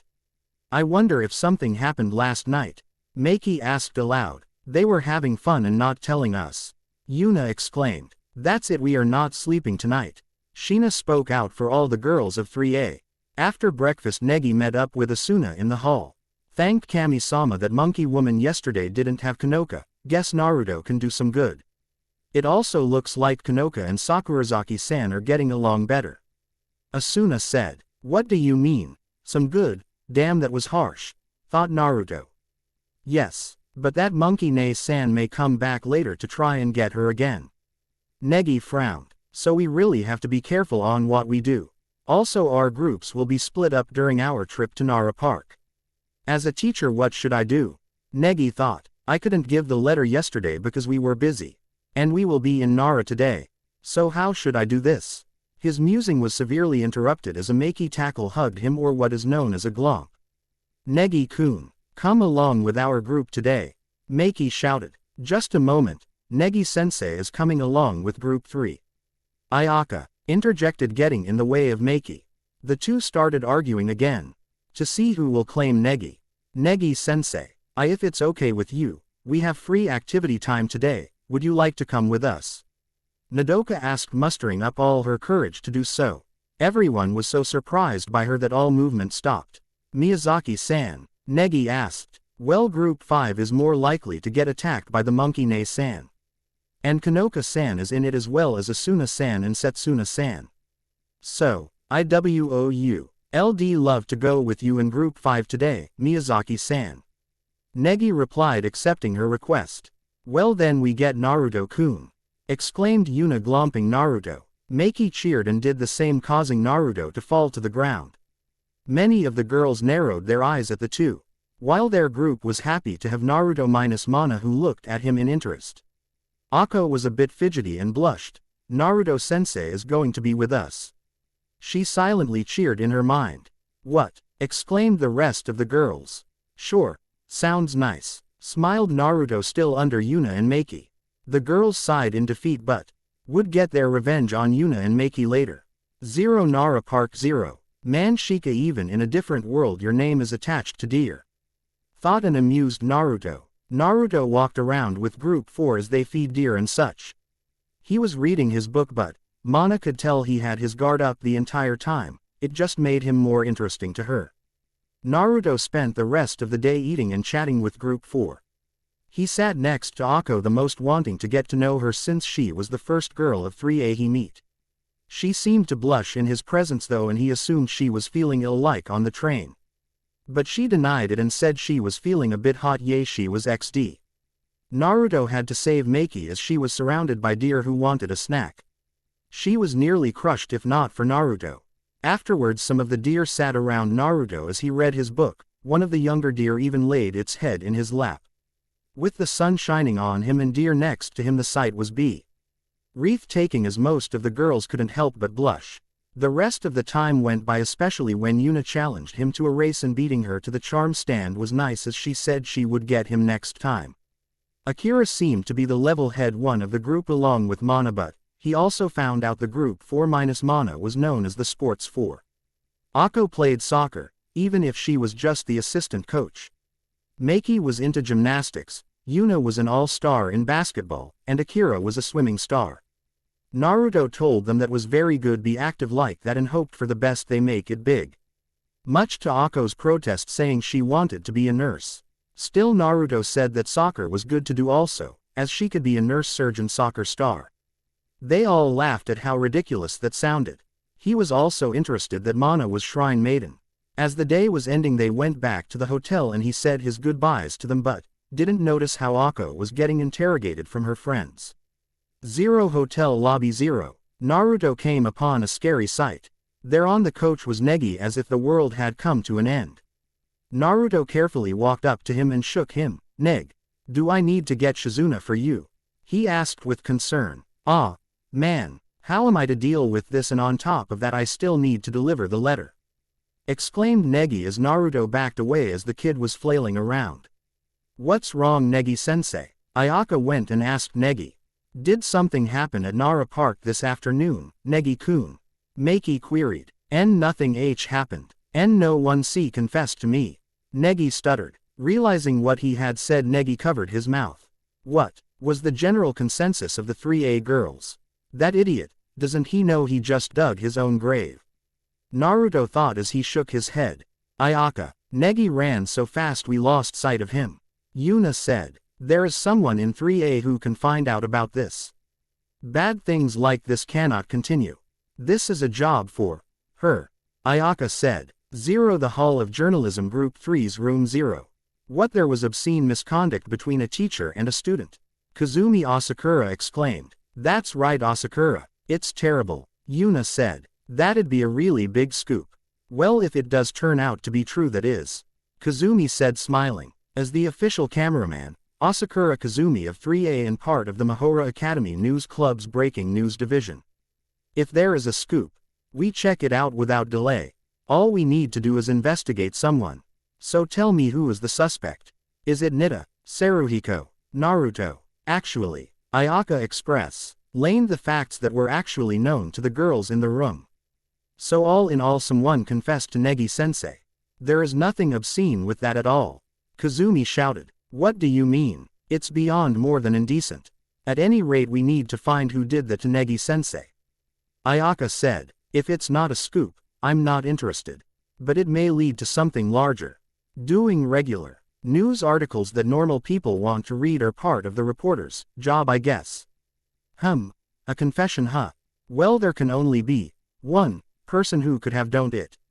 Kazumi walked around the halls until she came to the right room. She knocked on the door. Hey, I'm coming in. Hanya-chan, are you in there? She opened the door and only saw Nodoka by herself sipping juice. Ah, good, you're alone. What is it that you need, Asakura-san? Nodoka asked politely. Well, she walked over to her classmate with a tape recorder. Is it true that you slept with Negi-sensei? Nodoka did a spit take to Kazumi's face. Wah, what? I didn't do anything like that. Ha ha ha, I'm just kidding. So you confessed to Negi-sensei today at the park, didn't you? How'd it go? Asakura asked, wiping away the tears in her eyes from laughing. How did it go? Nodoka repeated. I was able to tell him my feelings. I didn't really think I would get response yet. So you don't care what Negi-sensei thinks of you? Kazumi inquired. No, I'm just afraid to hear his response. Ah, aren't you so cute, Hanya-chan? You're not in elementary school anymore. Kazumi then left the room. Please don't tell anyone about this. It might cause trouble for sensei. She trailed off. Okay. She went away from the girl and traveled the halls. Well, I got my info and I can't print it. This will make a problem for Negi-sensei. I'm going to have to destroy this tape. Kazumi sighed. It sure is peaceful. I need a scoop so that it can get the masses' blood racing. As she walked down the stairs, she saw Negi. Maybe I should interview the boy himself. Negi wandered around aimlessly and went outside. When he got to the street, he saw a cat about to get ran over by a truck, so he rushed towards the cat to save it. When the truck was right in front of him, Negi used some of his wind magic to flip the truck over and save the cat. Ah, driver-san, are you all right? Negi asked the driver as the truck came down. When he saw the driver was just rattled, Negi petted the cat and let it go free. That's my Negi Aniki. Even when he is out of it, he just can't help others in need. Chamo said. But really, Negi Aniki, you need to tone down the light show some. I'll be careful next time. Let's go. Negi got on his staff and flew away with Chamo. While all this happened, a wide-eyed Kazumi was watching them fly away. She put her back against the wall and slumped down. What was that? And did that ermine just talk? Kazumi got off from the wall and watched the boy fly away. And is he flying? This is it. My super special awesome scoop of the century. 0 Bathroom 0. A person with supernatural powers. Thought Kazumi as she sat on the toilet. A magical boy comes to teach humanity. It sounds crazy, but it fits with what I've seen. This story is huge. What's the best way to handle this? To prove what I've seen. Wait, if Negi is magical, then maybe Naruto is too. Yep, this is going to be good. 0 Hot Springs. Teacher time 0. Sigh. Honestly, Negi, get over it. It has happened to me. Well, it has happened a lot, and you sulking is getting really annoying. Said a bored tone Naruto. Yeah, Negi Aniki. If you stick around, there is a chance the girls would come in. Chamo said. Don't worry, it is sensei time. Students can't enter. Negi spoke. But I've got a lot on my mind. Someone is coming inside Aniki's. Shizuna-sensei. Negi shouted. You guys did great today. Negi-kun, do you want me to wash your back? Shizuna asked. Shizuna-san, how was your day? Asked an interested Naruto. Well, it was nice Naruto-sensei, the girls can get a bit rowdy though. I agree, but they are still good girls. But my favorite has to be Kazumi-chan. Squeaked the three. Well, Chamo was quite about it. Yay. Don't tell anyone, but I kinda got a thing for redheads, and she seems very nice and energetic too. Naruto said with a smile, though he as cackling like a madman on the inside. Naruto-sensei likes me. Oh man, chill girl, remember your mission and then play with the hunky blonde sensei later. Kazumi thought as she shook her head of the double meaning of his words. Negi-sensei, I know about your secret, she whispered. I know you're a mage and so is Naruto-sensei. Did you hear that from the principal? Negi asked. Well, I wouldn't know about that. Though I have a request. Can I see your powers? Damn, if Ero Sennin was here, Neg would be his apprentice in a second. Naruto thought. What? I'm the fourth largest in the class, you know. Shizuna shouted. I even let you touch them, and Naruto-sensei look at them. She blushed harder when she saw Naruto smirking at her. Fourth largest in the class. Who are you? Negi demanded. I've guessed you figured it out. One moment I'm a big-breasted teacher and next I am the breaking news reporter. My true identity is 3AC3, Asakura Kazumi. She grabbed her wig and threw it off. To reveal the red-haired teen, without the ponytail. You know I really like your hair like that. It suits you nicely, Naruto said smiling. Really? Kazumi asked, not missing a beat but still blushed. Naruto Aniki, stop flirting and erase her memory. Chamo exclaimed. Right, Negi said as he started chanting. Whoa, magic boy, hold it right there. Kazumi said, holding up a phone. Make one move towards me. All I have to do is press the send button and all your secrets will be revealed to the world through my home page. She then felt a pair of arms wrap around her and someone's hot breath on her ear. She gasped at the feeling and she didn't even notice she dropped her phone, which Chamo ran to. Now Kazumi-chan, that wasn't very nice. If you continue to behave like this I might have to punish you. Naruto whispered in her ear in a husky voice. This sent shivers down Kazumi's spine. Oh Kami-sama, Kazumi shoots and she scores. As she didn't. No way, but the being punished by Naruto didn't sound that bad. She shook her head. Damn, he is good. Mission girl, remember Super Scoop. Now care to tell us what you were planning? Asked Naruto as he played with her hair. Fine. I'm doing this because of my ambition. Kazumi said. My dream is to be a famous news reporter, and with this scoop I will achieve just that. I will have exclusive interviews and the media world will be at my feet. Negi-sensei will be famous. I don't want that sort of thing to happen. Negi cried. But I'll give you an equal share of the profit. You too, Naruto-kun. No thanks, as my monetary needs are covered from my other job. Said Naruto. So how about it, Negi-sensei? I mean, it must be boring as a teacher here. Wouldn't it be better to be able to use magic anytime you want? Asked Kazumi. Negi was crying and sniffling that his identity was found and she was giving him an ultimatum. His brain snapped and he began wailing. I don't want that to happen. I want to be a teacher. His wind magic went berserk and sent Kazumi flying away. That baka. That's it, someone is getting meditation CDs on their birthday. Naruto thought as he leapt up to catch Kazumi. He caught her bridal style and then pulled her close so she wouldn't fall. She had heat go to her cheeks as he did. He used his gravity magic to ease his descent and lightly landed in the water. Now Kazumi-chan, do you promise to be good or do you really want to be punished? Naruto asked with a toothy grin. No, Naruto-kun. She stuttered with her face beet red as her inner self was screaming yes. Hey, wait a second, what were those sobs just now? Asuna, Yuna, Ayaka, Meiki, and Fuka came in. Naruto-kun, Negi-kun. Oh no, groaned Kazumi. This is your idea of investigating. OMG, they were going to have a threesome. Shouted Fuka just to add more fuel to the fire. Ak, help me. Asu-chan, not the face. Yes the face. OWW, there goes my scoop. Wizards are a major pain. Mumbled Kazumi. Not really, Nei-san. You got spunk and I like spunk. Chamo said as he walked up to her and gave her phone back after deleting the pics. Zero in the bushes, the spying duo were meeting Zero. So do we have a deal? Chamo asked the redhead. Of course we do. Kazumi smirked. When do we start Operation X? Why tonight of course. Chamo puffed from his cigar. We have some planning to do. Ha ha ha ha. Kazumi joined in. Their laughter echoed around the bathhouse. 0 in the hotel lobby 0.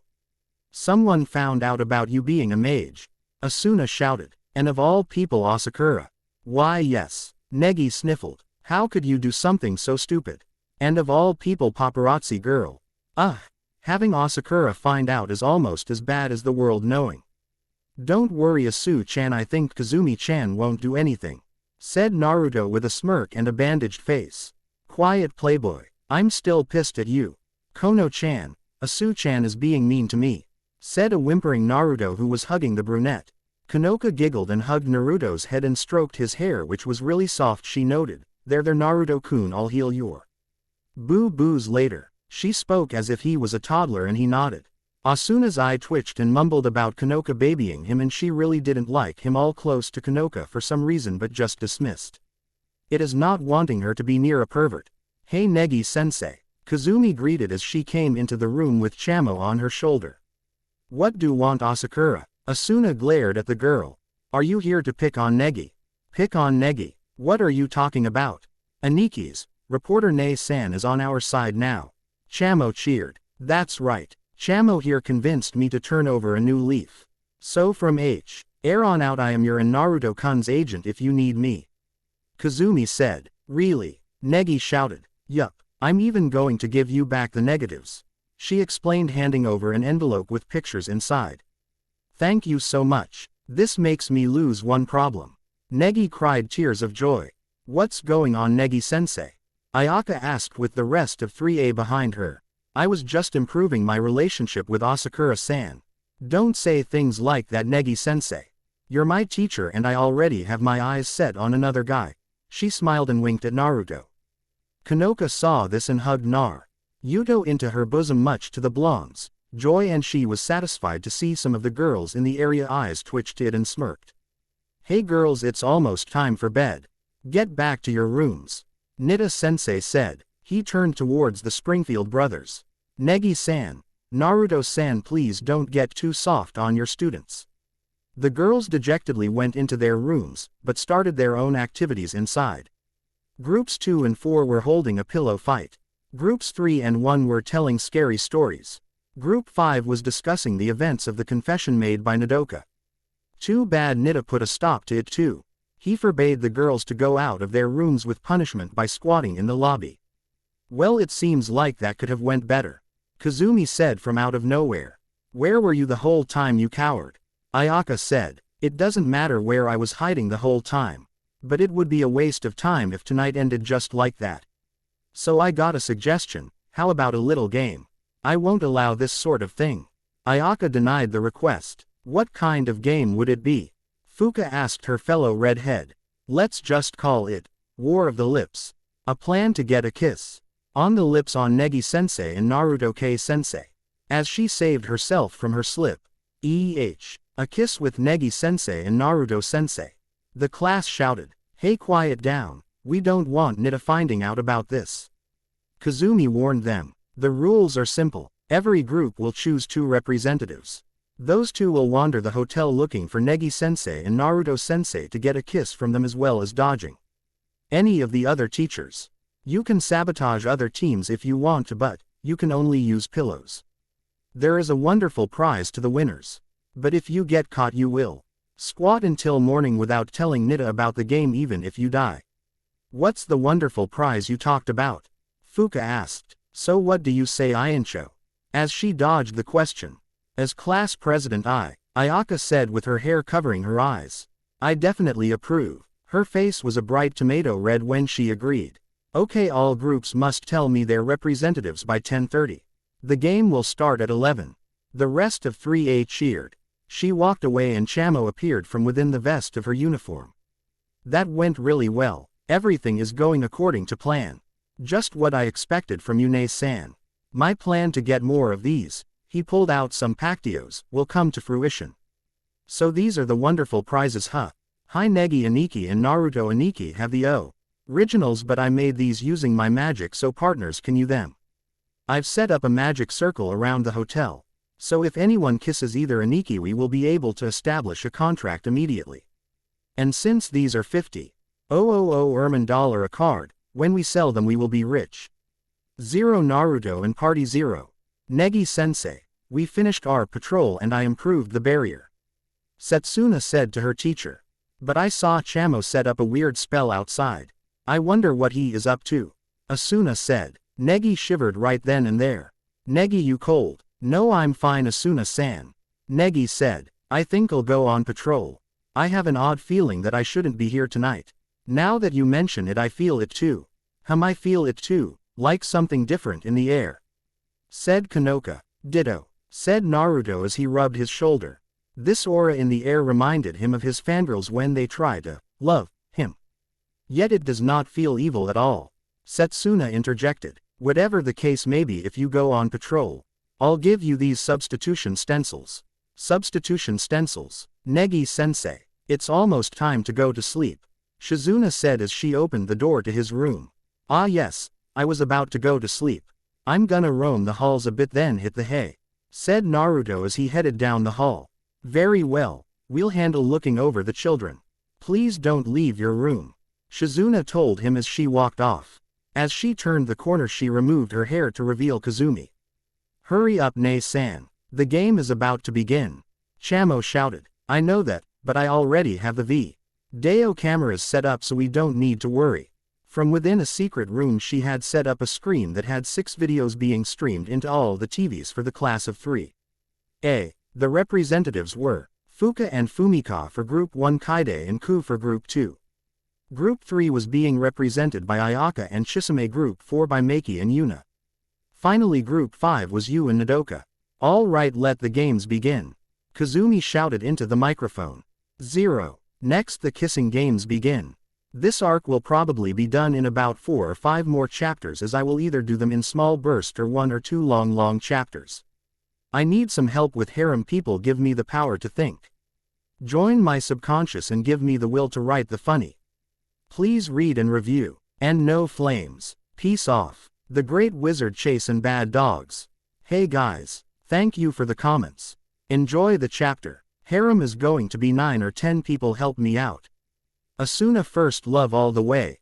Theodora A must. Setsuna got to go with. Kanoka, she is too adorable. Kazumi, I like redheads. Evangelene, obviously.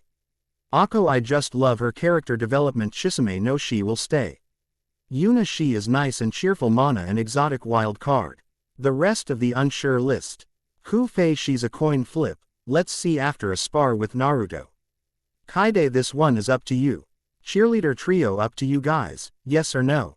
Either one or all of them. Chizuru, well, you know. Let me know what you think. 0. Where did this cold come from? Negi said from within the confines of his room. I may as well use these stencils Setsuna-san gave me. She too. LD me to write my name in Japanese with a brush.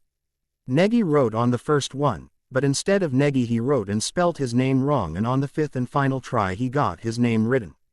Finally I wrote it right. Charm-san, please take my place. In a flash of white light the stencil became a clone of Negi. Hello, I am Negi. Wow, it looks just like me. It's like Ni-san's clones. We don't have anything like this in the West. Negi commented. Alright, please take my place and sleep. I'm Negi. Alright, I'm off to patrol. Negi shouted as he jumped out the window. As his copy closed the curtains, the stencils in the trash came to life. Hello others, I am Negi. It seems like a bunch of you were created. Copy, Negi said to his brothers. Yes, replied the other 4. My orders were to stay here and sleep. I don't have orders. One of the failed copies said. Me either. The 3 repeated. Well then let's just watch some TV while we wait. 0 Sports Duo 0. Hey Yuna, I heard Negi was sleeping in the teacher's room. Meiki said to her friend. But there is a chance that Nita will be there. Somewhere nearby. What should we do? We'll let our competition handle him, but I wanna get Naruto-kun. Yuna said with a smirk. Hey Ainsho, are you sure we can't go back? Chisame complained to Ayaka. Chisame-san, you give up too early. Ayaka said. When they are each the end of the hallway they bumped into Meiki and Yuna. Ainsho. Makey. The two girls shouted at each other and swung their pillows. They hit each other in the head dead on, making them dizzy. Good job Makey, you got Iancho. Yuna cheered as she went to hit Chisame. Chisame just walked out of the way mumbling something about stupid kids games. Oh, I see a lot of opponents here. Hu Fei shouted as she and Kaide came down the stairs. Hu ran down the stairs and jumped. Chinese triple pillow attack. She threw the pillows that were mouth and hands at Chisame, Ayaka and Yuna. Chisame G.O.T. knocked out from the force of the pillow through. The three groups proceeded to smack the life out of each other, from which everyone saw on screen. Chisame-san, give me some backup. Ayaka shouted. She turned around when she got no response. She left. Far off in another hallway Chisame was walking, talking to herself and cleaning her glasses. When she stopped in front of a door, it slid open to reveal Nita. He grabbed her by the collar when she tried to run. Hasagawa, what do you think you are doing? Ah, that was fast. She was caught by Nita already. Kazumi said as she did a play-by-play for the viewers. What was that? Makey shouted. Oh no, it's Nita. Yuna screamed. Everyone run. Kaide. Hu whispered. Kaide nodded and they both they ran like hell, smacking Yuna with a pillow before they left. Hey, Akashi, you too. Nita dragged the girl to make her squat next to Chisame in the lobby. It's squatting till morning for both of you. From behind a corner Yaka and Makey watched their partners squatting on the floor. Damn, at this rate those two are going, those Baka Rangers are unstoppable. Are really? Makey asked. I'll allow anyone else to do it other than them. Let's call a truce Makey.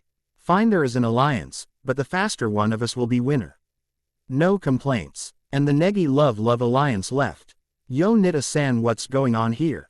Asked Naruto. Chisame and Yuna looked at him and he seemed to be wearing a black tank top that showed his muscles and gray sweatpants. Nita turned to his colleague. It seems your students have been running around after hours, Naruto-san, so they will be squatting in the hall till dawn. Ah, I see. He turned to the girls. I am a bit disappointed in you too. I would have thought you would follow the rules, but I find you here. He shakes his head. I may have to take this from your free time tomorrow for this, girls. In fact, I may just keep you in the hotel. Naruto continued to scold them and Nita smiled seeing how the young teacher was educating his students, so he took his leave and left the rest to Naruto. And another thing. Naruto turned to see Nita leave. Okay, you girls can back to what you were doing. He gave them a shooing motion with his hand.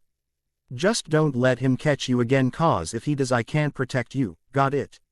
Asked a smirking Naruto as he walked away. Chisame let out a sigh as she walked away and thanked Naruto with a small smile, but she was stopped by Yuna. What do you want, Akashi? I need a partner. I mean, Iancho left you to rot, don't you want some payback? Chisame gave a nod, wanting some payback on the girl who forced her to do this, and the two dashed to mess up Ayaka and Makey. Yuna seemed to have forgotten her goal was right there a minute ago. Zero, the bookworm duo 0. You. Nodoka called out to her best friend. What is it? I'm kind of busy. You responded. Why are we traveling on the roof to get to Negi-sensei? Nodoka and you were crawling on the ledge of the roof. By my calculations, this is the safest and quickest route to Negi-sensei. You explained. His room is at the end of the building, and going to it from he inside will lead us into trouble with the other groups. You and were walking through the halls near Negi's room and Nodoka was getting nervous. This is my chance. As she finished her thought, a rope ladder fell out of the roof.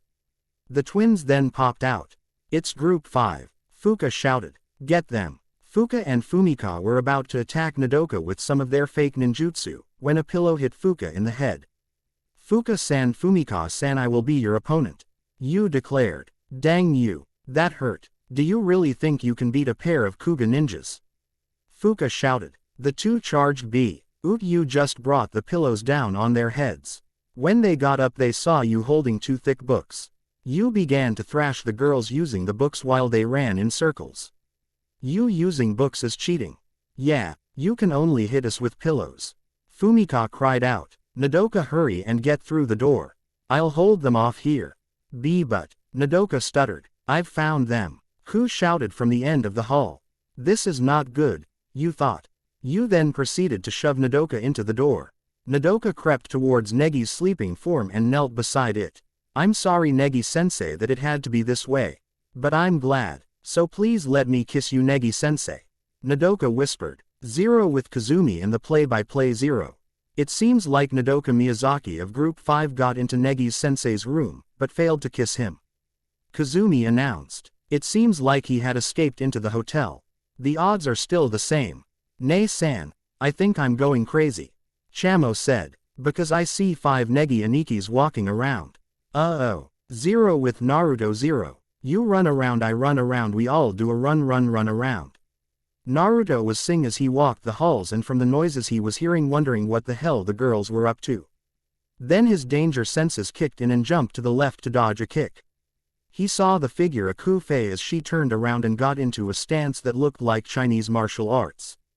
Hey Ku-chan, why did you try to attack me? If it's about that extra HW I gave in class that one time, there is no need to be this angry.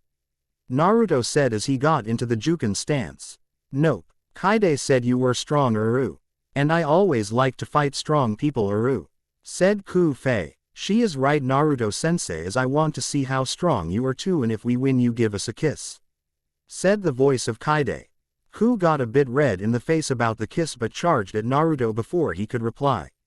Zero with the masses Zero. Go get them Naruto-kun. Don't loss. Exclaimed Kanoka. Kanoka, what gives you got a bet on who gets Naruto-kun? Asked Haruna. No, I just don't want any of them to kiss him. Oh, does someone like our hunky blonde sensei? Shush Peru. Naruto-kun is winning. Said Kanoka, completely ignoring the question, but she would admit she liked her sensei. Zero back to Deadliest Warrior Zero. Naruto dodged Ku and did 3 quick strikes at her right arm which caused it to slump. Ku tried to move it but she just settled to continue fighting and went for a kick. Naruto flipped back and jumped forward to dodge Kaide and got into a clash of fists with her. He dice. NG aged and focused on Ku and the two looked like they were dancing. Ku got the feeling in her arm again and lashed out a punch, and Naruto did too. Naruto caught hers as she caught his and the two push till their faces were a few inches away from each other. Ya know you're not half bad Ku-chan, how about after the trip we fight for real? Naruto didn't wait for an answer and jumped back. After getting some distance from the two, Naruto slow edged away. Do you not like us Naruto-sensei because you seem to resisting? I would have thought a teenage boy would like to kiss a girl. Said Kaide, trying to get a raise out of the blonde. Oh, I would love to, it's just you girl got to work for it. And he ran away. Oh, you not getting away Uru, we still fight. Exclaimed Ku-fei as she chased him. Kaide just shook her head and followed Zero, the Negi Love Alliance Zero. Ayaka was in the gathering hall looking for Negi, when she heard one of his clones call out from behind her. Meiki was walking down the hall and looking for Negi as well, but was using candy to lure him out, when another copy called out to her. Ku-fei and Kaide were walking down the halls after losing Naruto, when one of his other copies appeared behind them calling out to Ku. The same was said to Fumika. Okay Nodoka, rest up. I'll get Negi-sensei for you. You said from within her teacher's room. But first the bathroom. You walked over to the bathroom and opened the door to see Negi inside. Negi-sensei. Why hello you-san. Clone Negi said. Perfect timing, I need you to do a favor. Nodoka-san is sleeping isn't she? Well, this is perfect. I actually have a favor for you too. Negi-sensei. This is hard to ask, but all 5 Negis spoke at the same time in different places. Can I kiss you? What the hell is this? There are 5 Negis and asking for a kiss at the same time. All the spectators were awed and shocked by the scene. So you-san, may I? Clone Negi asked as he moved closer to her. You kept backing up to get away from him but tripped on Nodoka. Negi-sensei, I was mistaken about you. Nodoka confessed to you but you come to me right after that. You jerk. You fumed. Sorry but I really want to kiss you. A similar thing was happening with the others. One was asking Ayaka to kiss him. In response she went to set up a camera and put up some makeup. Maki. Slapped her clone and pinched his cheek. Ku became a bit more girly, while holding up the copy to the wall using her foot causing cracks. Fuka and Fumika had gotten into a fight to see who would kiss him. Yu was having an internal battle over what to do. She was confused about what was happening right there and then. She really didn't want this and cried as the Negi clone gripped her shoulders and brought his lips near hers. All she could think was, "I'm so sorry, Nodoka." She closed her eyes as he drew closer. Her body felt lighter as she opened her eyes to see Naruto holding Negi by his neck. Yu looked into her older teacher's eyes and saw nothing but fury in his blue and green eyes. "Clones are my thing, Negi, and if you can't control them, you are in so much trouble, you little brat." Seeing as how one of them almost assaulted their student, he crushed the clone's neck and it turned into a piece of paper. "What happened? He wasn't real," asked Yu. Naruto bent down and gave Yu a once-over. "That thing didn't hurt you, did it, Yu-chan?" asked Naruto with nothing but concern in his voice. Yu said no and asked what it was. "Look at the TV. Yu-chan," Naruto said. Yu turned to the TV and was surprised to see that there were other Negis on the screen. "There are 5 Negis," Yu shouted. "You girls head back to your rooms. If Nita catches you, tell him that I scolded you and sent you back to your room expecting an essay or something." They nodded. "Naruto-sensei, where are you going?" Yu asked. "To protect my students," Naruto told the girl. "Let's do as he says and go to our room, Nodoka," Yu said. As they left, Asakura said something over the TV. "And it seems like Naruto-sensei has joined the fray after being so elusive with the fighting duo. 0 Hotel Lobby 0. He is so dead. The brat doesn't even know Eastern magic and he does it anyway," Naruto thought as he rushed to the lobby and he heard a familiar voice. "Be careful, these are just fakes set up by Asakura," Yu shouted. "Didn't I tell you to go to your room?" Naruto asked. Yu nodded. "I wanted to tell the others." Yu defended herself. "Forget about fakes, other chance to win is right here, Uru," Ku Fei shouted. Kaide grabbed one of the copies to kiss it as Ku went after Naruto. After kissing the clone, it turned to smoke. "What is with all this smoke?" Nita shouted as he came into the lobby. Out of the smoke 3 Negis popped up and scared the living daylights out of him, prompting him to faint. "Did they explode if we kiss the wrong one?" Maki asked. "Apparently," Yu answered. "It seems like they got away," Ayaka said. "After them." "Damn, Ku-chan, take it easy," said Naruto as the two continued their fight. Down one hall, Maki used her gymnast ribbon to catch one Negi and kissed him on the cheek. This Negi exploded into smoke too. The twins caught another one and kissed it, but they too were blown away. Those 3 others were fakes, so that means this one must be the real Negi-sensei, said Ayaka as she caught the last Negi and kissed it, but it blew up. Yu looked out the window and saw the real Negi coming back. "There he is." She pushed Nodoka into the lobby to meet the boy. "Miyazaki-san, about what happened this afternoon?" Negi started. "No, we don't have to talk about it. As long as you heard what I said, I'm fine," Nodoka said. "I'm Ori Miyazaki-san that I can't give a reply. I really don't know what it means to like someone. But I like Miyazaki-san, but I like everyone in my class. Asuna-san, Iancho and all the Baka Rangers. I like them as a teacher would like their students. I can't give you a proper answer yet," Negi explained himself. "How about we start out as friends?" "Yes." "Okay." Nodoka smiled. "Yup, this is the real Negi-sensei. He is only 10 after all." Yu thought of something and smirked. She kicked Nodoka's foot and toppled her over, making her and Negi kiss. "I'm so sorry, Negi-sensei." "No, I'm sorry," Negi apologized. "What the heck is going on here?" asked Asuna as she and Setsuna jogged in. "Ku-chan, chill, I said we could fight later," shouted Naruto as he ran from the fighting maniac. "No way, Uru, get back here," said Ku Fei following his tail. Naruto leapt over a coach, but his foot caught the end of it. Was all Naruto said as he went flying and landed right on Setsuna, and their lips locked. Their eyes went wide at this and everyone gasped.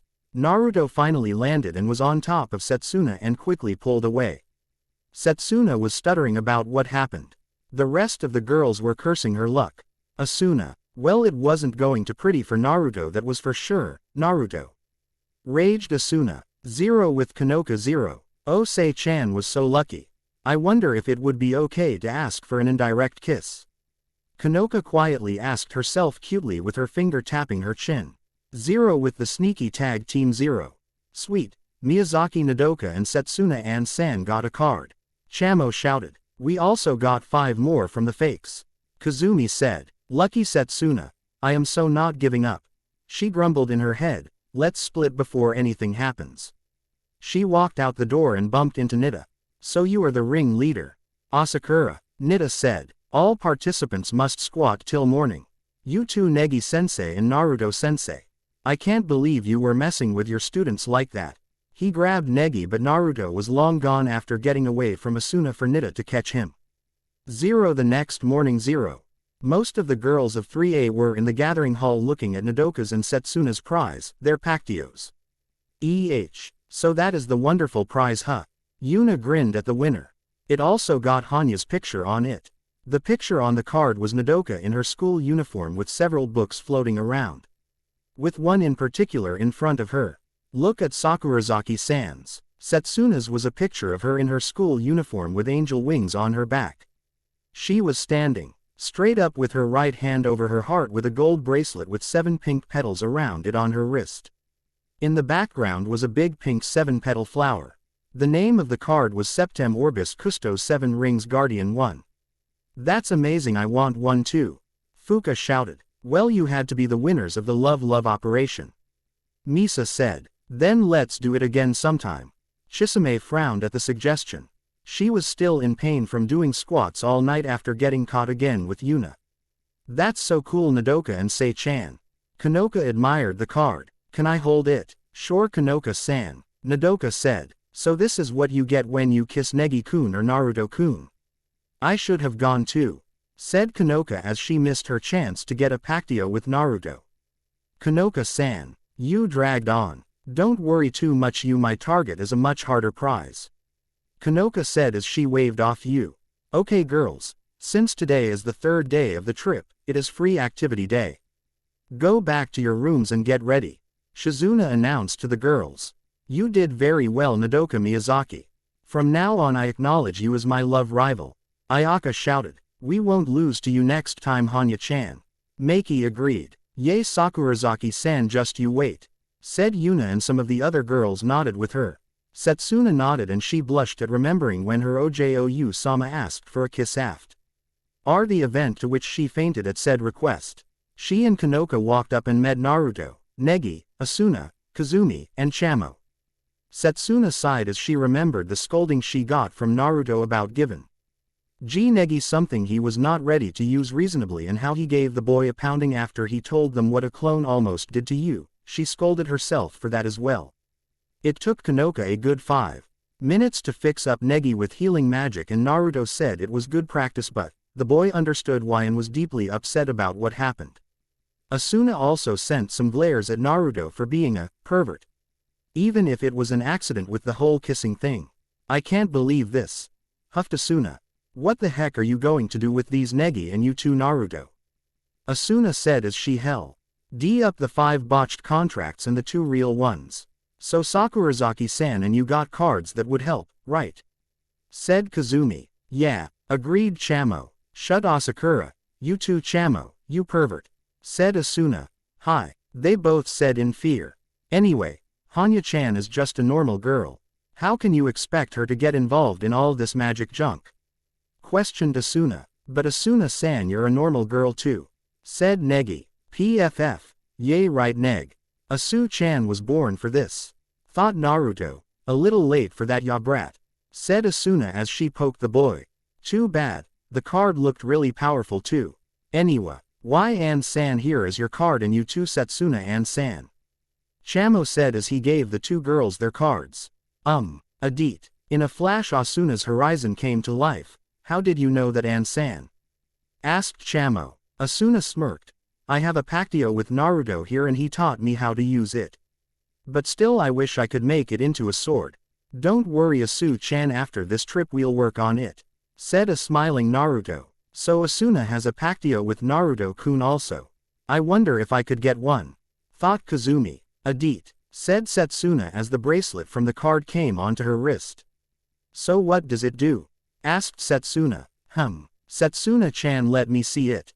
Said Naruto as Setsuna walked over to him and he examined the artifact. Setsuna was blushing a bit on how Naruto was holding her hand. From What I can see the artifact means. 7 Rings Guardian. The petals on it may represent something personal or close to you, or your limit to use this artifact is 7, I'm not sure. The Guardian Part O. F. The name refers to defense or protector, so that may be where the artifact's ability lays, like how Asu Chan's is used for defense. If my history is right, this artifact seems similar to a shield used in the Trojan Wars. It was called Ro-Ayas, or the 7 rings that cover the fiery heavens. Try calling its name and think of a shield. Naruto said. Setsuna nodded. Ro-Ayas. 1 petal on her wrist. GL. Odin. A large pink petal came in front of her. It seemed to have drained her somewhat, but nothing noteworthy.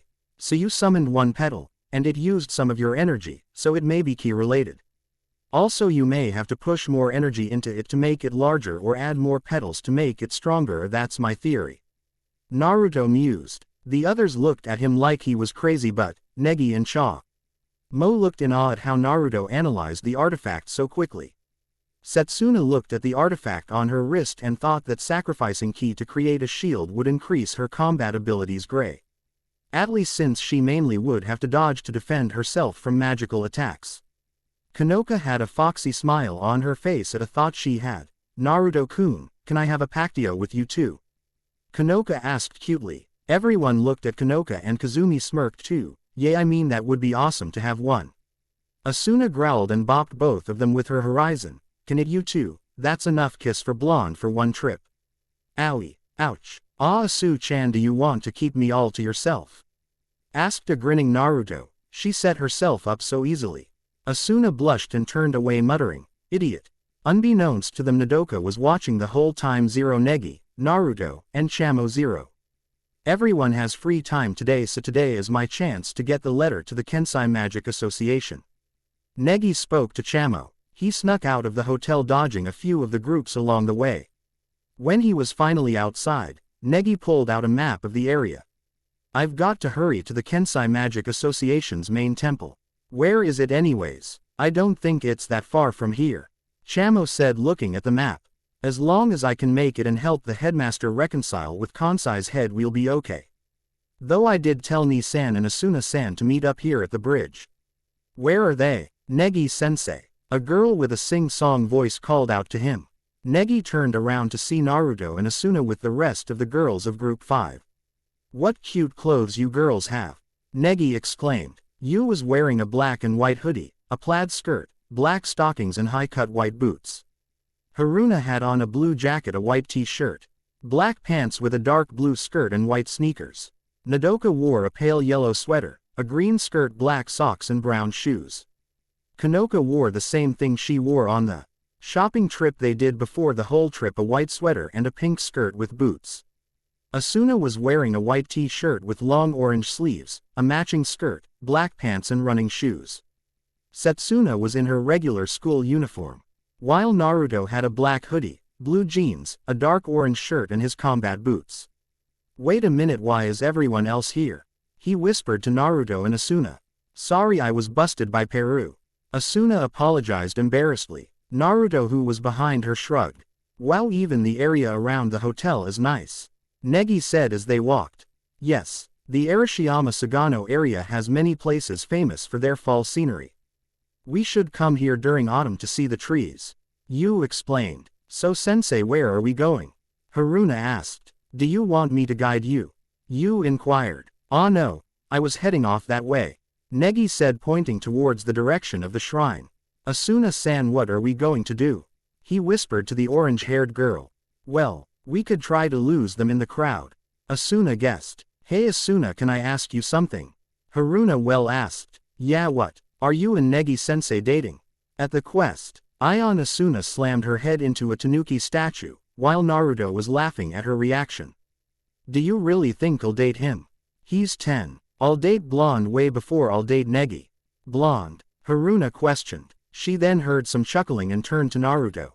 Oh Asu-chan, I knew you loved me. As he hugged her from behind. She then kicked on the head, leaving a bump on it. Baka, I didn't really mean the whole me dating you part. She shouted, storming away. Naruto got up and rubbed his head. He turned to Haruna and said, she so loves me. Naruto chuckled. Haruna joined in laughing as well at her teacher's antics. Yeah, She loves you so much it hurts you. She joked. Exactly. Naruto smirked. Hey, there's an arcade over there. She announced to the group. Let's take some sticker photos to commemorate our time here in Kyoto. The group went to take pictures, but had to drag Setsuna with them. They took several different photos of the groups. There was one with Negi and Nodoka in it, Negi and Asuna. Kanoka and Setsuna. Yu, Haruna and Negi, Naruto and Asuna of him hugging her at the last minute. Naruto and Kanoka took a picture together while she hugged him. And if Anion, looked, they would see an ermine in a few of them. Everyone come here, Kanoka shouted near a video game station. This is our chance, Negi and Iki. Just play some games for now, and then wait for a chance to go leave. Chamo said. All right, Negi agreed. They reached the video game and saw a bunch of kids playing it. Naruto was standing behind them watching with some interest. What kind of game are you playing? Negi asked. It's a game about mages. Yu said. Do you remember the game we played on the train? This is a video game version of it. Haruna explained. A game about mages, huh? Maybe I should give it a shot. Negi stated. Here is my starter deck, Negi-sensei. Yu handed him over a few cards. After a few minutes, Negi had won the match. Whoa, sensei, you're awesome. Are you sure you're a beginner? Haruna asked. Excuse me, do you mind if I join? A boy with a black school uniform and white beanie covering his long black hair asked. Sure, why not? Negi answered. They played for a few minutes and this time Negi lost. Ah, I lost. No, that was really good for your first time, Negi-sensei. Haruna said, cheering him up. That's right. You're not bad at all. Though it will take you some time to be a real mage, the boy told Negi, smiling at him. I got to go, but I'll see you around, Negi Springfield. How do you know my name? Negi shouted, surprised. Your name's on the screen. The boy said, point to the screen that said Game Over Negi Springfield. Naruto just shook his head at Negi's naivete, however he didn't trust that boy as he sensed his ki level, and it was high for a kid his age. As the boy was leaving, he bumped into Nodoka, making them fall. The boy had to grab his hat before I fell off his head. Sorry, Oni-chan. He then got up and ran away. By the way, I can see you panties. He laughed as he left the room, leaving a blushing Nodoka. Haruna and Yu were already playing the game with Kanoka watching. Sakurazaki-san, we are leaving Kanoka to you. Asuna said. Okay, be careful. Setsuna replied. Asuna and Negi were about to leave when they noticed Naruto hadn't budged. Ni-san, aren't you coming too? Negi asked. No. Kono-chan is their main target, so the letter isn't really important right now. It is just your test to deliver it. If you need me, I'll know, said a confident Naruto as he looked very serious and was in mission mode. The 2+ Chamo nodded at this and left. Kono-chan, stay on guard and have your wand at the ready. Setsuna-chan, stick close to her just in case. Naruto whispered to the two and they nodded in response. Naruto looked around for a bit and saw they were missing someone. Where is Nodoka-chan? Asked Naruto. Zero, back alley 0. The boy who challenged Negi to the game had run into an alley. He stopped and spoke to someone in the shadows. I knew it, his name was Springfield. Interesting. The Sons of the Thousand Master, huh? Well, it doesn't matter, I'll get those kids back for before. The figure stepped out of the shadows to reveal the monkey woman accompanied by 2 other people. The one to her right was Tsukuyomi and to her left was a boy with white hair in a blue school uniform. Behind all 3 of them was a beast with a charm on its forehead. 0 Kensai Shrine 0. This is the headquarters of the Kensai Magic Association. Negi said, looking up the stairs of a rather large shrine. So we just go up, right? Asuna asked. Negi nodded. Let's just get this over with. They didn't move from their spot when a tiny Setsuna in priestess robes and had a tiny sword appeared in front of them. Kagarazaka-san, is Negi-sensei okay? The thing asked. Sakurazaki-san, Asuna asked. Well, no, it's a technique that allows me to communicate to you over far distances. Please call me Chibi Setsuna. Chibi Setsuna bowed to them. Negi and Asuna's sweat dropped. Just so you know, the East isn't known for its warm welcomes, so watch out for traps. We don't know what those people who attacked us 2 days ago are going to do. I'll be careful, Negi said. I don't worry, I got your back. Adit. The fan appeared in Asuna's hand with her gauntlets. Let's go. Asuna, Negi and the rest of the group ran into the shrine. They stopped behind two posts. I don't see anyone coming. I also don't feel any magic nearby. Negi told Asuna. Let's get the rest with one go. After 30 minutes of running through the stairs, Asuna nearly collapsed. These stairs go on forever. Asuna said, catching her breath. Could it be? Chibi Setsuna mumbled. Negi-sensei, let's go ahead. Okay. Asuna-san, you rest here. Negi said. He ran forwards for a minute and to his surprise ended up right behind Asuna. Negi, how did you get back there? Asuna asked. I knew it. Negi-sensei, let's go to the side. Chibi Setsuna said. Once again they ended up in the same spot they were originally at. There is no mistaking it. We are in an infinite time-space loop. We are currently trapped in a sphere in about 500 meters in all directions of us that loops around in a circle. Zero nearby zero. Fufufu, it looks like they fell into our trap. The monkey lady said from within the trees. We'll just let him rot here since there is no escape. All you guys have to do is stay here and watch them. But that is boring, the black-haired boy said. He was sitting next to a giant spider. I hate boring plans like this. I mean, it's not like they are strong. I'm more of an in-your-face fight type of guy. Just be quiet and do as you are told. The monkey lady jumped down and disappeared. Man, this sucks. Zero back with Negi. Zero. Aniki, let's try flying through the top. Right. Negi got on his staff and began to fly upwards, but when he reached a certain height, he appeared right in front of Asuna again. We might be stuck here forever. Asuna shouted. Can the real Setsuna-san come and help us out? Negi asked Chibi Setsuna. I am sorry, but Ojoyu-sama is being targeted as we speak. I cannot leave her side. See, Setsuna said. How about Naruto Aniki? Chamo said. Oh yeah, he said he would come if we need him, so let's have Sakurazaki-san tell him. Asuna exclaimed. But what if Ni-san doesn't know how to get out of here? And if he was busy trying to help us, what if Setsuna-san got outnumbered? Negi reasoned to Asuna. This is bad. I need to use the bathroom. Asuna thought. She started to tremble. Ah, get me out of here. She screamed and began to run again. Wait for me, Asuna-san. Negi began to run too. I can't take this anymore. Asuna cried out, still running. An-san, we just can't keep on running around like this. Chamo told her. There's a stop over there. Chibi Setsuna pointed out to the group. Thank God there's a bathroom. Asuna shouted as she went into it. A few minutes later the group was sitting down and drinking some tea from the vending machine. Okay, let's think about what is happening and assess our situation and find a way out of this place. Negi said to the group. Why do they want to stop us from handing over that letter? Asuna asked. I guess they don't want to improve the current relationship between East and West. Chibi Setsuna said. What do you mean by that? It is because Kensai thinks that the Kanto region forgot its heritage and became influenced by Western magic. Do you want a sandwich, Asuna-san? Negi asked. Yeah, thanks Negi. We should take the time right now to figure out a strategy. Chamo suggested to the group. You're right, we don't know when the enemy will attack. Chibi Setsuna agreed with Chamo. Last time we had Setsuna An-san and Naruto Aniki. But now it's just going to be Negi Aniki and An-san. Speaking of which, just how much stronger do I get when we activate the contract?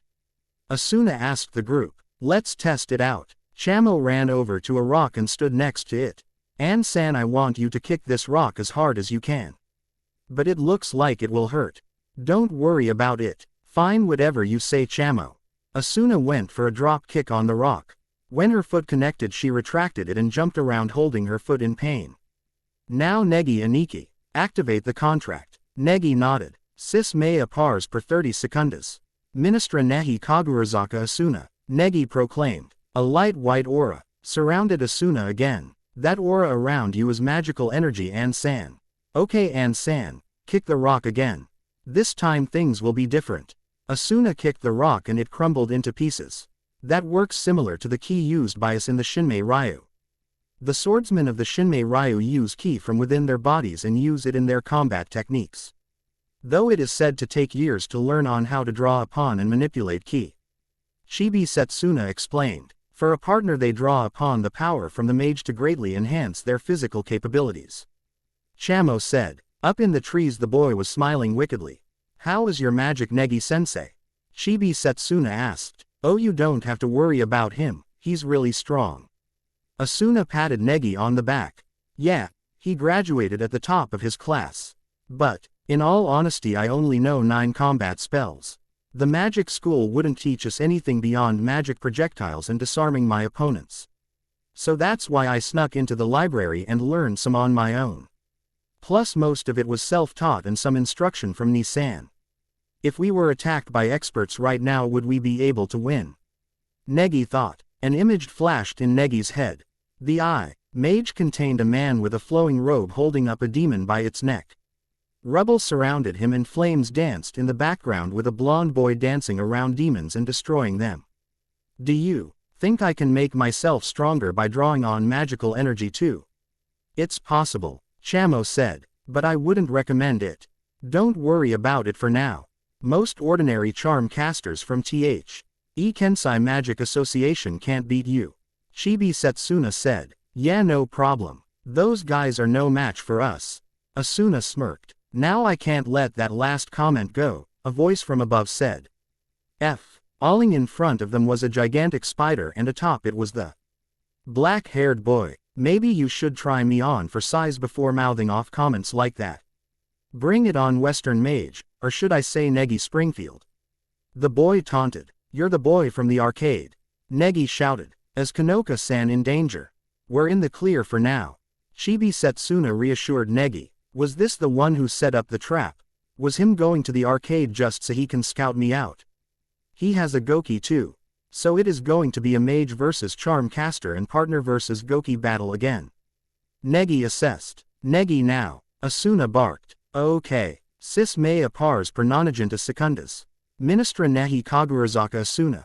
The aura appeared again and Asuna charged. Don't think because you're a brat I'm going to go easy on you, Asuna shouted. She punched the spider with her gauntlet, creating a dent on its exoskeleton, flipping it over, but the boy jumped away. She then slammed the spider with her fan, turning it to a charm once more. Hell yeah, I'm good. Asuna heard clapping and looked at the roof. The boy was clapping for her. Not bad, Oni-san, not bad at all. I heard there was a girl who can break our charms. Enemy, so I brought along a stronger one than usual. But I was wrong, you were too strong for that one. Too. He turned and glared at Negi. But as for you, you're just a shrimp. The strong one there is the Oni-san. Aren't you embarrassed to be protected by a girl? That is why I hate Western mages. Come on Negi, we can't lose to this guy. Besides, you're just a crying that you lost your Goki. You don't stand a chance anymore. So if you are going to surrender, do it fast. Asuna yelled. You don't get it either, Oni-san. I'm no ordinary magic user. The boy jumped from the roof and went to attack Asuna. Asuna took many slashes at him, but he dodged all of them with ease. The boy jumped over the last move, sweep kicked Asuna, tripping her, and charged Negi. Ross telephone ma sure magister flans exclamatio. Negi used the spell as the boy got close, holding charms in his face. The boy's charms were destroyed along with his beanie, to reveal dog ears. Negi was surprised, however, when the boy punched him in the face, sending him away. 0 Nodoka 0. Nodoka was watching the things go on in the book while she sat down next to a fence, quietly wondering if this was real. 0 Negi and Team 0. Stop running away, you shrimp. The boy shouted. He did an upwards palm thrust, finally getting past Negi's magical barrier. When Negi landed, he coughed up blood. You should have told us before that you were a fighter and not a mage. Asuna accused the boy. Hey, it's your fault for assuming things. The boy shot back with his hands behind his head. And stop picking on Negi. I'm your opponent. Sorry, I don't hit girls. Not even strong ones like you, Oni-san. Ha, you Western mages are so weak. I bet your dad the Thousand or brother the Yellow Flash or whatever aren't so great either. Chamo threw a smoke bomb so they can do a tactical retreat. When the smoke cleared, Asuna and Negi were gone. Get back here, you cowards. You can run from me, but you will never escape. 0 with Negi and Party 0. Gah, who the hell does that mouthy brat think he is? Also, what is up with those stupid ears he has? Asuna shouted. An-san, quiet down. Chamo attempted to calm the girl. The boy is a Kuzuko. Chibi Setsuna said. A what? A wolf or fox type of monster. In other words, we're facing a demon. What the heck? So we're fighting another monster. Such freaking pain in the ass this trip turned out to be. She turned to Negi was thinking. Negi, you beat Eva, the strongest of all monsters. You should be able to floor a guy your age in no time. She stopped mid-rant and looked at Negi, noticing that he was bleeding. You're bleeding. Just hold still, I'll get a towel. Asuna-san, Negi started. I studied how to fight in order to find my father. I believed that I needed combat ability to find him. You know, Takamichi and Ni-san spent a whole month teaching me how to fight. What Takahata-sensei in Naruto? You got to tell me all of it in detail. Maybe next time. But it was a miracle that we won against Evangelene-san, and you saw how she and Ni-san fought. She was going easy on me. I'm still inexperienced, but I need to get stronger in order to get to my father. That is why I have to beat that guy. How are you going to win against him, Negi Aniki? Don't worry, I have a plan. Zero Nodoka Zero. That's good, Negi-sensei has a plan. Nodoka chirped. Found you. The boy from before shouted. The boy tripped and landed in Nodoka's panties. Ah, sorry, I thought you were someone else. Hey, you're the Oni-chan from the arcade. And you were the one that ran into me, said Nodoka. Damn, did she follow me? Thought the boy. You shouldn't be in here. It said, entry prohibited, outside, you know. I'm sorry, I was just trying to find my friends. Nodoka stuttered. Well, there is a fight going around here, and a girl like you shouldn't be around. I'll undo the trap later. Stick tight around here till then. The boy was about to run off when Nodoka called out to him. Wait, my name is Miyazaki Nodoka. What's yours? She asked the boy. Well, since you did give me yours, it would be impolite not to give you mines. My name is Katarao, Anagami Katarao. The boy then ran off. See you around, Pink Panties Oni-chan. Adit. Hang on, sensei. Zero with Operation Strike Back Zero. Negi and Asuna were waiting for their opponent in an open area, when they rode rustling in the trees. Negi started to chant. Ros telephone ma sher magister evocatio valsiriarum contubernalia gladiaria. Intercept and attack. As he finished his spell, several lightning Negi clones on staffs flew towards the noise. Katarao was jumping on the gates and smirked. Finally fighting me for real, huh, shrimp. He kicked away 2 of the clones, dispersing them. He then got 3 knives and destroyed the others. He turned around just in time to block an onslaught of lightning arrows. Ros telephone ma sher magister unis fulgur considens noctum, in mea manu ens animicum edit. Fulguratio albicans. Ray of light that tears apart the night sky, gather unto my hand and strike down my enemies. White thunder. A burst of intense electricity erupted from Negi's hand and hit Katarao, sending him flying of the post he was on. Onto the ground covered in smoke. What was that? It was awesome. Asuna shouted. That's Negi Aniki for you. Using a 3-layer spell combination and a feint. It's the basics for mage versus fighter situations. Chamo smirked. But it's not over yet. Chibi Setsuna said. Just as she said, Katarao sped out of the smoke with just a few burns. Not bad, Shrimpy. You destroyed all my shield charms. But if I had taken the brunt of that attack, I would have been in so much pain. Hey, don't go after Negi, face me. Fighter to fighter, Asuna said as she got in front of Negi to defend him while he chanted. She went to slash Katarao, but he dodged and was already behind Negi. He then punched Negi in the gut, stopping his spell and popping him into the air. He followed the attack by punching him in the face, then the gut again. To finish off the attack, he knuckled him on the back of the head, sending him sprawling on the floor. Listen, Oni-san, I ain't no fighter. I'm an Inagami Tsukai, a person who uses the power of dog gods. And you best remember that. Though I did train in some ninjutsu too, Katarao said to Asuna while summoning a pack of dogs from the shadows. Go play with the Oni-san over there. The dogs barked and then proceeded to lick Asuna into submission.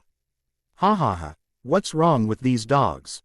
Asuna laughed. Asuna-san, Negi managed to say. Katarao frowned that the boy wasn't out yet, and punched him into the floor even more, breaking tile.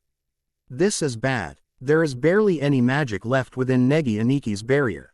If he keeps going on like this, The barrier will break and with that he'll be taking the full force of that kid's attacks.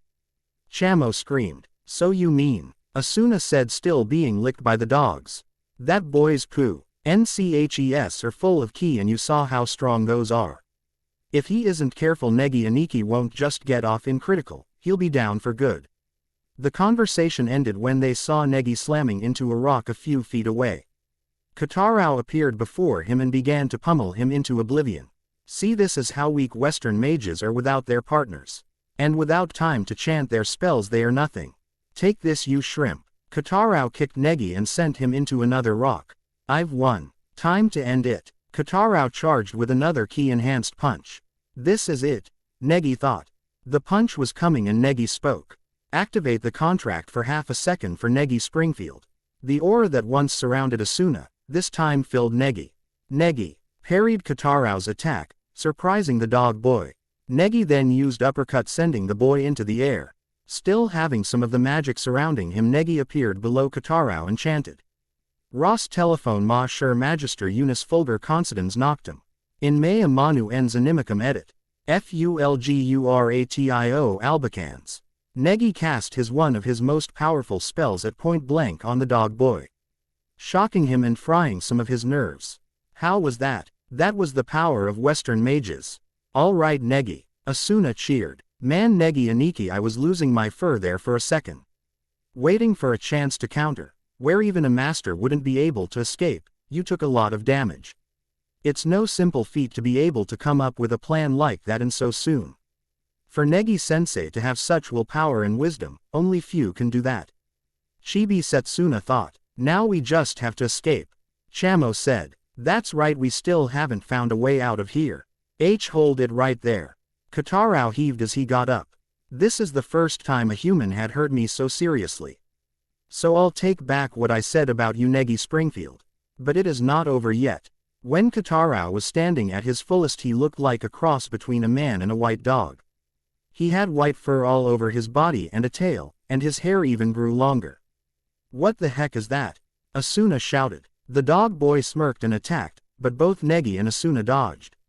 When they saw the damage caused to the floor, they decided that getting hit was a bad idea, since the floor had erupted into rubble. I've got no choice, Negi said. Activate the contract for 10 seconds for Negi Springfield. Katarao rushed forward but disappeared due to his speed. I can't see him. He's too fast. Is he on my right or left?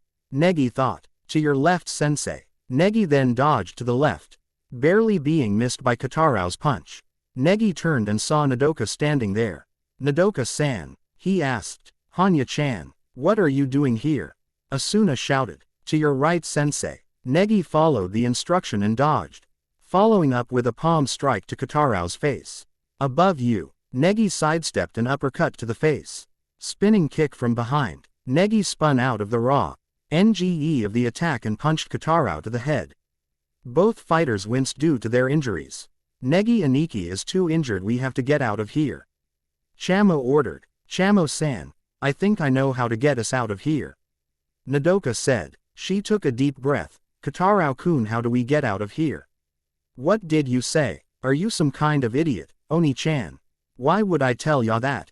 Katarao shouted. Nodoka was looking inside her book and a new entry appeared. It was a picture of Katarao and a gate, saying to destroy the seals on it to get free. This might be bad, she just read my thoughts. Katarao thought. We just have to head to the 6th gate east of here, and then destroy the hidden runes on the left, right on top of it to get free. Chamo's, Asuna's and Katarao's jaws dropped. Negi got on his staff and flew.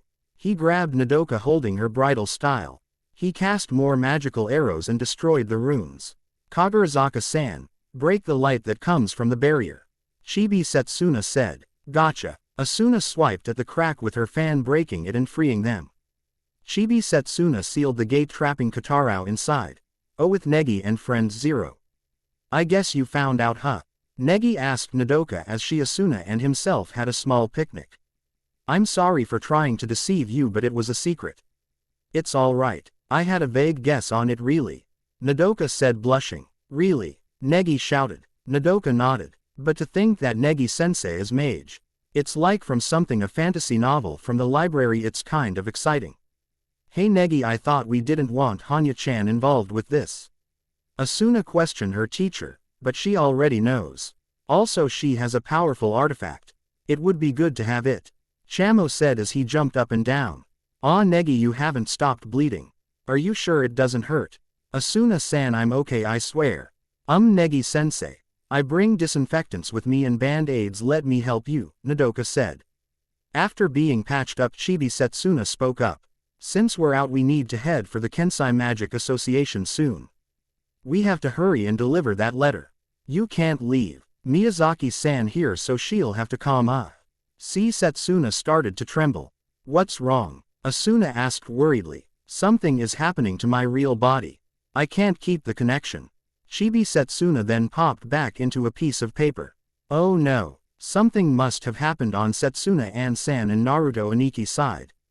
Chamo said, holding the piece of paper. 0 with Naruto and Setsuna 0. So you finally decided to come. Good tea. Cloak and dagger shit was getting annoying. Said Naruto, grinning that Springfield grin as he closed his book. 0. 1 row Ayas is from Fate Stay Night and was used by Archer.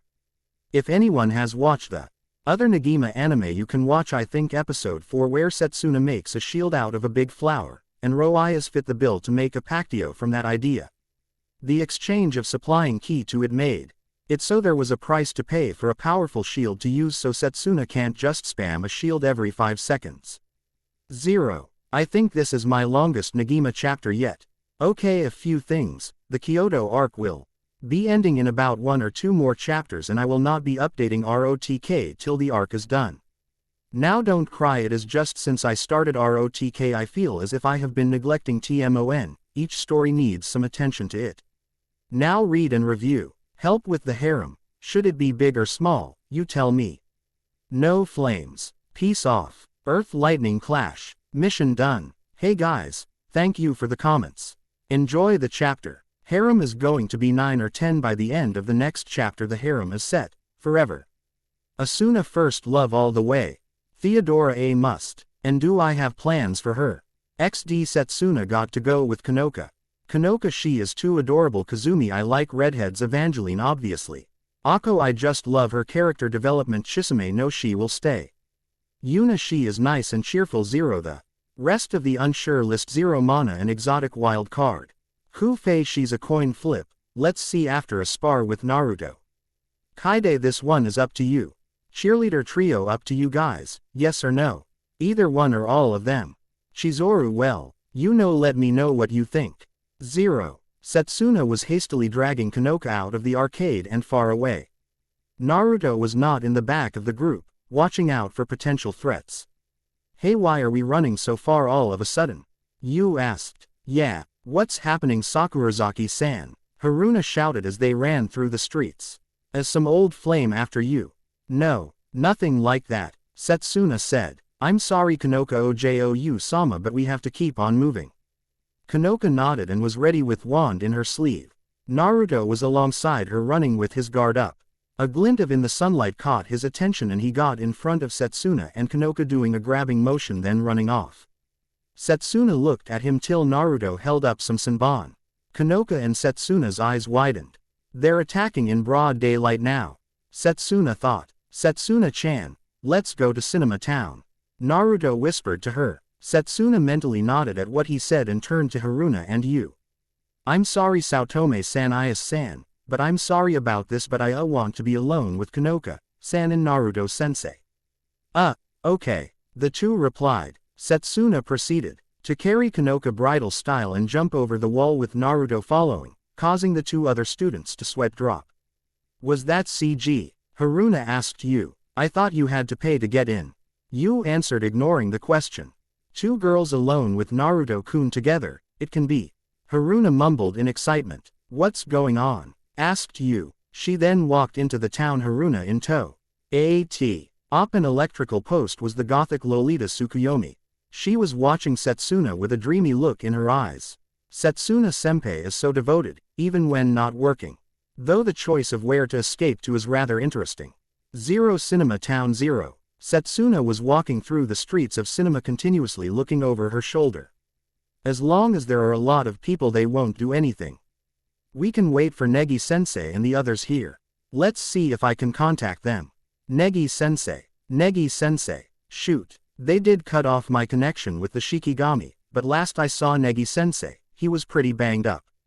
Naruto-sensei should be staking the area for potential threats, so we should be safe, for now. Sei-chan. Sei-chan. Kanoka called out to her. Yes, Ojo-sama. Setsuna turned arrow. To see Kanoka in a stunning crimson kimono with floral designs and her hair put into an elegant ponytail. She was using an umbrella to shade herself. Setsuna blushed. Kanoka Ojo-sama, why are you wearing those clothes? There were changing rooms over there, that you can borrow costumes. So how do I look, Sei-chan? Kanoka asked, doing a twirl. You look beautiful. Setsuna stammered. She has truly grown up beautifully.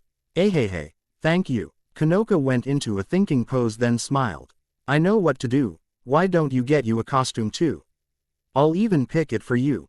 What? I don't think I have that one fits me, Kanoka Ojo-sama, Setsuna complained as she was dragged and forced into a costume. She had on green hakama, black and gold chest armor, and a white jacket with red triangle designs on the bottom. She had on a Hittite on her forehead, along with a fake sword under her real one. Ojo-sama, I don't get why I have wear male clothing. It suits you, Sei-chan. Indeed, Setsuna-chan, you do come off as a valiant warrior, said a male voice. The two turned to see Naruto in a black muscle-like shirt with black pants and steel boots. What finished the outfit off was a red coat-like garb. Both blushed at the muscles they were seeing, and they were not the only ones, as the rest of the females in the crowd were drooling at him. Well then, let's look around for good hiding places, Kanoka said, which she meant let's go buy stuff. Kanoka grabbed both their arms and made them walk with her to various stores. Hey look, Sei-chan, Naruto-kun. She grabbed a piece of bread from a table and stuffed it in her mouth. It's a sweet bun, she said with giant eyes. Setsuna couldn't help herself and laughed while Naruto gave a chuckle at the sight. Turning around until her laughter subsided, Setsuna took in deep breaths. Sorry. Setsuna apologized, though she had to stifle her giggles. Kanoka beamed brightly at her. You finally laughed, Sei-chan. Group of school girls were watching them and cheered. Hey, it's a pretty boy samurai and his princess. A nameless girl shouted. Do you mind if we take a picture? Sure. Kanoka chirped. Can you do a poser for us? Setsuna grabbed and held Kanoka protectively and drew her sword as they took the picture. After the picture, Kanoka turned to Setsuna and giggled. Sei-chan, you look so much like a boy, they might think we are a couple. What are you saying, Ojo-sama? Setsuna shouted, flustered. Setsuna then smiled a very small smile. I guess this is fine. I mean, we used to play like this all the time. Can I have a copy of that photo? Setsuna asked the girl who had taken the picture. Kanoka also requested for one. Haruna, all I can see is those three have a good relationship. You said as she was and her friend. We're spying on the three. There is nothing going on between them. But I mean, look at them, it seems they are really close to each other. And don't forget how Naruto-kun kissed Sakurazaki-san, those three together, she trailed off, drooling. Haruna tried to persuade her friend to agree with her. They heard chuckling behind them, so Haruna and you turned around to see the entirety of Group 3. There is something suspicious about those three, Kazumi said, scratching her chin. She was in a black kimono. Chizuru was in a black western dress complete with top hat. Natsumi was in a pink kimono. Ayaka was in red one with a wig on her head put in the old Japanese fashion women wore during the time of samurai. Chisame was in a traditional priestess costume. You guys came to Cinema Town too. And what's with the weird get-ups? Haruna asked. You should change, it feels awesome. Hey look, someone is coming. Natsumi pointed out. A carriage came to a halt in front of Kanoka, Setsuna, and Naruto. In it was a girl in an English woman dress that was all in white. A fan was covering her face. Setsuna started. That's right, I'm from the Shinmei Ryu. Just kidding, Tsukuyomi said as she got out of the carriage. I'm just a noble woman from a western house, you swordsman. I've come to take the princess in place of the money I lent you. What are you doing? There are civilians here. Sei-chan, she is trying to foul the crowd, whispered Kanoka. Cinema Town sometimes spontaneously gets visitors to be in an act. You explained. And this is how she will try to get Konoka Ojo-sama. They are pretending this is an act. Setsuna thought. Now I just can't allow that, said Naruto as he walked in front of the two girls. Oh, and why not Oni-san? Asked the Lolita. Due to the rules of the Grail, and as long as my master holds my command seals, I cannot allow my master to be harmed or taken away. If you try, then I, Servant Archer, will stop you, said Naruto as he pulled a black bow and a spiral arrow out of nowhere. It came with the costume, so he might as well use it for show. Naruto-sensei can act, Chizuru wondered. Maybe we should recruit him for the drama club. Must Natsumi? Wow, he even acts like the character. Clapped Haruna. Damn, sensei is working that outfit, said Kazumi as she took pictures for the masses. Yay. Tsukuyomi giggled, then took off a glove, then threw it at Setsuna. I'll challenge you for Konoka-sama. The place will be at the Japanese bridge opposite of the main gate. Oh, and you can't ask that Oni-san for help. We have a special guest for him. Too bad, because I would love to taste the yellow flash's blood. Her irises turned white and the sclera turned black. A demonic grin was adopted on her face. Konoka flinched but stood her ground. I'll see you in 30 minutes. She got in her carriage and drove away. I would suggest you find stronger enemies, master, as my arrows may dull from such cowardice adversaries, said Naruto, keeping in character. I'll see what I can do about it, Archer-kun, said Konoka with her finger to her chin. Setsuna's sweat dropped at how they continued the act till applause broke out from the crowd. Soon the rest of the class came and barraged the three with questions. Sakurazaki-san, what is going on here? Why didn't you tell us something important like this? Kazumi shouted. Naruto-kun, your acting was awesome. She is right, sensei, you so got to let me draw you, lad. OW, said Haruna as you dragged her by her ear. No, drawing our sensei for your perverted manga, Haruna, said you, sipping her juice. Please slow down. What are you two talking about? Setsuna asked. Naruto groaned, already feeling the headache coming on. He knew what these girls were talking about and really did not want another random rumor going to affect his life. He turned to Setsuna. Setsuna-chan, I'm going to find this special guest at Creepy Loli was talking about. Stick close, and if Kono-chan tells you to give her room, do so, okay? He asked cryptically. Setsuna wasn't sure till she saw Konoka show her wand and then nodded to the command. Naruto dashed away and left a clone to watch and interfere, if needed. He couldn't protect them all the time. Naruto continued walking for a good 20 minutes till he was in an empty lot. He spiked his magic a bit to draw some attention, and a second later a boy with white hair in a blue uniform. Naruto looked at the boy and froze. It can't be, he looks similar to the design of the OT. Hers I have seen from Uncle Al's memories, but for one to be here, why? I'm curious as to why an Avarunkus would be here, Naruto asked in a neutral tone and wordlessly casting his battle enhancement magic. Ah, just what I would expect from you, Naruto-kun. You seem to carry your mother's attitude and none of your idiotic father's. I am impressed, as that should be the way the heir of the royal family of Vespertatia should act.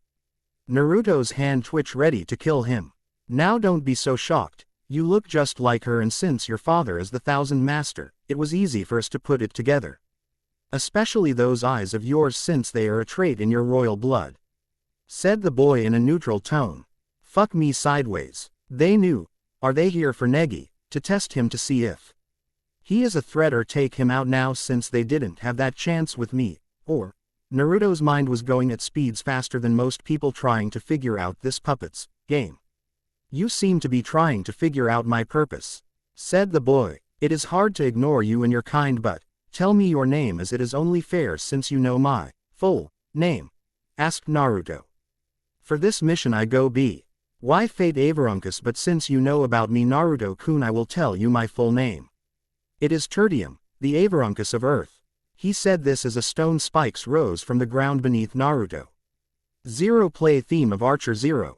Naruto dodged by jumping back and activated his Raiden no Yoroi to increase his speed even higher and went for a ki-enhanced kick, but Fate's barrier blocked it. Naruto jumped ba, CK again and vanished and reappeared behind Fate and went for an elbow strike to the head, but Fate blocked from behind. As he did, Naruto used gravity magic to slip Fate up a bit and rotated his body to perform a roundhouse kick to the boy's face and sent him flying for a second till he corrected himself in the air and dashed forward at high speed. Naruto stood his ground, and just at the last Seiko ND caught the fist intended for his face most likely and threw Fate into the ground and was about to punch his face till another stone spike came from behind Naruto, where he felt this and flipped Fate to take the hit and jumped to the side. The spike stopped as Fate threw his hand up to stop it. Naruto created 2 lightning lances and charged with them for some melee damage. Fate saw this and made 2 stone swords, and they clashed in a ferocious battle of elemental weapons. As the fight continued, each was getting nicks and cuts on their bodies, and at the same time one of each of their weapons broke from overuse. Naruto jumped high and charged his lance with more lightning and threw it at Fate as he cancelled his sword and pulled up his barrier, and smoke filled the area on impact. Ate's instincts kicked in and he dodged a one-finger Jigokuzuki aimed for his neck but failed to get out of the way fully as his shoulder was pierced, as at this close of a range and the attack's piercing quality it ripped through like bullet. The two got some distance and stared at each other. They couldn't escalate this battle to a higher level due to the civilians in the area, but Naruto didn't realize Fate thought the same way. 0 theme of Archer 0. I must admit, Naruto-kun, your rumors do you know justice? Spoke Fate as he held his shoulder and his eyes showed respect for his opponent in front of him. Thank you. Now tell me your purpose here before I cut your strings, said Naruto with authority in his voice. I will just say that the woman I work for means little to me. Sadly, that is all I can say for now. Naruto then got a tingle from the back of his head, most likely a clone using a Harem kunai to call him back. Well, Tertium, it seems I am needed elsewhere, so, bye. Naruto said as he flashed away. Naruto Springfield. Yes, you are a truly worthy opponent in future events to come, said Fate as he used his gate to return to his current base of operations. 0 back with Setsuna and the others 0.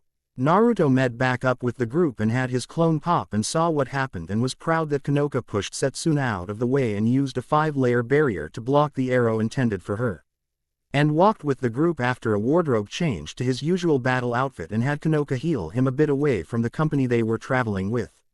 0 with Negi 0. I don't think it is a good idea to go help out Sakurazaki-san or Naruto right now, Asuna said. I mean, you're still pretty beat up. It's okay. I got a call from Setsuna-san. They said that they got out of the cinema town and no one is after them. Hey Asu-chan. The voice of Naruto echoed. Oh good, they are here. Asuna turned around, then she shouted in surprise. What are they doing here? Huh. Naruto turned around and saw that the rest of the group 5 was with him. Oh them, well, you see, Kazumi-chan put a GPS on Setsuna-chan while we were changing, so they followed us here. My apologies. Setsuna bowed. The group was currently walking towards the Kensai Magic Association with Negi on Naruto's back and Kazumi holding Negi's staff. You shouldn't have done that. Do you know how dangerous it is right now? Negi almost died a little while ago, shouted Asuna. We all may die if I don't take out that boy soon, or at least weaken him. Naruto thought he needed to discuss this with Aishin. Welcome Kanoka Ojou-sama. Naruto-sama. They all announced in unison. Kanoka blushed embarrassed, as did Naruto. Sakurazaki-san, what's going on here?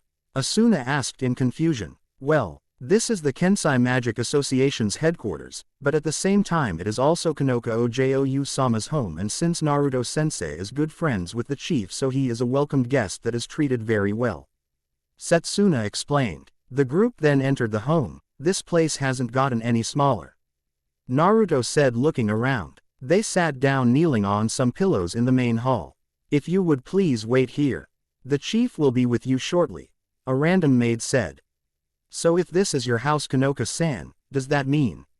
Negi asked. Thank you for waiting, Asuna-kun, Noka's classmates and your teacher Negi-sensei. And if it isn't Naruto-kun, you seem to have grown even taller than last time. I welcome you to my home. Kanoka's father, Kono Aishin, greeted them. Chu-san, Kanoka said and gave a small nod as she was a bit upset with him right now. Kanoka-san's father was the chief of the West. Negi asked. Quote dot dot dot. I think he's hot, Asuna said in awe. Naruto just gave her a WTF expression. I think I might just unseal her memories now to stop this delusional older men fantasy. Thought Naruto. You know Asuna, I will never get your taste in men. Kazumi shouted. Ah, Chief-san, I have a letter for the Chief of the West, the principal of Mahora Academy Kono Kanaman, Chief of the East. Negi stated, giving the letter to Konoka's father. I know all about it. I'm sorry it must have been hard on you, he said to the young teacher. And no, it wasn't. The head opened the letter and found a piece of paper with a chibi principal shaking his fist at him, saying, "Get your people in line, son-in-law." Quote, "All right, by my will. We will try to cease our differences and console with the West. Your mission is complete, Negi Springfield-kun." The girls eared for him and tossed him into the air. "It'll be sunset by the time you get to the bottom of the mountain, so why don't you stay for the night? I'll have a feast prepared for you too." "Ah yeah," Kazumi and Haruna shouted. "For tagalongs, I'll say," Asuna deadpanned. "But if we don't get back, people will be wondering where we are." "I mean, this is a school trip we are on," Negi said. "No, whoa. Rees all sent paper doubles in your stead," said the chief. "Bull to that, my clone is there for me," thought Naruto, refusing to ever use a paper double after the kissing game incident.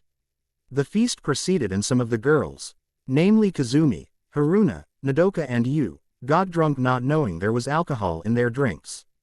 "Setsuna-kun," Aishin called out to her. Setsuna perked up, then knelt down to him.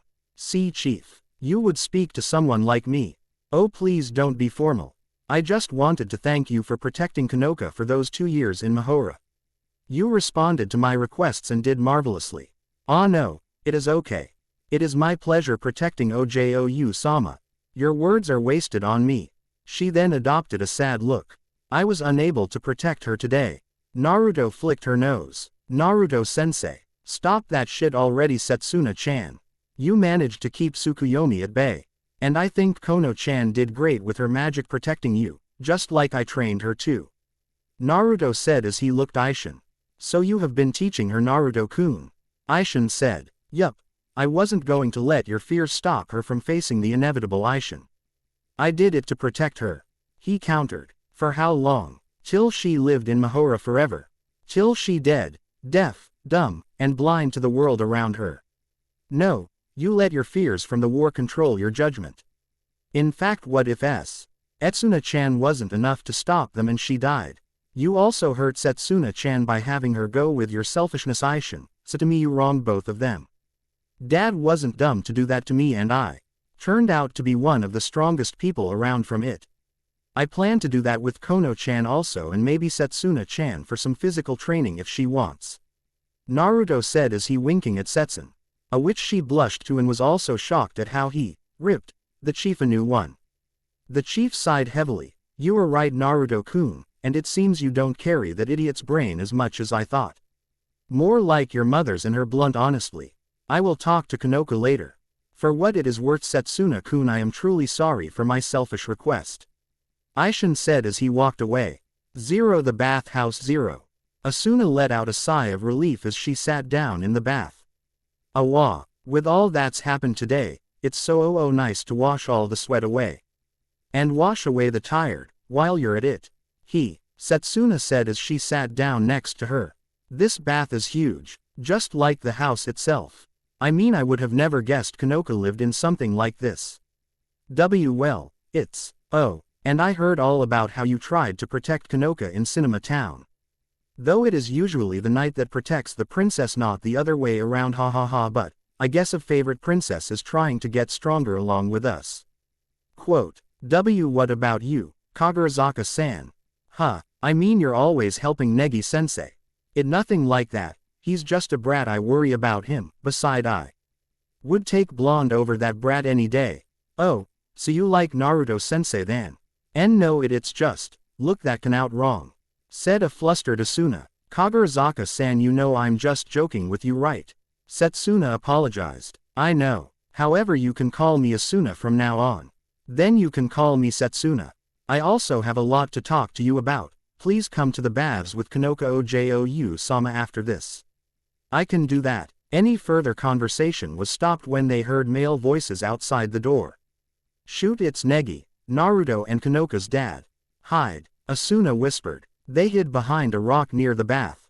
"Aw, thank you too for protecting my little girl," Aishin stated as the trio got into the bath. "I hope my men didn't cause you much trouble." "Peef, Kono-chan doesn't need looking after that much, Aishin. Me, Asu-chan, and Setsuna-chan are all she needs, and maybe the Gaki over here," Naruto said, thumbing at Negi. "And I think your men are getting lazy as all hell. I mean, where was the challenge?" Naruto expressed while throwing his hands in the air. "They have showed me I am still lacking, but I will train to get stronger," Negi replied. "A long time ago there was a lot who did not like the East. Fortunately the only ones left active are few in numbers. So please leave the rest to us. Unfortunately we are low on manpower right now. Most of our agents are spread out throughout Western Japan. They will be back tomorrow." "That's great news," Negi shouted. "But what about that monkey lady?" "You mean Amagasaki Chigusa? She seems to have a grudge against Western mages. But what does she need Kanoka-san for? She wants an ace." "An ace? Yes. I think you have realized it by now. As a member of the Kono bloodline, Kanoka inherited a great deal of magic. The ability to control that magic is somewhere in her lying dormant. That power can surpass even your father, Negi and Naruto-kun, the Thousand Master. In other words, Kanoka is a mage with unimaginable powers. If that power is somehow controlled, it will only be a matter of days until someone takes over the West or destroys the East. That is why we sent her to Mahora to keep her protected. We even kept it secret from her as well." Naruto just shook his head at this. "By the way, what do you know about the Thousand Master?" Negi asked, making Naruto sweat dropped from Negi's lack of knowledge of their father's group. "Neg, Aishin and Dad are best buds." Negi was shocked. "Indeed we are. So Naruto-kun, how are things going between you and Theodora-sama?" asked an interested Aishin. "Wah, from what I hear you two are quite the item. Most of the rumors from the magical world are that you two are secret lovers." Naruto started to sputter at this. "What? But me and Theo-chan are best friends. I mean, sure, we hang out a lot and we have kissed a few times, and she asks me to help her get away from her suitors. I mean, at times she is like my sister, then my girlfriend, and at the scary times my wife. And don't even get me started when we both got drank at that ball one time. I still can't remember what happened. Though she never stopped blushing while looking at me for a will. Did I mention she has one wicked right hook? Sounds to me like you two are together," said Aishin, getting some payback at Naruto, and said teen just dunked under the water to hide from the questions. "Zero behind the rock, Zero." Asuna heard about this. Theodora person, and she just didn't like it. She felt like she was just punched in the gut and a loose tear fell from her face. Who was this girl to take her Naru-kun away from her? Wait, my Naru-kun, when the hell did that happen, and why does it hurt? Asuna thought a bit about it, but her head started to hurt a little and she clenched her fist hard, and Setsuna saw this. Zero with the man, teen, and boy Zero. The three heard the voices of the other girls coming closer. "Okay, please tell me they are just lost and it is still our time in the baths." Naruto almost begged his fellow males. "I think we should just leave using the back exit," Aishin suggested. "Read my mind." Naruto was already up and running with Negi and Aishin behind him. Not looking where he was going, Naruto bumped into Asuna, who was hiding behind the wall, and landed on top of her. "Beautiful," Naruto whispered as he looked at Asuna, and Asuna blushed hard hearing it. And loved it, but that love turned to rage a second later. The doors then opened to the sight of Naruto still atop Asuna. Loud shouting took place a few seconds after. Most of them screams from Naruto being beaten to death. Zero after the bathing incident. Zero. Atop a tree overlooking the Kensai Magic Association headquarters, Chigusa and Fate stood on a branch, watching the mansion. "Hey new kid, you said not to follow them, and now look what happened. They reached the place and already gave the letter." Chigusa barked. "I will take care of it," Fate said calmly before jumping down from the tree. Zero with Asuna and Kanoka. Zero. "Wow, it is really beautiful here, Kanoka," Asuna said, looking at the cherry blossom trees. "Yeah, they are always in bloom here for some reason," Kanoka explained. "I still can't believe Kanoka is a mage," Asuna thought. "And Kanoka's dad is a friend of the Thousand Master. Naruto and Negi's dad. Come to think of it, the headmaster knew Negi was a mage when he came to school. That and Kanoka is his granddaughter, so it should make sense. Why didn't I see it before? Did you say something, Asuna? And nothing. You're silly, Asuna. Kanoka joked. I wonder what Sei-chan wants to talk about. Quote, so do I. Asuna was not looking where she was going and hit her head on something hard. When they turned their gaze to the object, they saw it was a stone arm coming out of the servants' quarters. Inside were many statues that looked eerily like the maids panicking. What is this? This is. Asuna, we need to find Naruto-kun, fast. Zero with Negi. Zero. I'm glad that Kanoka's father is friends with the Thousand Master. I mean, he promised to take me to his home here in Kyoto tomorrow. Negi said to his ermine friend. That's right, we gave him the letter and finished all our objectives here. Chamo exclaimed. They continued to walk throughout the mansion, but stopped when they heard a scream. What was that? Negi shouted. I think it came from the girl's room. Negi ran to the girl's room and slammed the sliding door open. The sight he came to were the girls standing in place. Huh, what are you all doing? You seem so stiff. Is this some kind of game? Negi and Nikki, they're not playing. Chamo shouted, worried. He got on top of one of the girls' head and showed that they did not react. They've been petrified. Nodoka-san, Asakura-san, Peru-san. Negi shouted with some tears. Negi and Nikki, this isn't time to be crying. We have to see if anyone else is in trouble. The enemy might still be here. That's right. Where is Asuna-san? Negi bust out of the room looking for her. Negi ran around the mansion shouting out her name without getting a response. Please don't let her be petrified too. That's right, I'll use the card. Asuna-san. Asuna-san. Zero with Asuna and Kanoka. Zero. Asuna's head snapped up hearing Negi's voice. Negi, where are you? She looked around seeing he wasn't there. Oh, I know. Asuna took out her pactio and put it on her head. Negi, are you okay? I'm with Kanoka right now. Asuna-san. Thank goodness. Negi, what's happening? Protect Kanoka-san. The enemy is at headquarters. What? I thought we cleared everything up. They are still after Kanoka-san. Let's meet back at the baths from before. Asuna, did something happen? Kanoka asked worriedly. Kanoka, the bad guys are here and they're after you. Asuna explained. But how? Naruto-kun said the barrier around the building was really strong. I don't know, but I will protect. Just watch my back and use your magic when you got to. Asuna pulled out her pactios, Adit, summoning her giant paper fan and gauntlets, and Kanoka got out her wand. Zero with Naruto. Zero. Naruto was currently in his father's safe house looking for any clue that may help him deal with his new foe. Let's see. Magic for Dummies junk. 100 ways to use magical arrows as pranks junk. Baby pictures of Naruto-jun. Okay, let's hid that somewhere. He threw it into a pocket dimension. Why can't that idiot write down anything that could be remotely helpful? He got a buzz in his head and turned around. The barrier was breached, but how did Tertium is there, damn it. Zero with Negi. Zero. Staff. Negi shouted, summoning his staff from its location. He was running down the hall swiftly, trying to reach the baths. Negi and Nikki, you need to chill. If they are using petrifaction, they aren't aiming to hurt innocent bystanders. Chamo said, trying to stay on Negi's shoulders. Okay, but still. Negi came to a halt and put his staff up to attack at the incoming person at the end of the corner. He was met with the tip of a blade at his throat. His eyes widened, seeing that it was Setsuna. Setsuna-san, shouldn't you be at the baths? Asuna-san headed there to talk to you. Something set my alarm bells off, so I came to see what's going on. Setsuna asked. It's like this. Negi-kun. Setsuna-kun. The voice of the chief came from behind both of them. They whipped around, eyes widening at the sight. The chief was behind them, half petrified from the waist down. Chief, I'm so sorry. You too. It seems I overestimated the temple's barrier. Blame too much peace. It caught me completely by surprise. To think, I once stood with the Thousand Master. I shame myself. By now the petrifaction had reached his shoulders. Chief, Negi-kun, Setsuna-kun. That boy with the white hair, beware of him, his power is to the extreme. No ordinary spellcaster should be able to get past the barrier.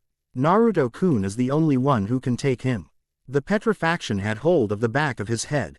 Negi-kun, Setsuna-kun, contact the headmaster, you're likely going to have it rough. Take care of Kanoka, forgive me. With that last sentence Aishin was nothing more than a statue. Chief, Negi shouted. A few moments of silence passed by before Negi spoke.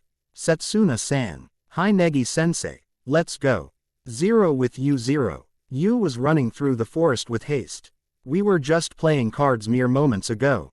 Zero this is a flashback. Zero. Haruna, Nodoka, you and Kazumi were in the room playing cards when they heard a knock on the door. Haruna slid open the door to be met with a white-haired boy. Yay, who are you little boy? The boy spoke some words that she couldn't comprehend, and then dust filled the room causing Haruna to cough.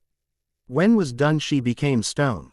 P. Peru, Nodoka shouted. She was in the midst of drawing her card. Your artifact is too dangerous, the boy said. I'll have you sleep through this. Kazumi's eyes widened then pushed you out the door. You Kai, go get help, Kazumi whispered. But, you're smart able to last. Just go. Zero and that's the end of the flashback Zero. Easy for you to say Asakura. Even if I did, there is no policeman in Japan that will investigate in the Kakamami story, she spoke to herself. But those two silhouettes filled Yu's mind. Dream or no dream, I can contact them. Yu got on her phone and dialed a number. Zero at the hotel Zero. Back at the hotel Kaide's phone went off. Nagase here. Well if it isn't Baka leader. What's wrong you don't know? You have to calm down Dagozuru. In the mountains you say. So basically, you need us to pull your butt from the fire right, leader. Kaide finished with a smirk. What's up Kaide? Mana asked. Oh with Asuna and Kanoka Zero. Inside the baths Kanoka and Asuna waited for their friends. Looks like Negi isn't here yet and where is that blonde baka when you need him? Asuna stated. Sei-chan is missing too. Kanoka said. Stay behind me okay. Hi. The pair never noticed the white-haired boy coming out of the ground behind them. He was right behind him using water to attack. At the last moment Asuna turned around and hit the boy on the head with her giant fan, going straight into a defensive stance. Hya, what happened? She shouted trying her best to cover herself. Asuna, Kanoka attempted to reach her friend. But she felt a presence behind her and fired 7 arrows of light at a demon and destroying it. It seems the princess will be more difficult than I thought. Quote, well good thing I was prepared in case she was stubborn.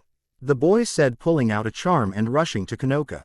She quick made a 5-layer barrier to protect herself but the white-haired boy merely shattered it and stuck the charm to Kanoka's forehead. Screamed Kanoka as she violently collapsed on the floor. Kanoka, you bastard, screamed Asuna forgetting her state and charged at the boy. The boy dodged easily and punched Asuna in the gut causing her to drop to her knees and gasping for air.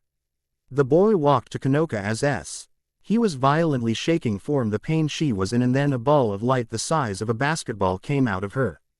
That should be plenty. I thank you for the offering princess. Said the boy as he was about to teleport away when he just dodged a punch from Naruto. Fate looked at the newcomer. Well Naruto-kun I was wondering where you were.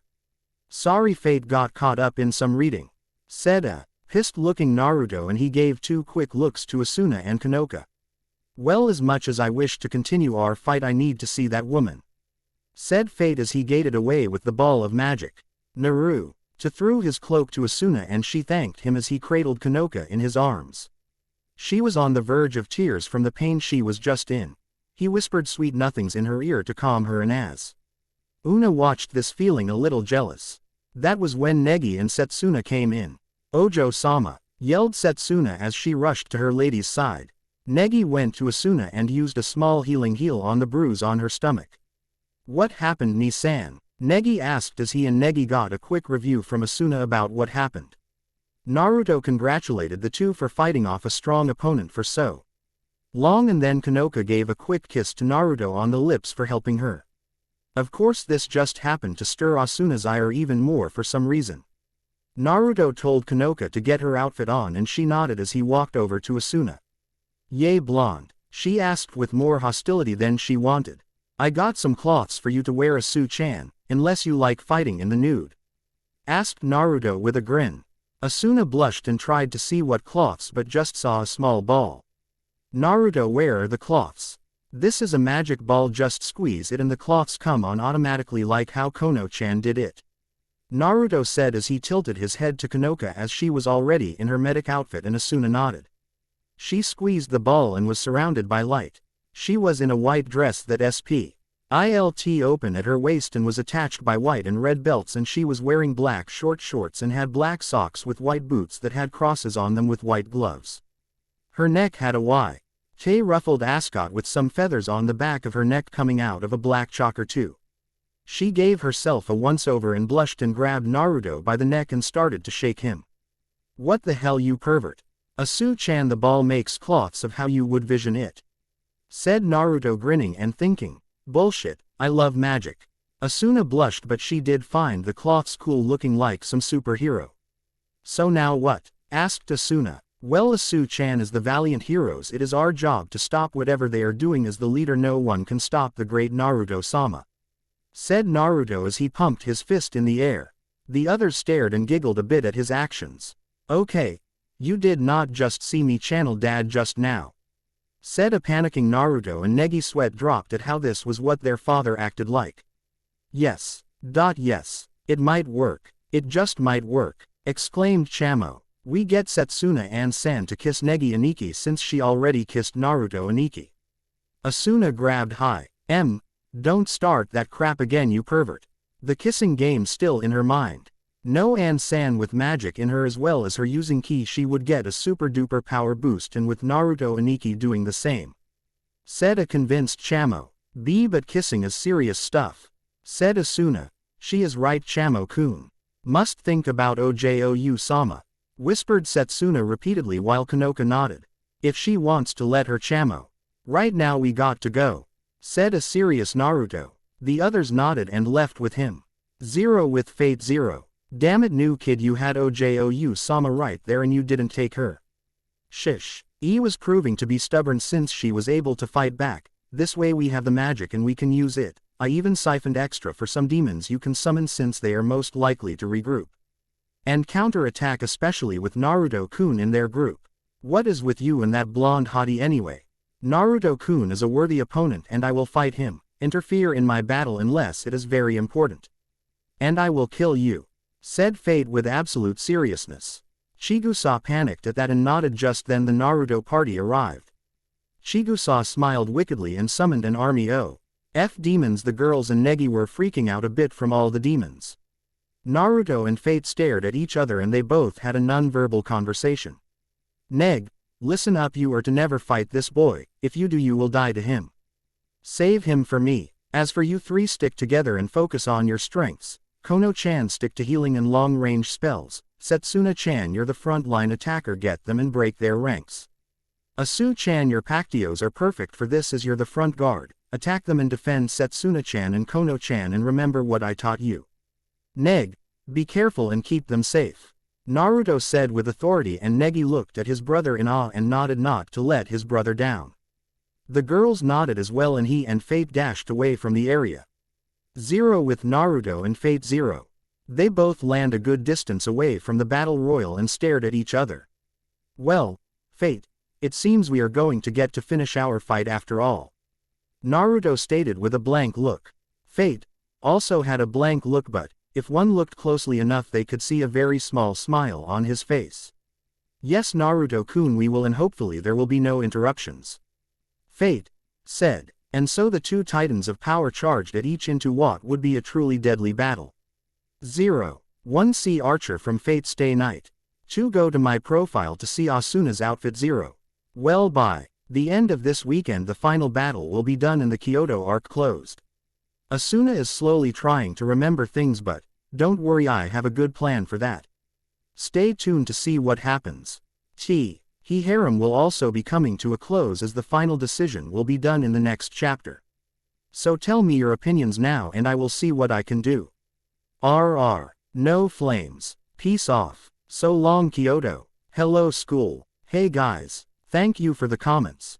Enjoy the chapter. It is competed. The harem, I mean. Asuna, Theodora, Evangelene, Konoka, Setsuna, Kazumi, Chisame, Ako, Yuna Ku Fei. This is the harem, decent size, not too small or big. Now no more harem comment as I will not look at them, only awesome comments on the story. Now read. 0. The two stared at each other as the wind blew around them from the power they were letting out. As the wind stopped they charged. 0. Play Yakusoku Soreta Shori no Tsurugi Kenji Kawaii version on loop 0. As the two went into a devastating battle of fist the TW.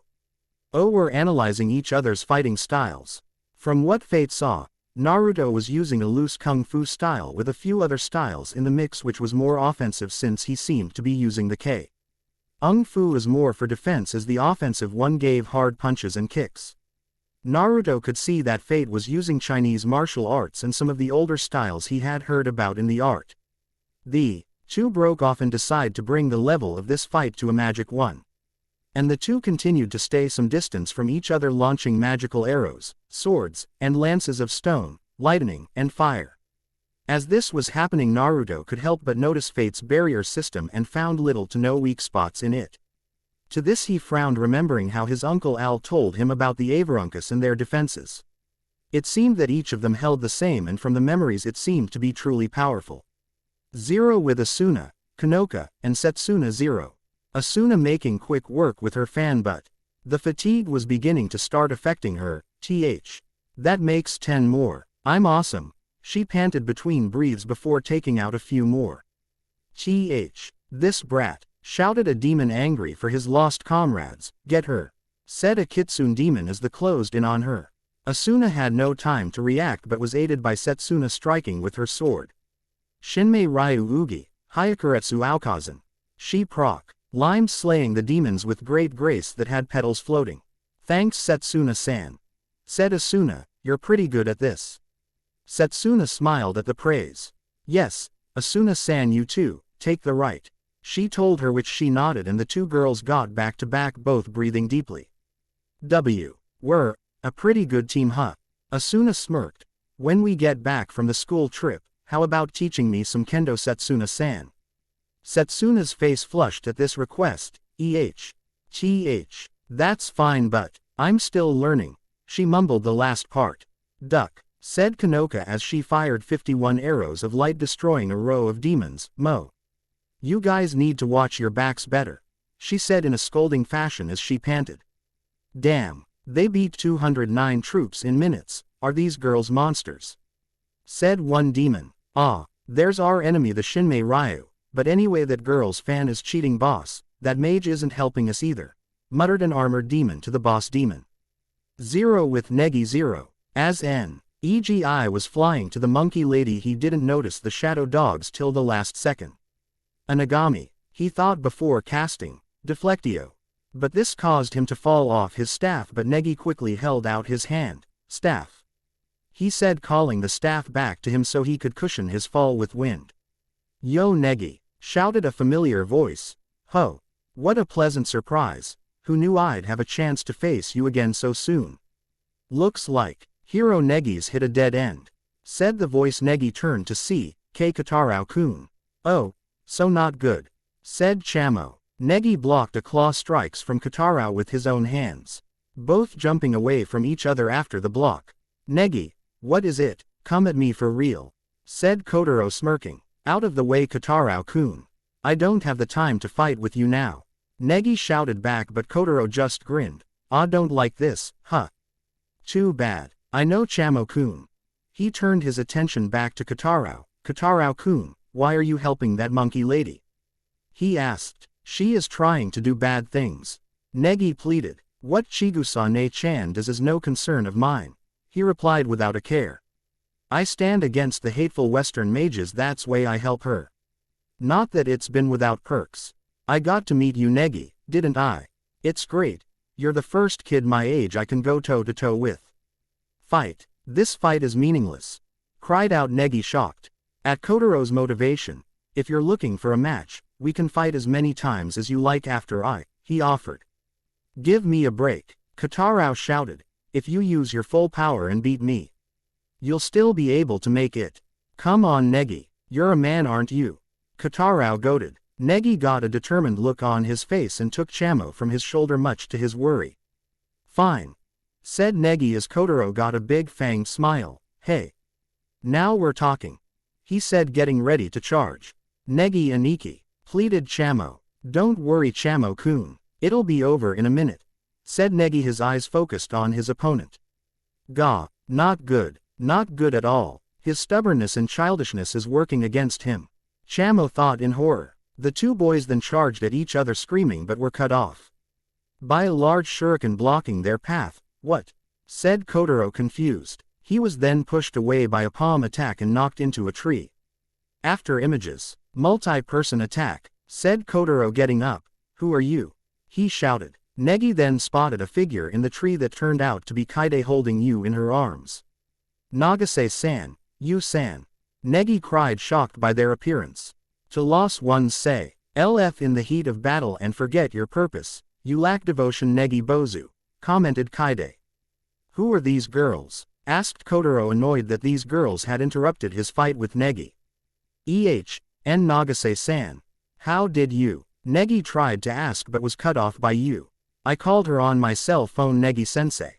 She got up to his face smiling with one eye open. Don't need to worry about this one, she said, tapping his head. The time now is for action, not thought, she said, pushing him away so he could get into a run.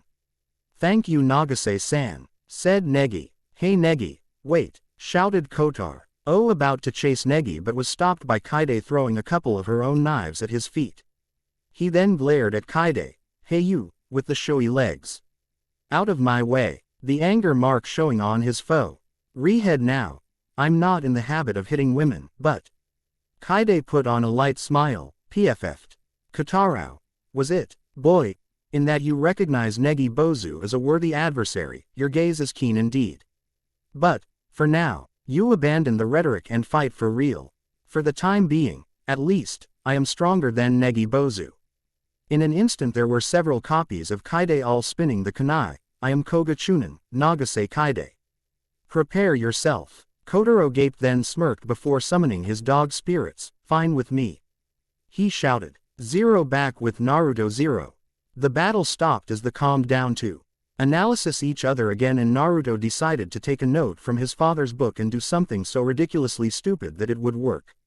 He created a clone and had it cast an ancient Greek spell. While he charged at fate with the Raijin no Ken, Tempestas of Meus Pectus Pectoris, to symbolion Diaconeto Moi, Omicron Tyran Flogos, Epigenetheto, Phlox, Catharsios, Romphia Phlogion, Riasanton Pyre Kai Theion, Ha Epiphlagon Sodoma, Hamartalis, Ice Chun Thanadu, Urania Phlogosis. Heed the contract and serve me, O tyrant of flame. Come, flame of purification, fiery broadsword. Fire and brimstone surge forth, burning down Sodom, turning the sinners into the dust of death. Blazing heat in the sky. As the massive firestorm filled the area, it was unknown if Naruto or Fate lived. As the fire died due, Fate was in the massive burning crater with a few burns but nothing serious. I must say Naruto-kun, disguising a distract and run tactic with a suicide run was very brilliant. If I didn't pull my barrier up at the last second it could have hurt badly. How did you do it? Asked a curious Fate as he stated it was genius.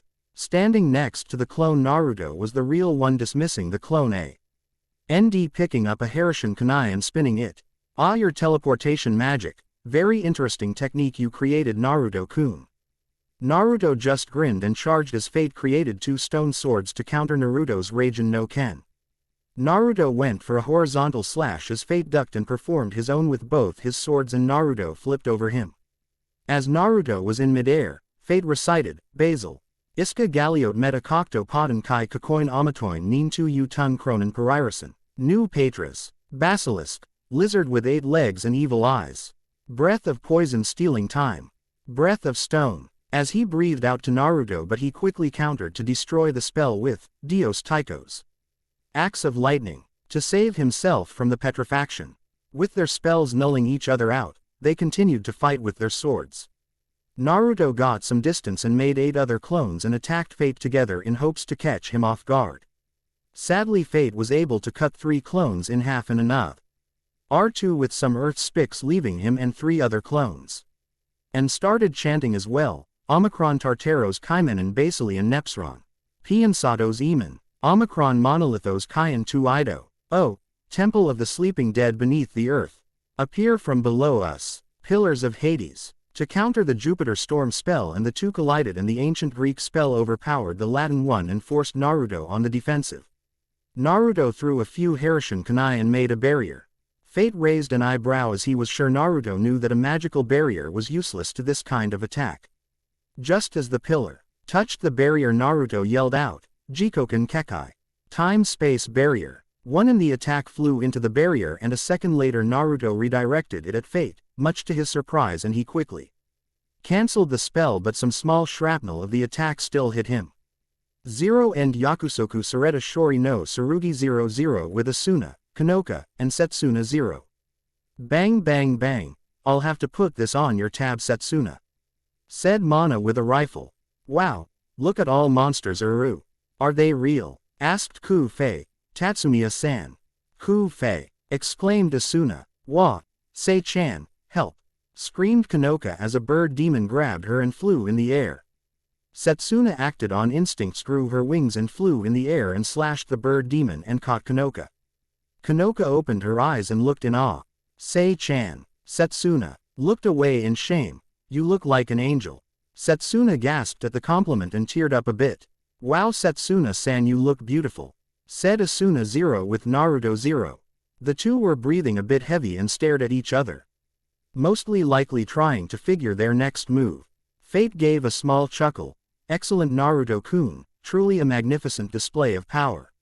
Yes, you are truly a worthy opponent for me. I think only those of all Arubra and the other Avarunkus could give me such a challenge. Enough tertium, what is your objective here? Asked Naruto, though he had a feeling he knew what it was. Very well, Naruto-kun, I was sent to see if the younger Springfield was a future threat, but you are clearly much more of one, as a 10-year shouldn't be too powerful anytime soon. Underestimating him will be your downfall, tertium, Naruto thought with smirk. But I have a question as well, Naruto-kun. That girl who could nullify my spell, what is she?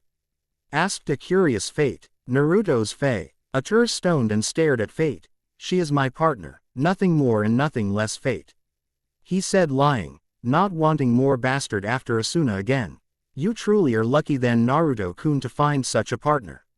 Now let us continue, Fate said, but stopped mid-sentence and scowled. I truly am sorry, Naruto-kun, as it is my turn to leave our battle early. That woman is more trouble than she is worth, said Fate as he gated away. Naruto cursed and raced back to the battlefield via Shundo 0, the demon battle royal 0. He saw a giant demon appear at the lake and some demons left, and surprisingly, Mana and Ku-Fei as well, fighting them off. He launched 199 lightning arrows to leave a few dozen left out of the 13 of the original group that was still around. He smirked at the girls and dashed to the big one. Asu-chan, Setsuna-chan, Kono-chan, Neg, what's up? Naruto said cheerfully as he landed near the group and faced Fate. They gave him a quick recap and he nodded. Naruto assessed the situation and sighed. The big demon was more important than Fate this second and had to make a difficult choice. I need you guys to hold this one off as I take care of the big one. Be careful, because if you're not, you may die, Naruto said in all seriousness to them. Hey Booya, can you hear me? That voice, Chamo exclaimed. Hey, it wasn't much, but I got to see you fight, the idiot too. Still got a long way to go, Booya. Let's see what you can do. In fact, if you can hold out for another 90 seconds, I'll come and help put this baby to bed. That voice, can it be? Said Asuna. Can be and is, said Negi. The way you fight is fine, Booya, but when you're a kid you should be a kid, get a little reckless like that idiot brother of yours. That's how your father fought.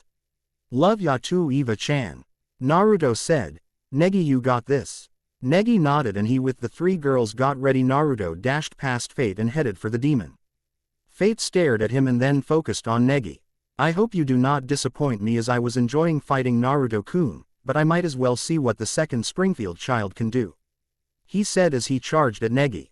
0 with Naruto 0. Adit, he shouted and made 10 clones and ordered them to surround the demon. They did, and tied it down with the chains from his pactio. Ha ha ha ha, you think a few chains can stop my demon, foolish Western mage? She laughed as her demon struggled to get free, and to its surprise it couldn't. Chigusa saw this and sneered at the teen. What did you do? Naruto chuckled at her. My pactio is not just some mere chains, bitch. It is called Aranicus chains, are heavenly chains, and it possess holy powers made to hold demons, and the stronger the demon, the stronger the chains are. Chigusa was shocked but got over it and laughed. So all you can do is hold it, you won't last long. Naruto just stared at her. You know you are such an annoying bitch, I'm ending this in you, Naruto said, and made a clone to try his new idea out. Tempestas of Meus Pectus Pectoris, to Symbolion. Diaconeto moi, Basilu Oirinanon, Epigenetheto Athalis Karaneos Titanas Therine, Akatontakis Kai Chiliacus, Astrapsito, Hillipal Astrain, heed the contract and serve me, O Lord of the heavens. Come forth, Titan-slaying blazing thunder. Hurl down lightning 100 times and even 1,000 times. 1,000 thunderbolts, he chanted. Aperier noem seras, et egressus acervum legiarn, gladius divinus flamme ardent. Open the 9 locks, and come forth from the horde of Legiarn, divine sword of blazing conflagration. His clone chanted. Incantator's synthesis, mil divina expugnation inferno. Spell synthesis, 1,000 divine storming inferno. 2 They both finished chanting. A large storm of lightning came down on the demon as a pillar of fire struck from underneath, trapping the demon and Chigusa, causing a large explosion. Naruto was panting as he was using up most of his magic for that one. Just to control it, let alone the amount of magic to use the ancient spell with a high-level fire spell. A beat, he said as he got his pactio and his clones popped away. He turned to see Eva arrive and deal with fate. He was falling a bit when Chachimaru helped him up and flew him to her master. Eva grinned at her fellow blonde. I must say, idiot, that was an amazing synthesis spell and very flash too. Still, I think it would have been better with my ice. Eva said, twirling her hand in the air. Yay, but it costs hell of a lot since I'm still trying to work out the tweaks to it and what or why. Oh, you talking about fire and lightning are much more showy than ice unless you want a sculpture. Naruto grinned back. Peef. Whatever, idiot, you just can appreciate art like some of us can. As she crossed her arms and turned away and looked at Negi. Listen well, Booya. Think of this as one of the games I play and wonder why the final boss, saved you during the first dungeon. I can't be there for you next time, and neither the idiot. Kappa C. Gotcha. Negi groaned. Whoa, Booya, you look like shit. Are you alright? Naruto felt a spick in magic and turned. He saw fate coming from a puddle ready to strike Eva. He rushed and pushed her out of the way.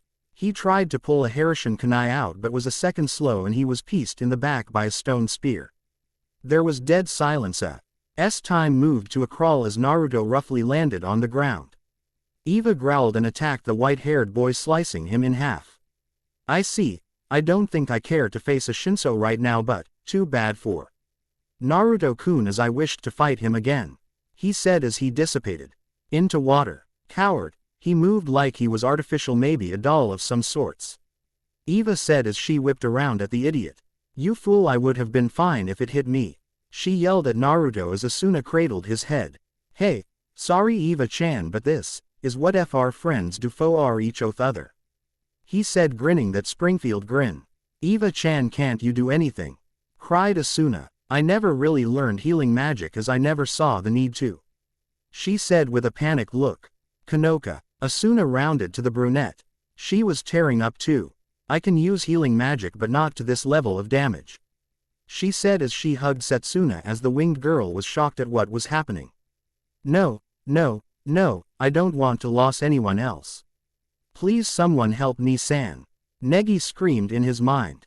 He always thought his brother was invincible, but this was reality crashing down on him. Kanoka Ne-san's healing ability. Have Kanoka Ne-san kiss Negi Aniki for a pactio. It will enhance her powers. Chamo said desperately, not wanting to lose one of his bros. Negi-kun. He nodded and the two kissed. Pactio. Sud. Denli Kanoka was in a shrine maiden outfit with 2 fans. She waved her fans and Naruto's wound was stitching up by the second. Negi grinned but collapsed as well as his body was half petrified. Kanoka healed him as well. The two woke up seconds later and smiled at their friends around them. thought Eva and Asuna beat the crap out of Naruto for being an idiot and Konoka didn't heal him for scaring her. 0 with Chigusa 0. What the hell is that kid? Damn it. Oh well, I'll just come up with a new plan and take care of him and his little brother. Sorry lady, but that's not happening. Chigusa T. Earn to see a green-haired doll with a large knife. Wanna see how the real bad guys play with dolls? The doll grinned. Chigusa's screams filled the night air. 0 the next morning 0. Leaving so soon, said Evangelene to Setsuna as she sat next to Chachimaru. At least say goodbye before you. Setsuna cut her off. Seeing them will only make it harder. As she was about to leave, she was tied with chains. From the shadows, Naruto walked out with bedhead and with a black t-shirt with gray sweats. Sigh. Setsuna-chan, how many times do I have to tell you, you got to stop with this crap. It's the law of my people. If I reveal my identity I have to. She stopped after Naruto flicked her nose. So Negi would turn into an ermine if his magic is revealed, Eva-chan's a vampire, and Cha-chan is a robot. Do you think we care? Besides, don't you think you'll hurt Kono-chan by leaving? But, Setsuna stuttered. What did Kono-chan say when she saw them? She said I looked like an angel. She said quietly, there is your answer. Stay with the people who care for you, Setsuna-chan. Naruto smiled brightly at her. Or do I have to keep you tied and carry you back? Naruto grinned. Setsuna blushed at the notion. Sei-chan, we got trouble, Konoka said as she and Asuna tackled the two. Yay, it's an emergency even, said Asuna. Wah, the paper copy's gone crazy, we got to go. The rest of the group come out and greeted her, ready to go. Yay, let's go. Thank you, Naruto-sensei.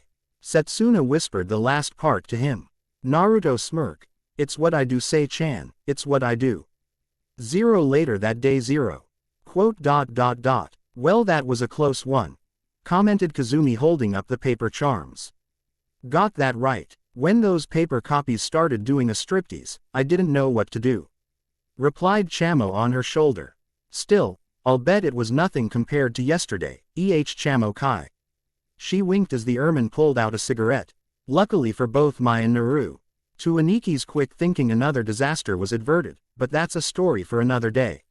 Here we are, school field trip, midday, and they are sleeping. Sheesh. After yesterday, can you blame them? He told her as Shizuna came round the corner. She waved, noticing the girl. Asakura-san, make sure to those group photos for me, she said to the student. I'm on it, Shizuna-sensei. Chill, she waved back before taking out her camera. What was that about? Chamo asked as Kazumi loaded the camera. I do have work of my own, you know, she said singingly. 0 with Group 4-0. In the Hotel Once. Group 4 was currently bathing. Sigh, the last day of the field trip already? Asked Akko, scrubbing her back with a towel. It felt kinda long but also kinda short. Meiki replied. What part did you like best? Akko then questioned her group. Meiki was the first to answer. The battle for Negi-kun and Naruto-kun on day 2, maybe. Yuna however disagreed with this statement. Nah, it wasn't. All I remember was squatting till morning and getting caught, twice. The best part was Cinema Town, right Tatsumiya-san? She asked Mana. Yay, I guess. She then heard giggling. Felt that, she commented, turning round as Kazumi poked her head out the bushes with her camera. Hey, what the hell are you doing, Asakura? Yuna shouted as Mana discreetly put away her gun. I'm just taking a group memorial photo, she told them. This is peeping, cried Akko, annoyed at her classmates' antics. Oh, could sell this one on eBay. Kazumi grinned herself as Chamo began to wonder how much he had on him at the moment. There was a unified call of, don't you dare, from the others. With Group 3-0. Group 3 were currently changing in their room, you could tell as there was a note saying so on their door. Yukihiro Ayaka have gained an unexpected personal growth over this trip, she said to herself, still in just a skirt and bra. What kind of growth, Ainsho? Natsumi asked. Ayaka turned round with a strong expression. Why, my growth in my love for Negi-sensei, of course. Personal growth. She giggled. Ayaka's response was a, hiya. Chizuru, still smiling, suggested, how about we compare them? It's been so long. Would you like to join us, Chisame-san? This got the girl on the defensive. What? Who would compare themselves with giant-breasted people like you? Nah. Sumi stood silent behind, not wishing to talk about this subject due to her lack in said subject's size. Kazumi readily changed, grabbed Natsumi before she could go off to sulk. Come on, y'all smush together now. She pulled the four of them into the hall where her camera was set up to take their picture and managed to catch Zazie mid-dressed too. This caused anger to rise in Chisame and Ayaka. Had better not show where I think it might show. Chisame shouted to the fleeing girl who laughed. Kazumi managed to get pictures of the other two groups before heading off to find the library group and the rest of group 5. 0 with Negi and Party 0. Time to transform and roll out, people, shouted Eva as she, the library crew and Kazumi walked into the room, shocking Negi, Setsuna, Asuna and Kanoka. Mama's gonna go see herself some Kyoto, and she ain't doing it alone, she told them. But we have to meet the elder soon, whined Negi. 0 towards the secret Nagi cave. 0. Later on, the Grow P met up with Aishin, who greeted them while smoking. Hello everyone, did you get some rest? The group nodded while Asuna thought, whoa, check out the civvies. Kanoka quickly plucked the cigarette from his fingers, muttering, no smoking. As Aishin addressed the others, the two had talked apparently early and are good with each other again as long as her father stopped her grandfather from getting her to go to Omiyai's. It's in these back mountains we're looking for a narrow 3-story building. Naruto-kun is already there, he informed them as the girls whispered amongst themselves. Elder, about Kotarao-kun. Negi began to ask, which Aishin answered before he could ask. I don't think him too harshly. Even if he was working with a Magasaki Chigusa. Anyway, please leave the rest to us. What about the white-haired boy, Fate? Eva asked. Aishin turned to her. I'm afraid all we could find was that Fate Avarunkus was the boy's alias and he came to Japan with the Istanbul Magic Association for training. Naruto-kun said he had more info but said it was very hush-hush. They stopped in front of a house completely covered in trees. We are here, he told them. It looks like some kind of hidden home, said Haruna, looking up at the house. The outside is overgrown since it's been 10 years, but the inside is very clean.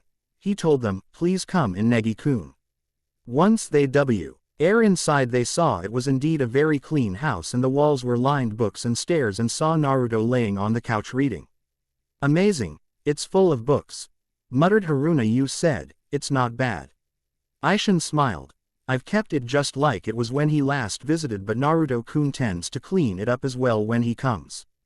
This is where father once, said Negi in awe as he and the girls began searching through the house, Negi looking for clues and the girls reading through various texts trying to understand some.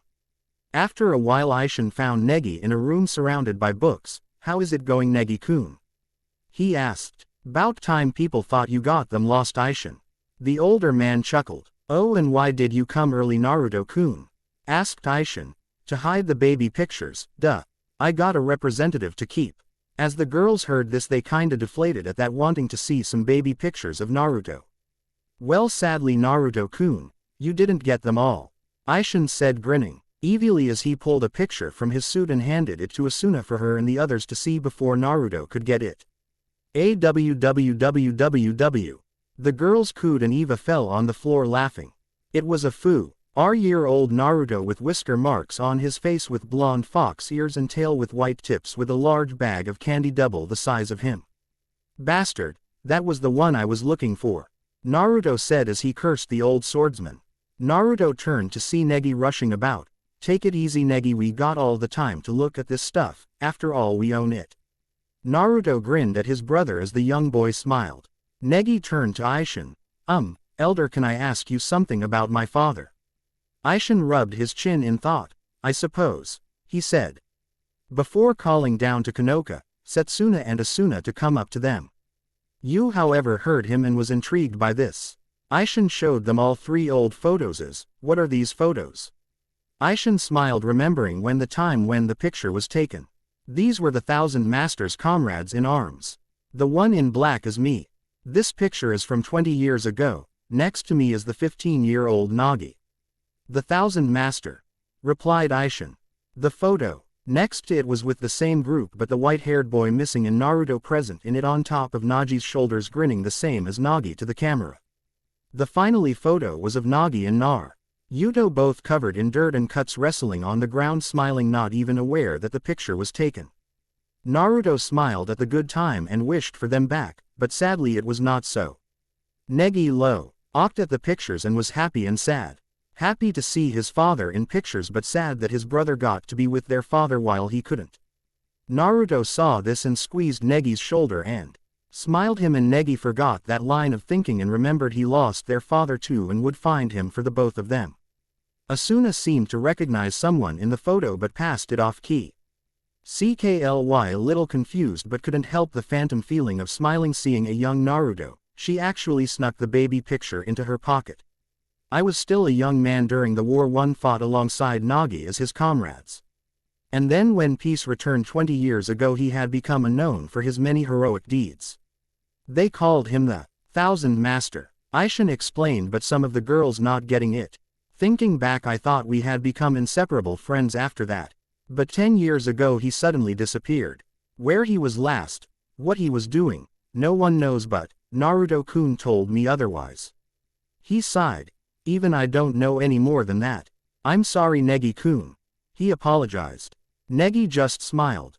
No, there's no need for that.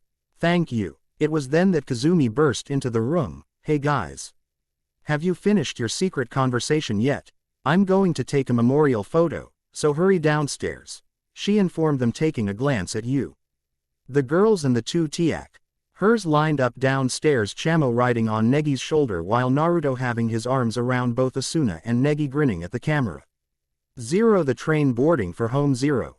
Later on the students and Acres were on the train, many falling asleep.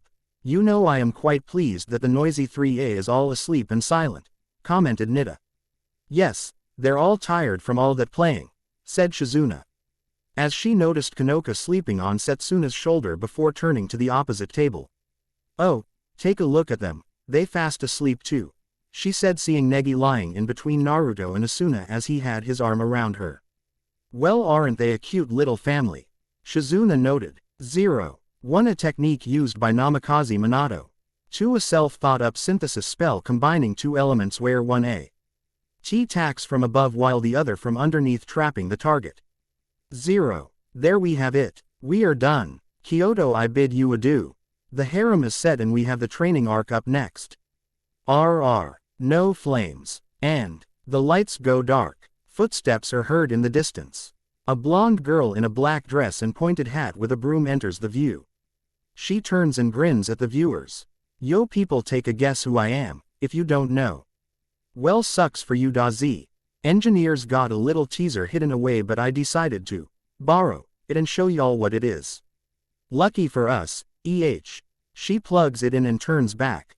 K to the audience, sit back and enjoy the show Z. She sits down on her broom and watches 0. Stupid people, stupid village, stupid ninja. Why can't I be alone from those jerks? A small blonde girl exclaimed as she walked outside her large village. This was one Uzumaki Naruto. She walked till she saw a small shrine and ran for it. Yes, maybe I can find some awesome stuff to sell or something. She continued to look around till an old large black pointed hat with a crooked tip with a purple bow on it fell on her. She admired the hat. It was a bit big but she liked it. Next to it was a strange octagon thing with a yin-yang symbol in it, a broom, and a book. She read the title and it said, The Grimoire of Marissa. She read it and as she did she was liking it more and more. Maybe I can do things like this too, Naruto exclaimed in excitement, and the future of the ninja world was about to meet the return of the black and white witch. 0. Ha ha ha, pretty awesome right? Asked the girl. You thieving witch, where is my teaser? Yelled engineer. Uh-oh, gotta fly Dazi. See you soon. As she mounted her broom and flew away. Dreams may not just be dreams. Hey guys, thank you for the comments. Enjoy the chapter. Naruto Harem. Asuna Theodora Evangelene Kanoka Setsuna Kazumi Chisame Ako. Yuna Ku Fei 0. 2 people were walking down a long corridor. One was the blonde-haired spry NG Field and the other was one Takahata T. Takamichi. They walked in silence till they arrived at a large door which happened to be guarded by a dragon. The dragon looked at the newcomers and roared. But took a quick whiff of the blonde boy and said boy scratched the dragon's nose as it was purring at the touch. Takemichi laughed at how the dragon was nothing but a puppy to Naruto, and the dragon moved to let them in. After entering they saw a blue-haired man in a white cloak sitting and drinking some tea. Well, Naruto-kun, Takemichi-kun, I must say this is quite the little reunion. Is there something we need to talk about? Questioned the man. Naruto grinned and walked up to the man and gave him a quick hug and sat next to him as Takemichi sat at the other side of the man. Nothing much, Uncle Al, but I think Michi's got his panties in a knot, said Naruto with a lopsided grin. This man was his sarcastic, perverted godfather, Alberio Ima, the healer of his father's group All Arubra. Takemichi just sighed and rubbed his temples. Naruto-kun has taken the liberty of unsealing Asuna-kun's memory seal by a bit. Oh, and why is that a problem, though he wouldn't be able to it much since I hold the key to unlock it fully. She isn't ready for that yet, Alberio-san. The reason we sealed them was for her to live a normal life, which Negi destroyed when she saw him use magic. She needs her skills back, Michi. Why can't you see that? Kenka, basic magical know-how that I taught her. Hell, I'm pretty sure with practice she could use her magic cancel on command if I train her right. Are you sure those aren't excuses to get her to remember you? Takemichi shot back calmly. Naruto grinned. Just a bonus. I think I should tell you that an Avarunkus was on the trip. He was skilled like you said, Uncle Al. We were in a stalemate till he had to go. He was there to test Negi. He even asked me what a Su-chan was. We need her to be strong, said Naruto. Naruto-kun brings up a good point. If an Avarunkus was truly there and it witnessed Asuna-chan's magic cancel, then we have to have her be prepared. I plan on telling her about the memory seal soon, but I won't tell her much about the past. Just the important things, said Naruto. And what if she asks about how you fit into all this, Naruto-kun? Questioned his godfather. I will tell her that we the best of friends before the sealing. She may be having phantom flashes or dreams about the past by now, so I should tell her so she doesn't think she is going crazy. Takemichi sighed. It seems we have come to a decision then. Yes, and I am sorry, Takemichi-kun, but this is for the best. She was shut from our world just to be plunged back in. Best give her the tools to prepare for the worst.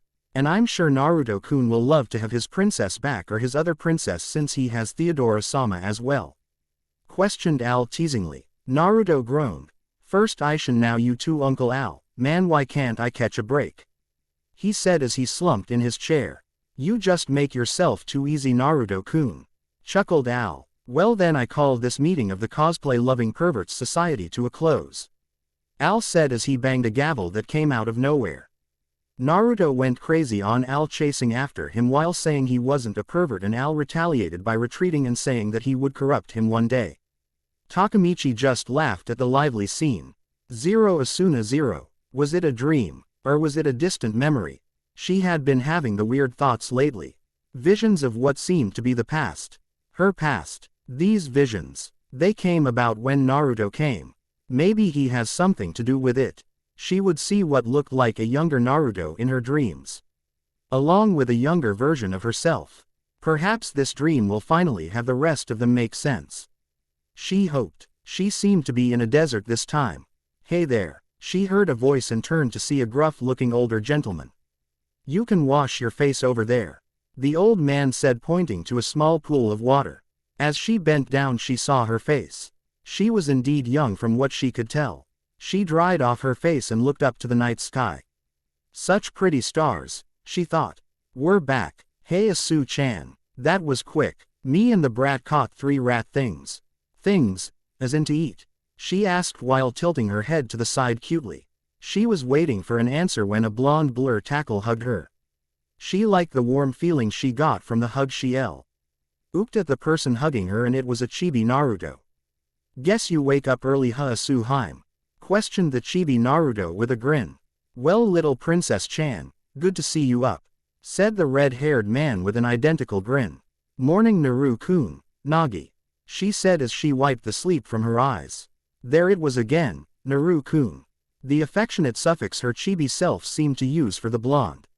From some of her dreams it was as if they were best friends. When he said that it was okay she didn't remember, was this it? Was this what she forgot when he told her she held a pactio with him? There were so many questions with so little answers. Her thoughts were stopped when Chibi Naruto said something. "Look up in the sky, Asu Harem," said Chibi Naruto. "Yep, isn't it a lovely dawn?" said Nagi with a smile, pointing his thumb behind him with Naruto doing the same. It seemed they were so in sync with each other that their mannerisms seemed to be the same. And sadly with that dream ended without her getting the answers she wanted. What a dream, she thought. Noon already. That's right, it's Sunday. The trip just ended. She turned to hear a scratching sound. ND saw Negi writing something and Naruto reading something. "What are you, skirting about? We just got back." "Peef, that's what I tell him, but Neg likes to keep busy even if he has a day off. By the way, Asu-chan. Morning and nice bed head," said Naruto teasingly. She ignored the other 2 mornings she got from Negi and Chamo and rushed to a mirror, and he was right. She quick got a brush. Oh, she wouldn't look like slob in front of the blonde. After she finished she saw some chocolate next to Negi. "Nummy, don't mind if I do," she thought as she took a bite of the chocolate. Naruto chuckled at the early intake of sugar and smiled at her. "Asu-chan, wanna hang out later? Negi seems to be doing his own thing and I need a partner for the day. We can work on turning your horizon into IT's sword form or just follow him since trouble loves to tail him," Naruto said, pointing his thumb back at Negi with a grin. Her heart skipped a beat seeing the same smile from the dream she just had. She nodded okay, and that was when Ayaka and Kazumi barged in, and that was when all hell broke loose and the rest of the class entered her room. "And I thought that Sunday was the day of rest," she thought. Later that day, Asuna, Naruto, Negi were walking down a stream. Negi seemed to be leading them somewhere, and when asked he just said, "You'll see." The 3 came upon a small cottage and Negi banged on the door and Chachimaru in a maid outfit. I guess Negi finally decided to get a master to learn from," said Naruto. "Wah, Negi, are you on crack? Eva-chan may still be after your blood," exclaimed Asuna. "I know, but what Evangelene-san said was right. Ni-san can't always be there for me. Besides, I want to get stronger so I can protect those who are precious to me. Just like Ni-san does," Negi said with steel. Naruto looked at him with pride and ruffled his hair. Asuna smiled at the 2, but her gaze seemed to linger on Naruto more. "Be my disciple. Are you on crack? You got the idiot right there," asked him. But he said, "No," said a dejected Negi. "Wah," was the exclaim of everyone that was not a Springfield. They stared at Naruto waiting for an answer. Naruto rugged. "I got my hand full teaching Asu-chan combat, teaching Kono-chan magic and evasion, and Sei-chan to increase her skill level. Besides, Negi is too logical for me to teach. I am an idiot when it comes to combat. A goddamn idiotic genius when it comes to doing the illogical during a fight, just like Dad. You, Eva-chan, have the age, experience, and the skill to teach someone. Plus I have to work on your seal. Beside, don't you want to up one Dad by corrupting one of his sons?" They were shocked. Pretty much Naruto was laying Negi on a silver platter for Eva. To which Eva smiled cruelly. "Yes, that does sound appeasing," Eva was saying. "However, in case you have forgotten, Booyah, I happen to be an evil mage. When you want something from an evil mage, you have to do something in return." "Kukuku." She laughed. Sticking her bare foot into the air, she ordered, "First, lick my feet. Then, we'll discuss you swearing yourself to be my devoted slave." Distracted by Naruto, Asuna didn't nod. Ice till Negi's tongue was just inches from the bottom of Eva's foot when she noticed, snapping around, she spotted the display, and with her artifact fan smacked Eva out of her bed, shouting, "You idiot." Standing over Eva and between her and Negi, she continued her rant. "What do you think you're making a child do? Damn it, Kagarazaka Asuna, I'm still weak right now, but you just completely ignored my Shinso-level magical barrier." Eva yelled back, but she was ignored. "And you," she shouted, rounding on Naruto. "Why didn't you do anything to stop her? I know you saw what was happening.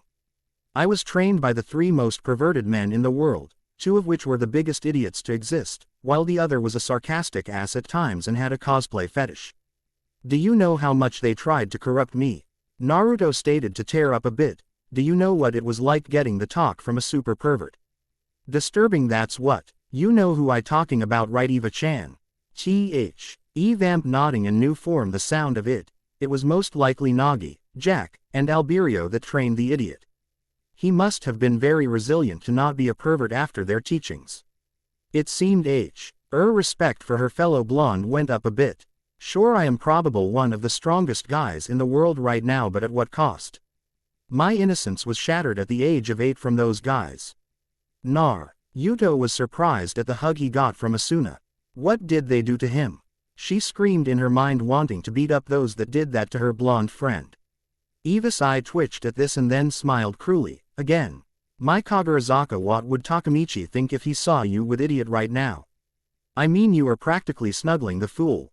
Maybe you're finally having normal tastes after all, but maybe you're actually downgrading with going for the idiot. Eva said teasingly to get back at the monkey who hit her. Asuna saw this and went atomic red and ran out of the house while Naruto chased her. Eva told Negi to come back on Saturday for his test. The rest of the day was many an awkward situation for Asuna as random things happened to her when she was near Naruto and she felt like she was, dare she even think it, in love with the blonde baka. But what about Takahata-sensei, she questioned. Asuna-san, not that I'm saying you did, but did you happen to eat some chocolate on my desk this morning? Asked a timid Negi. Well, they were magical love potion chocolates that Chamo-kun ordered. Love potions. Negi, I thought you knew better than that. Scolded. Naruto is messing with love was a big thing and those potions were highly illegal. Why you baka? Screamed Asuna as she hit the boy with her horizon. Why didn't say something before? Thank you. Just a love potion, I mean, no way, I love Naruto, right? The four came in to see Kanoka molesting Setsuna, who was begging for help. Asuna dumped the evil love potion candy in garbage and Naruto separated to two girls. Kanoka then asked if Naruto wanted to join her in playing with Setsuna, to which the blonde and swordswoman passed out from blood loss. Not a pervert, my butt, thought Asuna, but even she didn't notice the small smile on her face. The next day, Negi, Asuna, and Kanoka were running to class when they saw Kufei and Naruto surrounded by 50 scary-looking thugs. Kaide said this happened often but wondered why Naruto was there. You know, I missed my morning workout, Ku-chan, mind if I take half? Asked Naruto, who was back to back with Kufei. Ku shook her head. Not really, Uru. As long you promise we finish fight from trip, go ahead. Naruto grinned as the idiots charged at them. In a matter of seconds they were down. You weak, Uru. They're no more ones who strong. Well, Ku-chan, not everyone can be awesome like us. We fight later, sensei. Got that, Uru? Hi. Negi Bozu morning. Kufei-san, hell. He was cut off when one of the guys tried to attack him and Ku interfered by elbowing him in the gut. You okay, Negi Bozu? Yee. After that they walked to class and that was when Negi asked if he could talk to Kufei.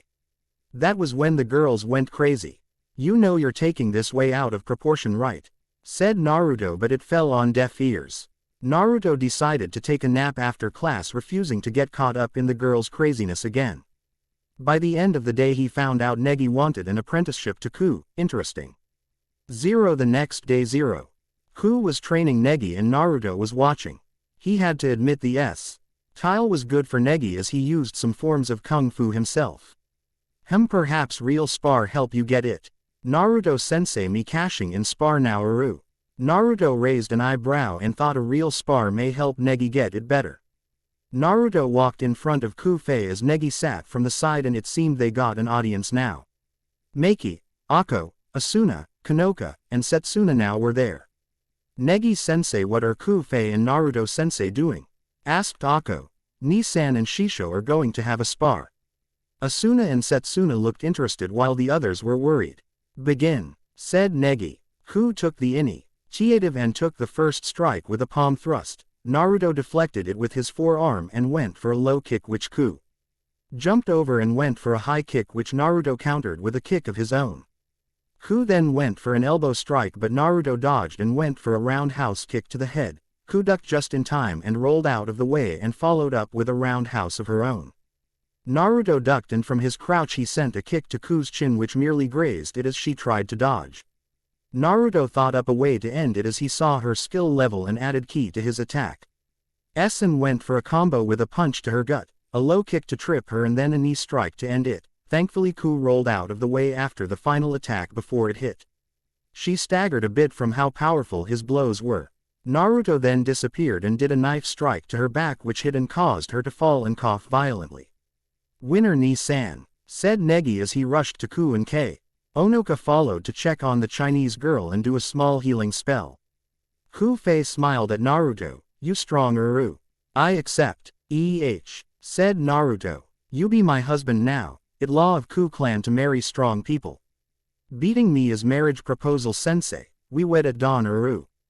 Ku said pointing in the air dramatically as she made a beach illusion with a sunset that would make Guy proud. Was the only intelligent thing that came from Naruto and everyone else. Kidding Uru. Ha ha ha look on face was funny. That was when Asuna snapped and chased the poor Chinese girl while Konoka glared at her. Setsuna was worried about the murderous aura coming from her Ojo-sama, while Akko sighed in relief that she was joking. As Ku ran from Asuna she thought, ha ha ha not now Uru, but we see in future Naruto-sensei. 0 time for Negi to get his butt kicked 0. The week flew by quickly, nothing noteworthy happened except all the eki things that happen with Meiki. He was also helping Setsuna train Asuna with kendo and was training Konoka the ancient art of the dodge. It was time for Negi's test. "Negi Springfield, reporting for the disciple test," announced Negi. He stared up at Eva and Chachimaru who were standing at the top at the stairs. Phew, so you've come, have you? Let's get this over with. Should your so-called kung fu manage to land a single blow on Chachimaru, you pass, if not, though, you keep going and going till you die. Got that, and that's it, nothing else? Questioned Negi. Yes, that aside, did you have to bring the peanut gallery? Shish. Out at Eva it consisted of the sports 4, Konoka, Setsuna, Asuna, and Ku-fei. Strangely enough she noticed the idiot wasn't around. "Negi-sensei," said Konoka. "You can do it, Negi-kun," shouted Yuna. "Good luck, Negi-sensei," said Akko. "Negi-kun, you gonna be okay?" asked Meiki. "Leave it to me, Meiki-san. I'm putting my training to the test," Negi said confidently. "Keep focus, Uru. Got it Shisho. Yo Negi." Negi turned to see his brother smiling at him. "I am going to tell the advice that Dad has always told me to do when going into a fight." Negi stared at his brother with full attention wishing to know the word of his father. The others also listened in with curiosity. Eva as well. "When in doubt, do something stupid," Naruto said with a straight face. Everyone face fall. Ted and Asuna whacked him on the head with her horizon. "What kind of advice is that?" Naruto ran to Konoka for protection and she hugged him protectively with a smile while some of the others were envious at how she was rubbing the blonde's hair. But that is the pattern way a Springfield fights. "It's true ask Eva-chan." They turned to Eva and she nodded. It was true the idiot was an idiot like his father so it made sense. Since they fought the same way but scarcely, he fought smarter than the bastard. "Enough. Let's begin," announced Eva. Naruto then walked up to Eva and sat next to her. "What is it idiot?" questioned Eva as she watched Chachimaru beat the crap out of Negi. "How about a bet Eva-chan?" said an amused Naruto. Fu, what are the stacks idiot?" As this sounded INTE resting. "If Negi wins I get a pactio from you. Wah, and if Negi losses, I become your slave," said Naruto with nothing but amusement in his eyes. Eva's eyes went wide. If the Booyah won she old have one of Naji's sons as a disciple while having the other as her partner. If the Booyah losses the idiot becomes her slave. Either way she won. "Fine idiot, I hope you like collars as you'll be wearing one soon," Eva said in a haughty tone. "Oh, how kinky," said Naruto in a husky tone. Eva blushed heavily and turned back to the fight. "Negi is going to win anyway Eva-chan, as only a SPR. Ingfield mind could see the flaw in your test," said a confident Naruto. What flaw, idiot? Said a curious Eva. Don't tell me you haven't noticed. Eva looked confused. You'll see, he told her. Negi went for it, grabbing and dragging Chachimaru's leading arm closer, preparing an elbow thrust. Unfortunately, she saw it coming, and using the pillar behind her, vaulted over Negi's head and delivered a kick that sent Negi flying. TCH, Eva went. Is that it? HMPH. About what I expected. Nope. Just wait and see. Slowly, Negi righted himself and retook his stance. I'm not dead yet, Evangelene-san. He told her. Ha, only a Springfield baby. Naruto chuckled. Huh, what are you talking about? The match is over, time for kids to go to bed. Check the rules you set, Eva-chan. Naruto laughed loud enough for all to hear. The condition was until I die, wasn't it? That means no time limit, right? Negi explained with a smirk. Wah, don't tell me you're. That's right, I am going to keep going until I land one hit, no matter how long it takes. Chachimaru-san, let's continue. But sensei, Cha-chan, it's his chose. Naruto told her. She nodded and continued to battle Negi. Is this what you were talking about? Eva demanded. Yep, be it today, tomorrow, or the next day you are going to have an apprentice. So you won't stop this, no matter how much he gets hurt. I'm confident he can handle it. That said, they watched as Negi threw himself at Chachimaru again and again, only to be continually knocked to the ground. He once again dragged himself the floor after and assumed his stance, face bloody and bruised. Hey, come on Booyah, enough is enough. Eva was compelled to ask. We get it, you're determined, geez. No, not yet, I'm not going to give up yet. Negi told her, sounding groggy. Guess Neg can act like dad too, said Naruto grinning madly. Finally, Asuna cracked. I can't stand this anymore. I'm going to stop him, she declared, only to be blocked by Maki. No, don't stop them, she shouted, stepping between Asuna and the match. But look, Asuna began to protest, but Maki quickly cut her off. I know, okay.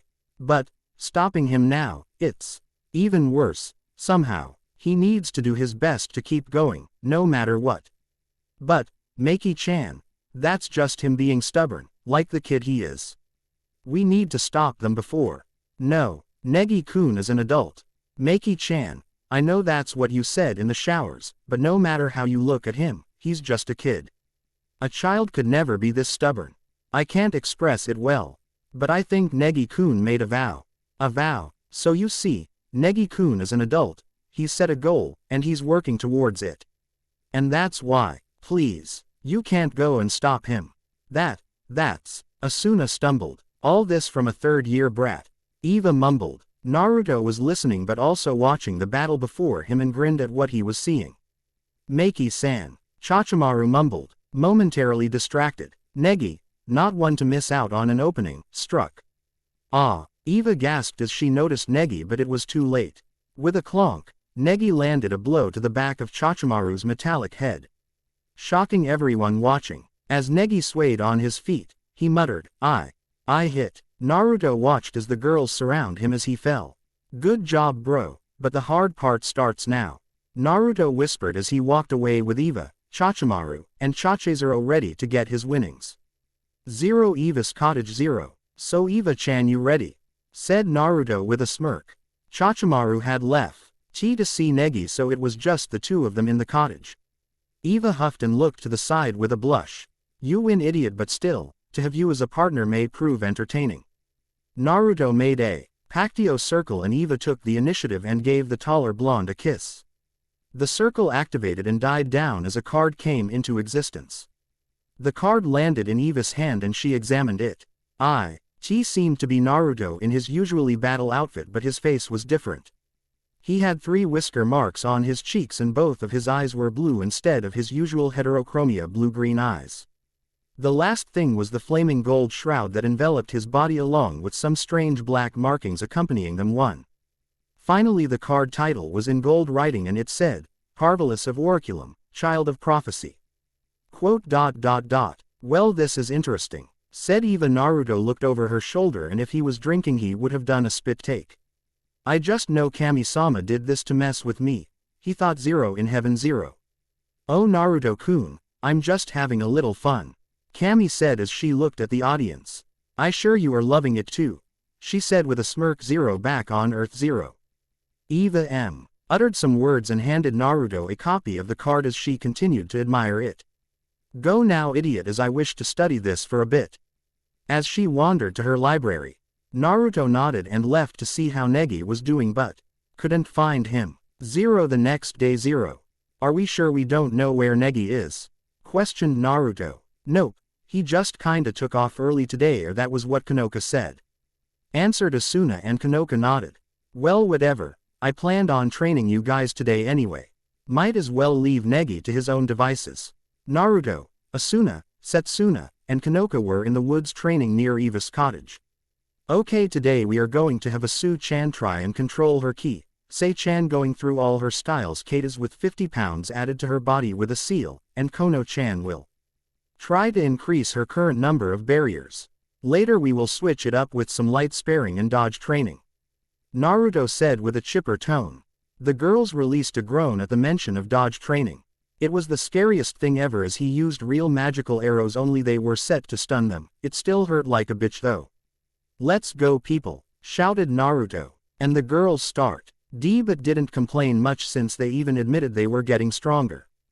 Zero the next day with Eva Zero. Naruto watched along with Kufei and Yu, who apparently found out about Negi being a mage yesterday. As Eva ordered Negi to active his 4 pactios, set up barriers and practice his magic, causing Negi to collapse.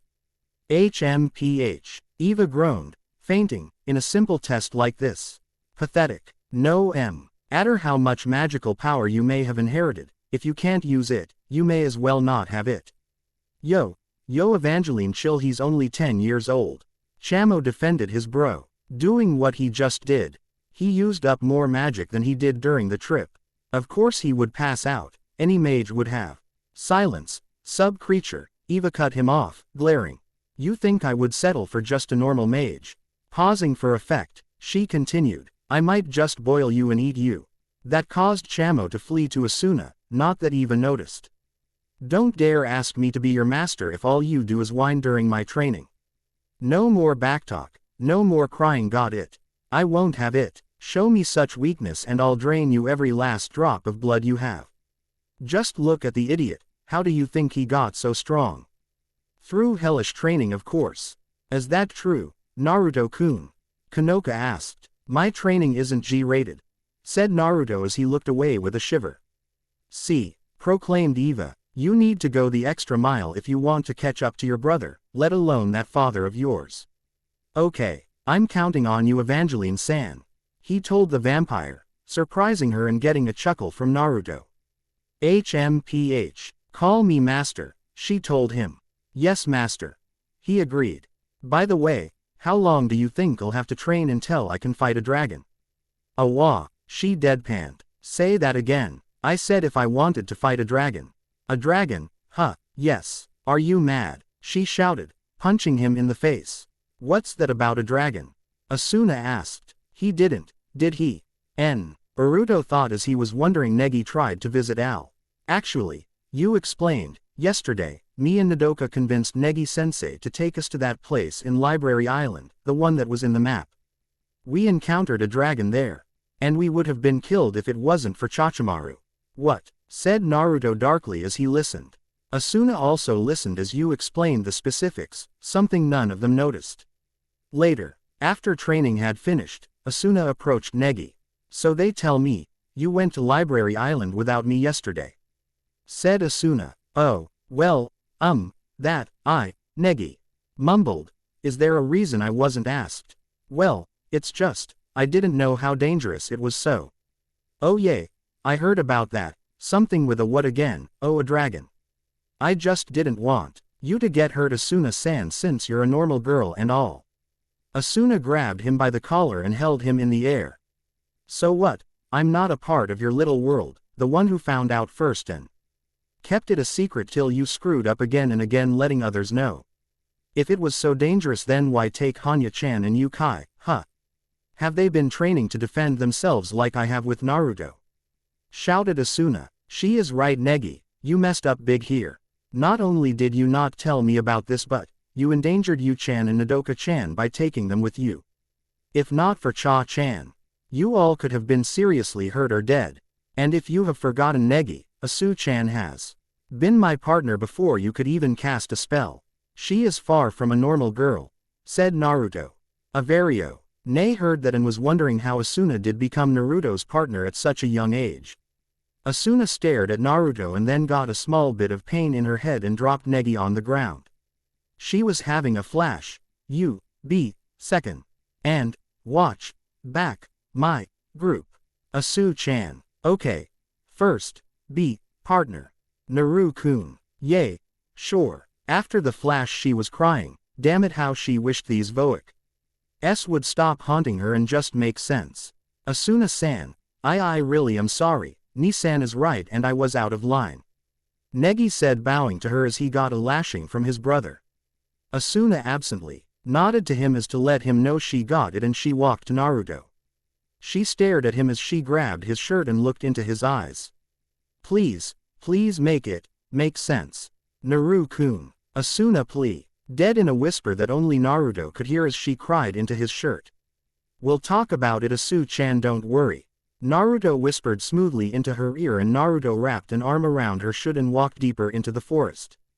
I wonder if Asuna is going to confess her love to Naruto-kun, said a worried Kanoka as she watched them walk off. Ojo-sama I do not think da, said Setsuna. Maybe she would be willing to share, questioned Kanoka.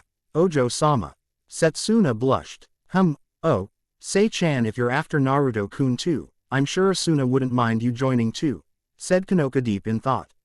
Ojo-sama, shouted Setsuna with an atomic blush on her face. Eva had called Kanoka and Negi to come inside and Setsuna followed her lost in thought of doing such a thing, and she wasn't disliking it. 0 with Naruto and Asuna 0. Asuna followed Naruto like a lost puppy through the woods till they found a clearing and sat down. Naruto stared at her till he stared the conversation.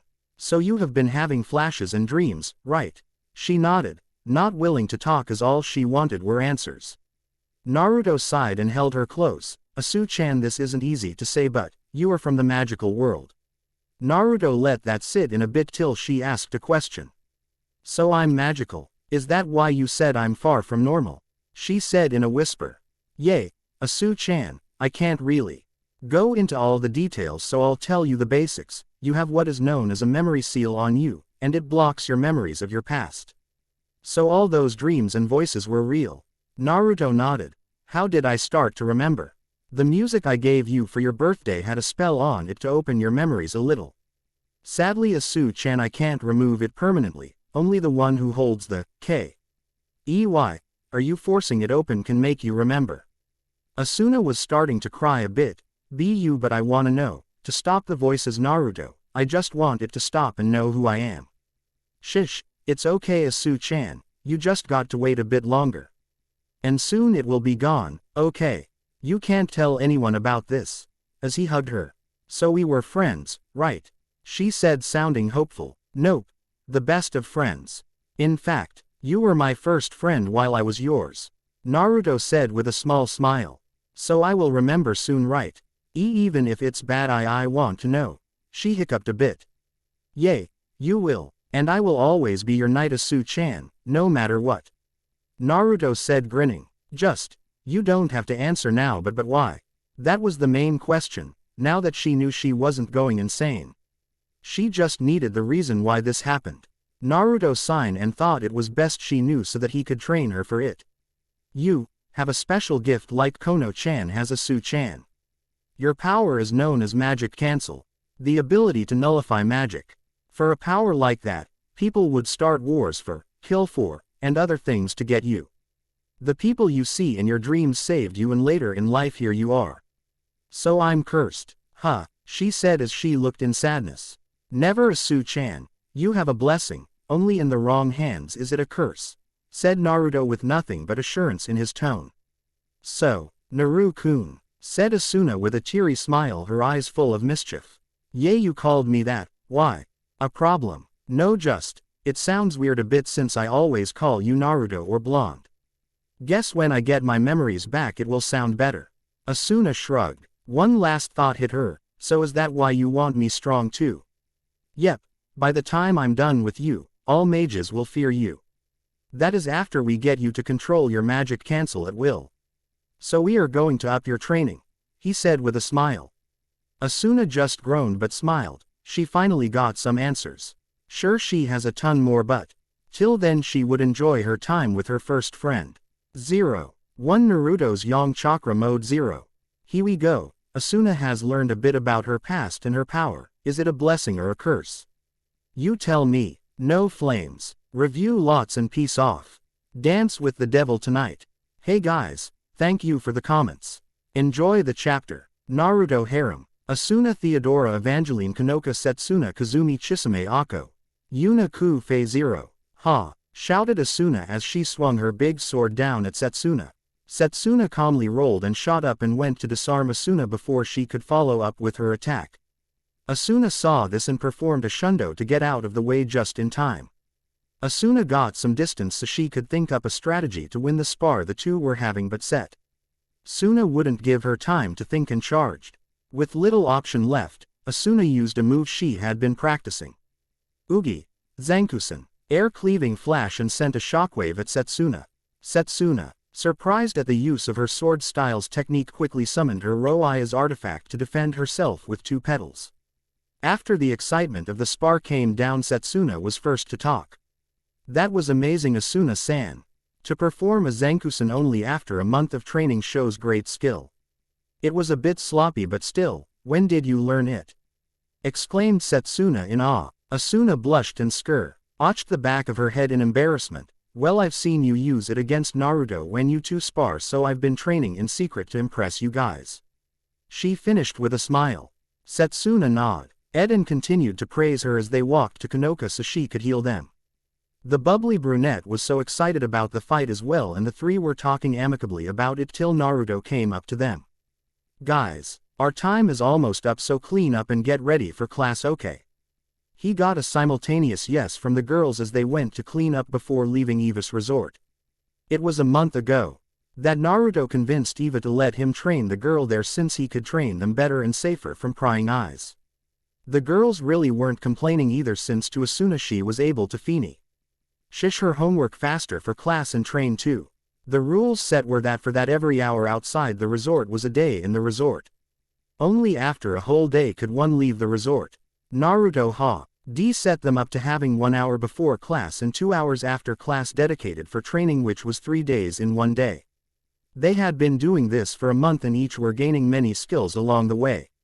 Asuna had learned shundo and how to change her horizon to its sword form and back, along with gaining somewhat a good amount of control over her ki, and her kendo training had gone to Eat heights with Naruto and Setsuna training her. Naruto had even started to train her in secret on how to control her magic cancel. After several hours of deep meditation and accidentally falling asleep, she found it, but that was the easy part, Naruto said as she had to pop a balloon made of pure magic. Let's just say that they were there for a while till she finally popped it. Still, Asuna attacked this challenge with vigor since Naruto said this was her gift and she would be damned if she couldn't control it. Setsuna already had the skills needed to fight and just needed to increase her strength and speed. She was now wearing 100 pounds on her body with a weight seal made by Naruto. Even flying with the extra weight had been increasing her stamina. Naruto had also taken the courtesy to increase her knowledge in charms by teaching her higher level defense charms and binding charms. Kanoka had improved the most in their minds. Her healing abilities had skyrocketed from the Kyoto rip thanks to her artifact with Negi, but she still said it wasn't enough.